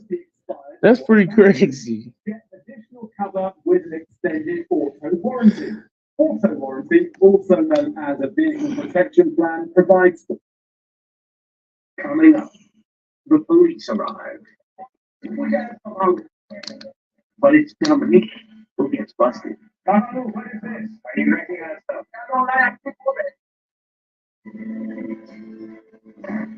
Dominique has to lose weight, or she could be dead within 2 years. After just 2 weeks of dieting, she's gone from 606 pounds to 579, a loss of almost 30 pounds. look out. But after 3 weeks of living without junk food, Dominique's behavior becomes wildly unpredictable. Now she's called the police because she claims her daughters haven't cleaned the house. I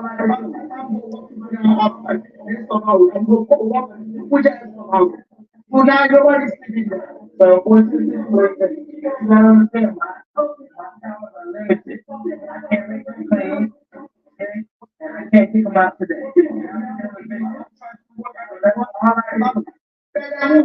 Finally, Dominique backs down, and the police leave. But the fight has left her older daughter. That's crazy. That's what you said. We just need to move on and stay away. Let her live by herself. Let her have her way and see how long it lasts. That's her life. From month to month. That's crazy. It's 4 weeks after the She called the police. and Dominique is due to have her weekly weigh with Dr. Hernandez. She's optimistic about the amount of weight she has lost. Did she think she lost 79 pounds? She's hitting the bottle of soda. Dr. Hernandez has ordered her to drink only water. Drink juice. Because you don't drink juice. She think it's funny. How are you, Mama? I'm doing everything that's on this bed. I got them. Mama, no. It's 580. She gained weight. Down 579. And now we're 582. Incredibly, Dominique has gained 3 pounds since the last weigh-in. You're not doing what I tell you. You're doing whatever you want. But Dominique is convinced the scales on her bed are broken. No, But then Dr. Hernandez sees that his worst fears are confirmed. My daughter, I don't like to see you see, I don't took it. You make me nervous now. Excuse me, doctor. You make me nervous. Anything. I don't like I'm big woman. Mama, why are you drinking that stuff? No, look, I'm joking. I love myself. I don't want people lying. Who are you going to listen to? Listen to you? That's not what you're doing. I don't remember. It's very difficult to believe that with the meal plan that we are supplying, she's not losing weight. And if she's gaining weight, for sure she has to be ingesting other foods, other things that people are giving her. Until she starts helping herself, he can't help her. I'm a doctor, I'm not a magician. I can't wave my magic wand and make people do what I tell them to do. Maybe she's incorrect. But Dominique is a long way away from her dream of quick fix surgery. I don't know when she'll ever learn. I would have said that maybe when she can't walk or she's stuck on the bed, but that's already happening right now. So I doubt that her diet is going to go well in the future. With 95% of all dieters rapidly putting back on the weight they have lost, Dominique faces an uphill battle. What you see is that lots of people do this initially, but not many people keep weight off because the psychological issues have not been addressed and the local vaccines include in the same way. It's pitiful. God, please. I never want to be buried. Determined to lose the weight. If you need something, you're supposed to fight for that. Like Obama, the president, he's fight. And you want to do something in your life, you're supposed to fight for that. It's not easy, but I'm going to fight for that. For Dominique, dieting down to 500 pounds is going to be a marathon, not a sprint. But recent weigh-ins have been encouraging. She's gradually losing more weight, edging closer to surgery, and perhaps a new life. For her daughters, the dream that their mother will walk again one day is getting nearer. If I become the dancer that I want to be, people sit in the audience and screaming out my name, saying, "Oh, that's my daughter," like other mothers do that. It's pretty crazy though that she gonna have to relearn how to walk again. She literally gonna have to learn how to learn how to walk again.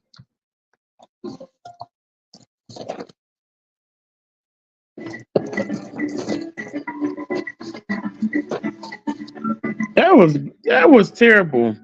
It didn't show us what happened.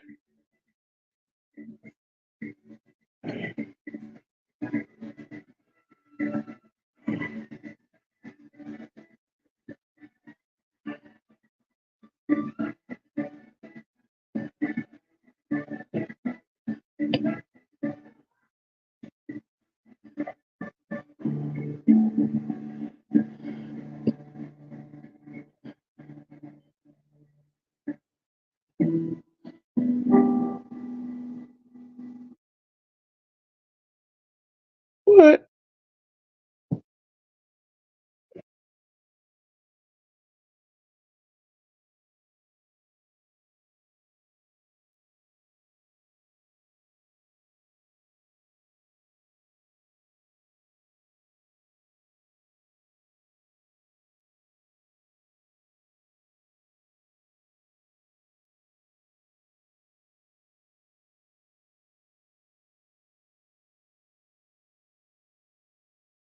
Mm.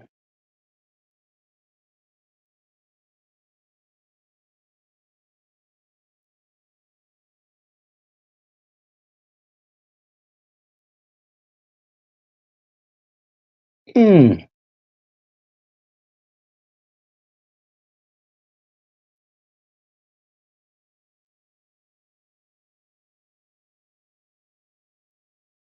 I don't know.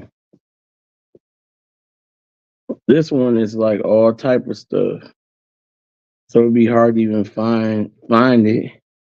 Cause this channel is like about different like crazy little stuff like tumors and hernias and all types of stuff. Good God.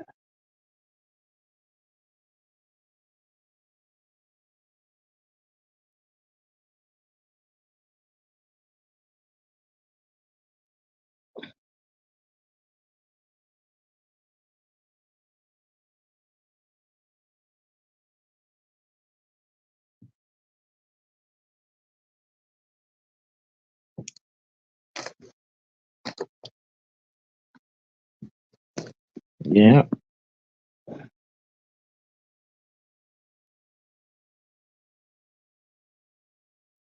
Yeah, I wanted to see what happened to her. This made me mad.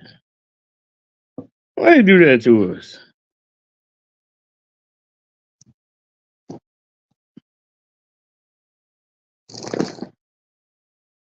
Dang, Jay's got his popcorn by everywhere. That's made me mad. I heard about Brandy first when I was in seventh grade. Hold on, I y'all. liked it because everyone else liked it. You know, they'll tap into the worst impulses. Craziest stories on my 600-pound life. That is crazy, y'all. That just made me mad for real.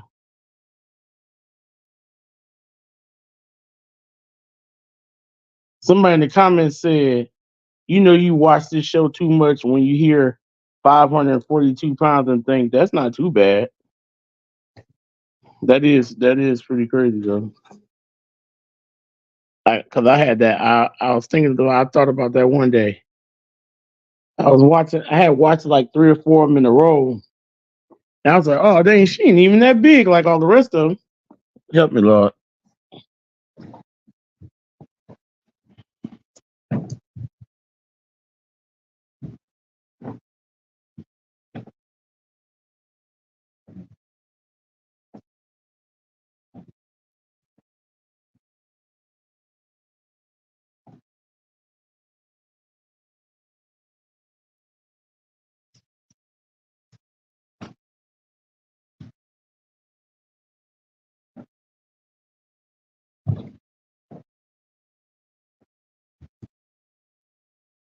I might have to end up taking that other half of that blood pressure pill. I don't want to, but I might have to. I might end up taking it because my head feels a little swimmy.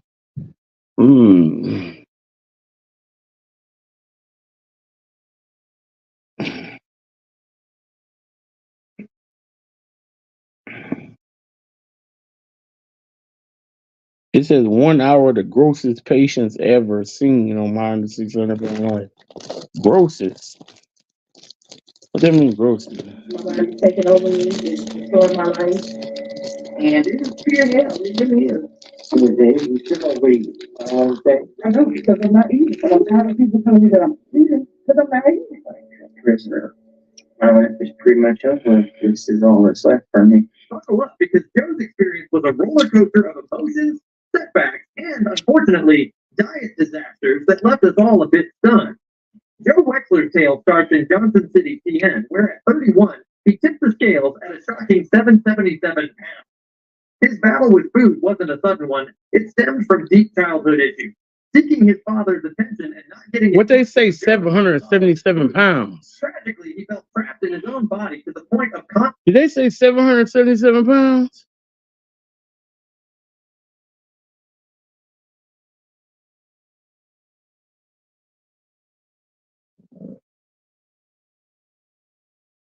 I think they just said 777 pounds.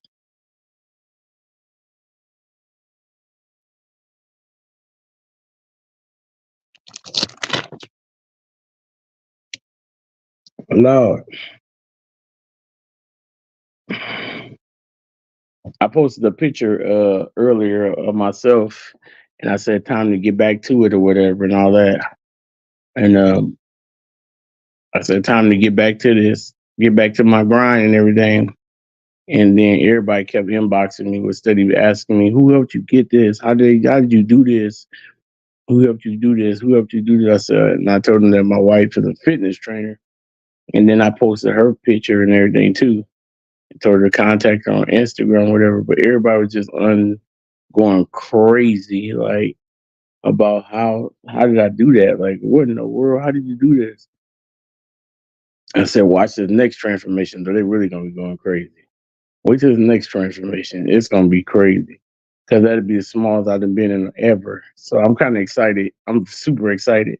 That's why I told y'all I was gonna go get me some stuff from these to give me the right stuff that I need so I can make sure my body have the right nutrients in it. So I have the energy to keep going and I won't just take a day off because I don't got the right nutrients in my body or whatever. And that's just gonna be my major thing right there. I think that's gonna be my major thing right there, making sure I got the right nutrients in my body to make sure that I could continue to go all the time. So, but I'm excited though, y'all. I'm excited. Y'all gonna see my next part of my journey, my next 100 pounds. So, back to the most grossest people. Contemplating suicide. Left me talk real loud and terrible. No, I've been in the floor. Danny loves to shop. What do you think? So cute. But not as much as whoever stole her password from her text. We're sharing that with you, okay? Yeah, sure. Thank you. Here, the size. I made excruciating pain all the time. Joe's life became a cycle of isolation and shame. Even with the support of his sister Annie and his mom Robin, he Not Joe. incredibly alone. Battling congestive heart failure and diabetes, Joe was juggling about 13 to 14 medications daily. Can you imagine the burden of remembering all those pills every day? But how did Joe's life spiral to this point? I absolutely despise it because I want to be independent. Hey, very cool.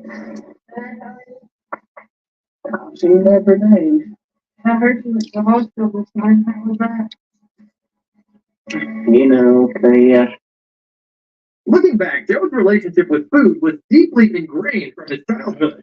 Spending time with his grandmother involved playing games and indulging in too much food, setting a pattern early on. By 18, he already weighed around 450 pounds. Was his grandmother unintentionally enabling his unhealthy habits?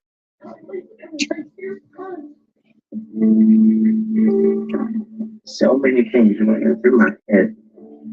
My mom was leaving behind everything to come and help take care of me on the road we're going. And I was scared. What if I just can't do this? I want to believe that I can because if I don't, I'm going to die. He's a biggie. Can we stop and get something to eat? Dang. Joe's background didn't help either. He said, dang, he's gonna die. Then he said, can we stop and get something to eat? Experiencing significant losses like the deaths of his grandfather and father due to heart issues, Joe faced immense emotional turmoil. Each hardship seemed to drive him further into comfort eating. It's a classic case of using food as an emotional crutch. But let's see how it affected his quest for a healthier life. One of the things He that said, catches people a lot is stress eating emotionally.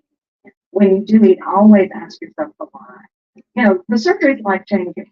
So you want to use this time to make some life changes and prepare yourself. Okay, so now I want to show you something about labels. If we can look at this one here, you can see what I want you to zero in on these labels first of all. On the show, Joe took a major step by meeting with Dr. Now, who set a clear goal for him: lose 150 pounds to qualify for weight loss surgery. Joe and his mother even moved to Houston to be closer to Dr. Now for better monitoring. However, when Joe found out he had gained 15 pounds instead of losing, the disappointment was palpable. But Joe didn't give up just yet. This past month, I've gotten more depressed. I called the doctor. He set me up with a therapist to talk to me and help me work through my emotions right now. one thing about him though, he do walk. He walk. He's 700 pounds. He walk. With emotional eating, Dr. Now recommended therapy. During one session, the psychotherapist suggested Joe list all his grievances as if he were writing a sermon. Ironically, Joe showed up to the session with a coffee and a cinnamon roll in hand, ready to tackle his issues, but still caught in the grip of old habits. Whole entire breakfast is the first. I'm That was kind of like a lot of food too. going to push myself as hard as I can to get to the weight I need. High protein, no carbs. You feel full there? Oh, yeah. Everything is riding on hitting my goal. I see the doctor next month, and I know this is my last chance. Come on, Joe. Let's go, Joe. He didn't have the triumphant finish we all hoped for. By the close of his episode, his weight had escalated to 704 pounds, despite his initial effort. Gaining 15 pounds when he desperately needed to lose weight was a real gut punch, not just to viewers, but undoubtedly to Joe himself. It's a stark reminder of how challenging and complex the journey to health can be. Today we're going to be trying the Dave's Hot Chicken Bite. Happy birthday to me. Store white meat. And what I love about Today is the moment I retake my life and say, no more. Joe getting the surgery, y'all. The most effective type of surgery for this size patient is gastric bypass. Turn your lights off. Betty Joe's journey is a wild ride filled with controversy, frustration, and those moments that just make you shout, really? Now we got Betty Joe. Imagine being a young girl already caught in the grips of food addiction by age 3. By 7, Betty What is this, Joe Day? And by 14, she had nearly doubled. It's a heart-wrenching start to life, isn't it? I have taken all of my Webedo and do everything I can. It's hard. My marriage is really difficult for us because of my weight. It prevents me from having no marriage because he has to be my caretaker. Betty's childhood was scarred by intense bullying, the profound loss of loved ones, and abandonment. She opened up about some of the darkest chapters of her life, including being abandoned by her father and enduring a harrowing experience with a neighbor. The loss of her grandmother only deepened her emotional pain, sending her spiraling further into despair. My life totally changed. I was sexually assaulted. I've always been happy to let me, but after that, I wasn't even like myself anymore. I was angry, I was depressed, so I started eating more. Betty Joe kind of through this comfort, and through the process, it slowly got bigger. Throughout these tumultuous times, Betty's mom stood by her as her rock. However, life threw yet another curveball, and circumstances led to Betty ending up in an epilepsy institution. Isolated and adrift, food became her unwavering companion, offering solace in the face of overwhelming loneliness and a spiraling depression. This marked a critical turning point in her life. Yeah, when she told me I couldn't get my teeth out today, I almost went and bought me a fresh pair of pliers.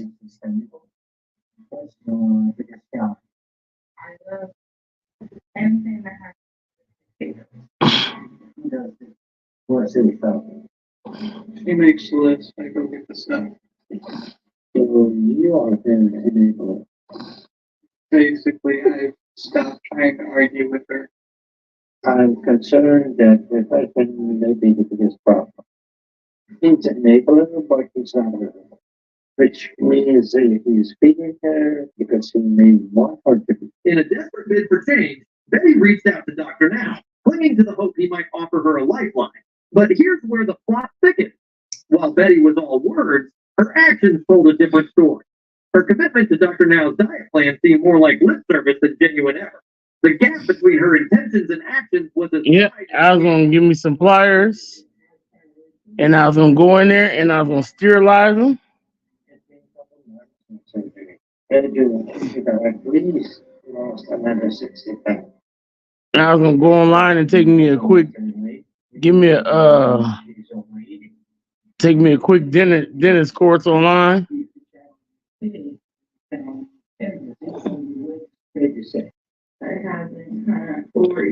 See were there any courses I could take becoming a dentist in 10 minutes. As we reached the final weigh-in, it became the moment of truth for Betty.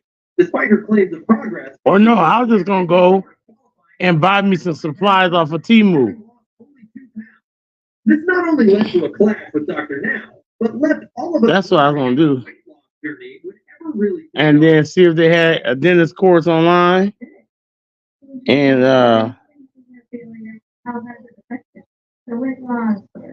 use a dentist course to try to,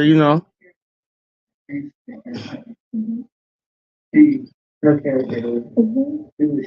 But now it's starting to be able to move around and stuff. And go on and finish off the go and get it out of there. In a dramatic climax, Betty's frustration boiled over. During a heated confrontation with Dr. Now, she was visibly upset and walked out in the middle of an appointment.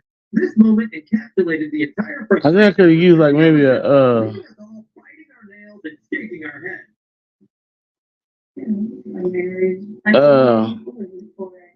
if I could have used like a scalpel or like even like oh, I think I got a few tools down here. I could have used this to get it out with. I think this would have worked. I could have had Jace like take it and like maybe I could have had like Joseph hold my mouth open.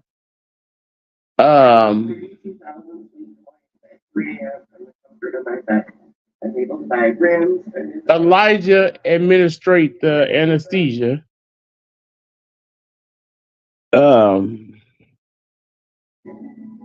Betty's story doesn't just highlight the struggle. Jason get something for the blood, and then I could have had Babe take a hammer and chisel it out with this.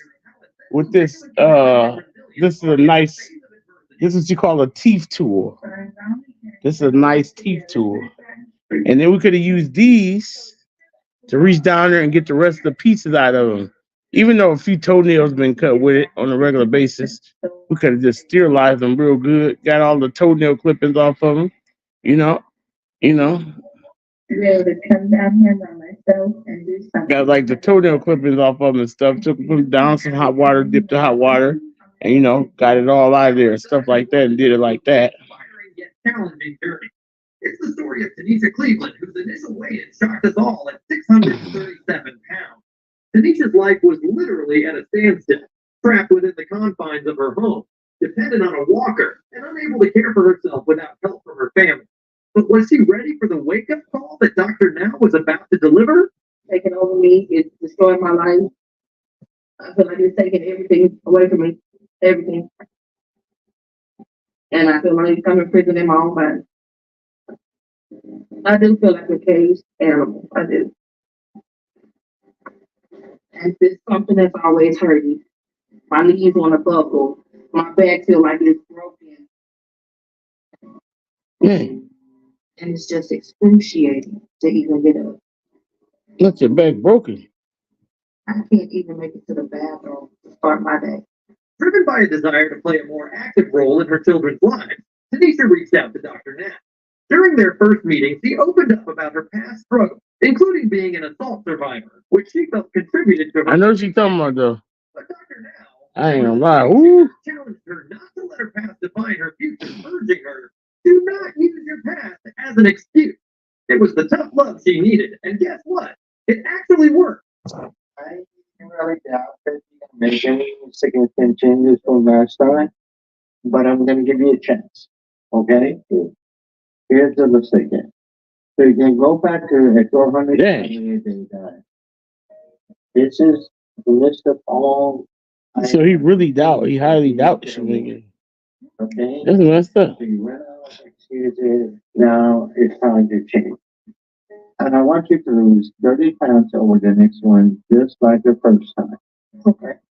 Spurred on by Dr. Now's no-nonsense approach, Tanisha threw herself into her weight loss efforts with newfound determination.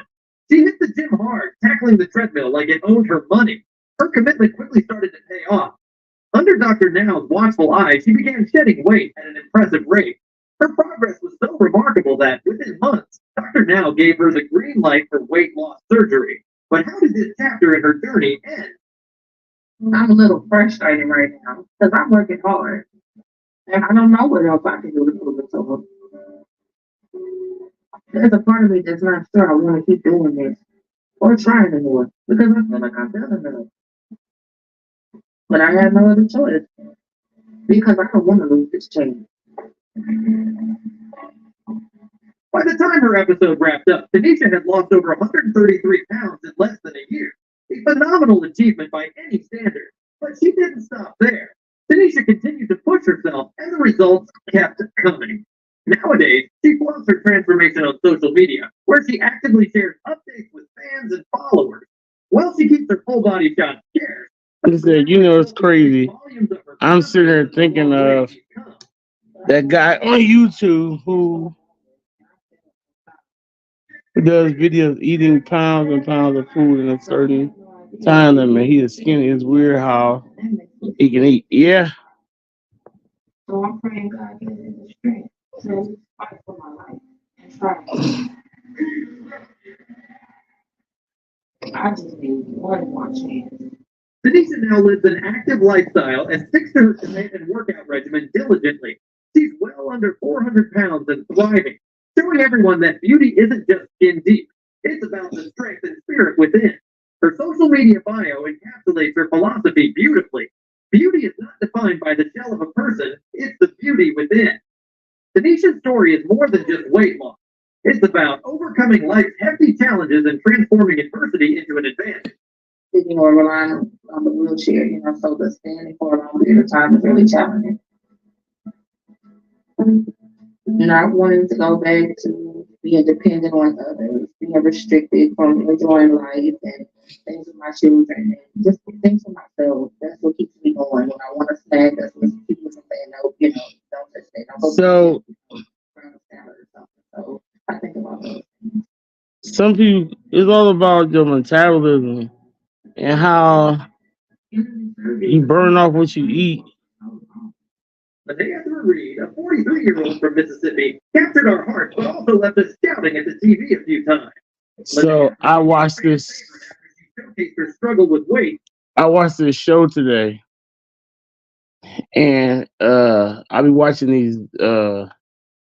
I am addicted to fitness as well.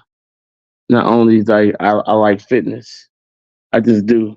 I be watching now. I watch detective shows, but I like fitness shows too.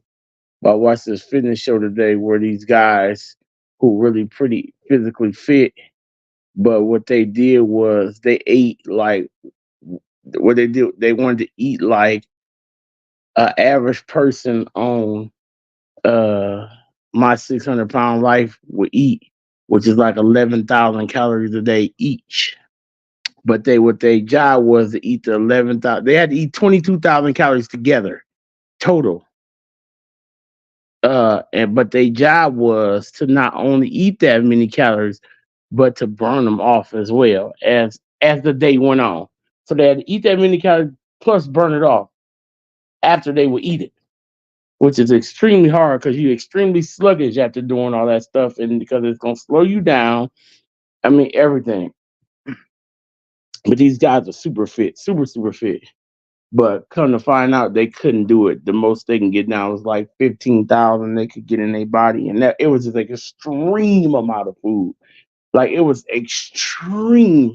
When I'm talking about, it was beyond extreme amount of food. It was so much food to you. You couldn't even. What's the word I want to say? You couldn't even. That wasn't even a word for food. Like that was impossible. Like it was that much food till it was like why? Like you know what I'm saying? Like it was just that much food. And so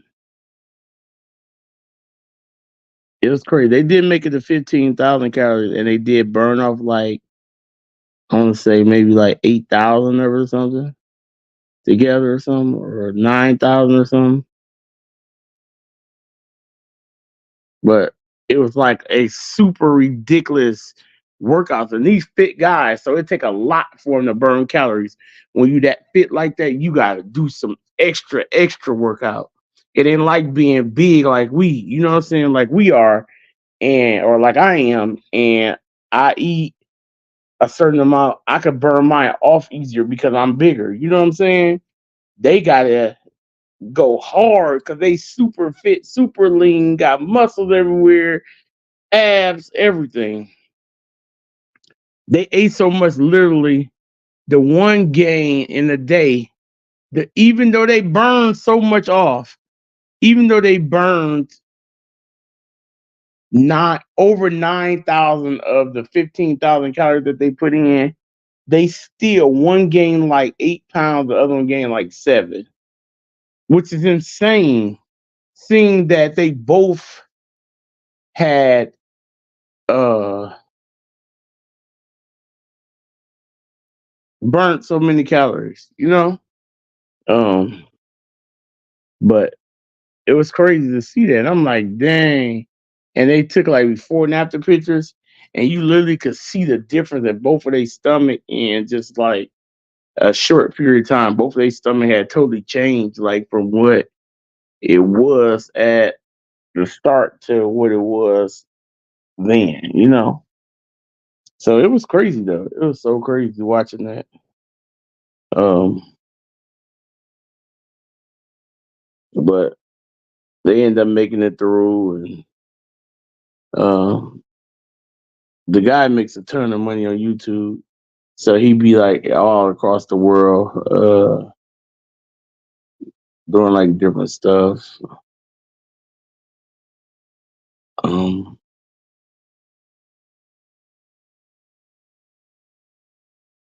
I think the guy said he makes somewhere like $87,000 a month or something on YouTube or something. Like he got like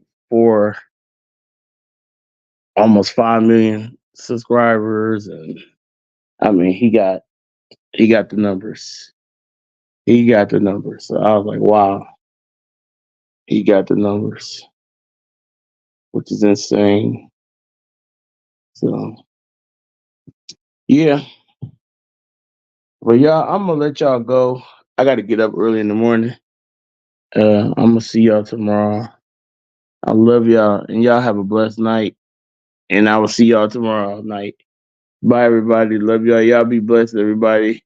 And y'all pray for our son, as he play his 2K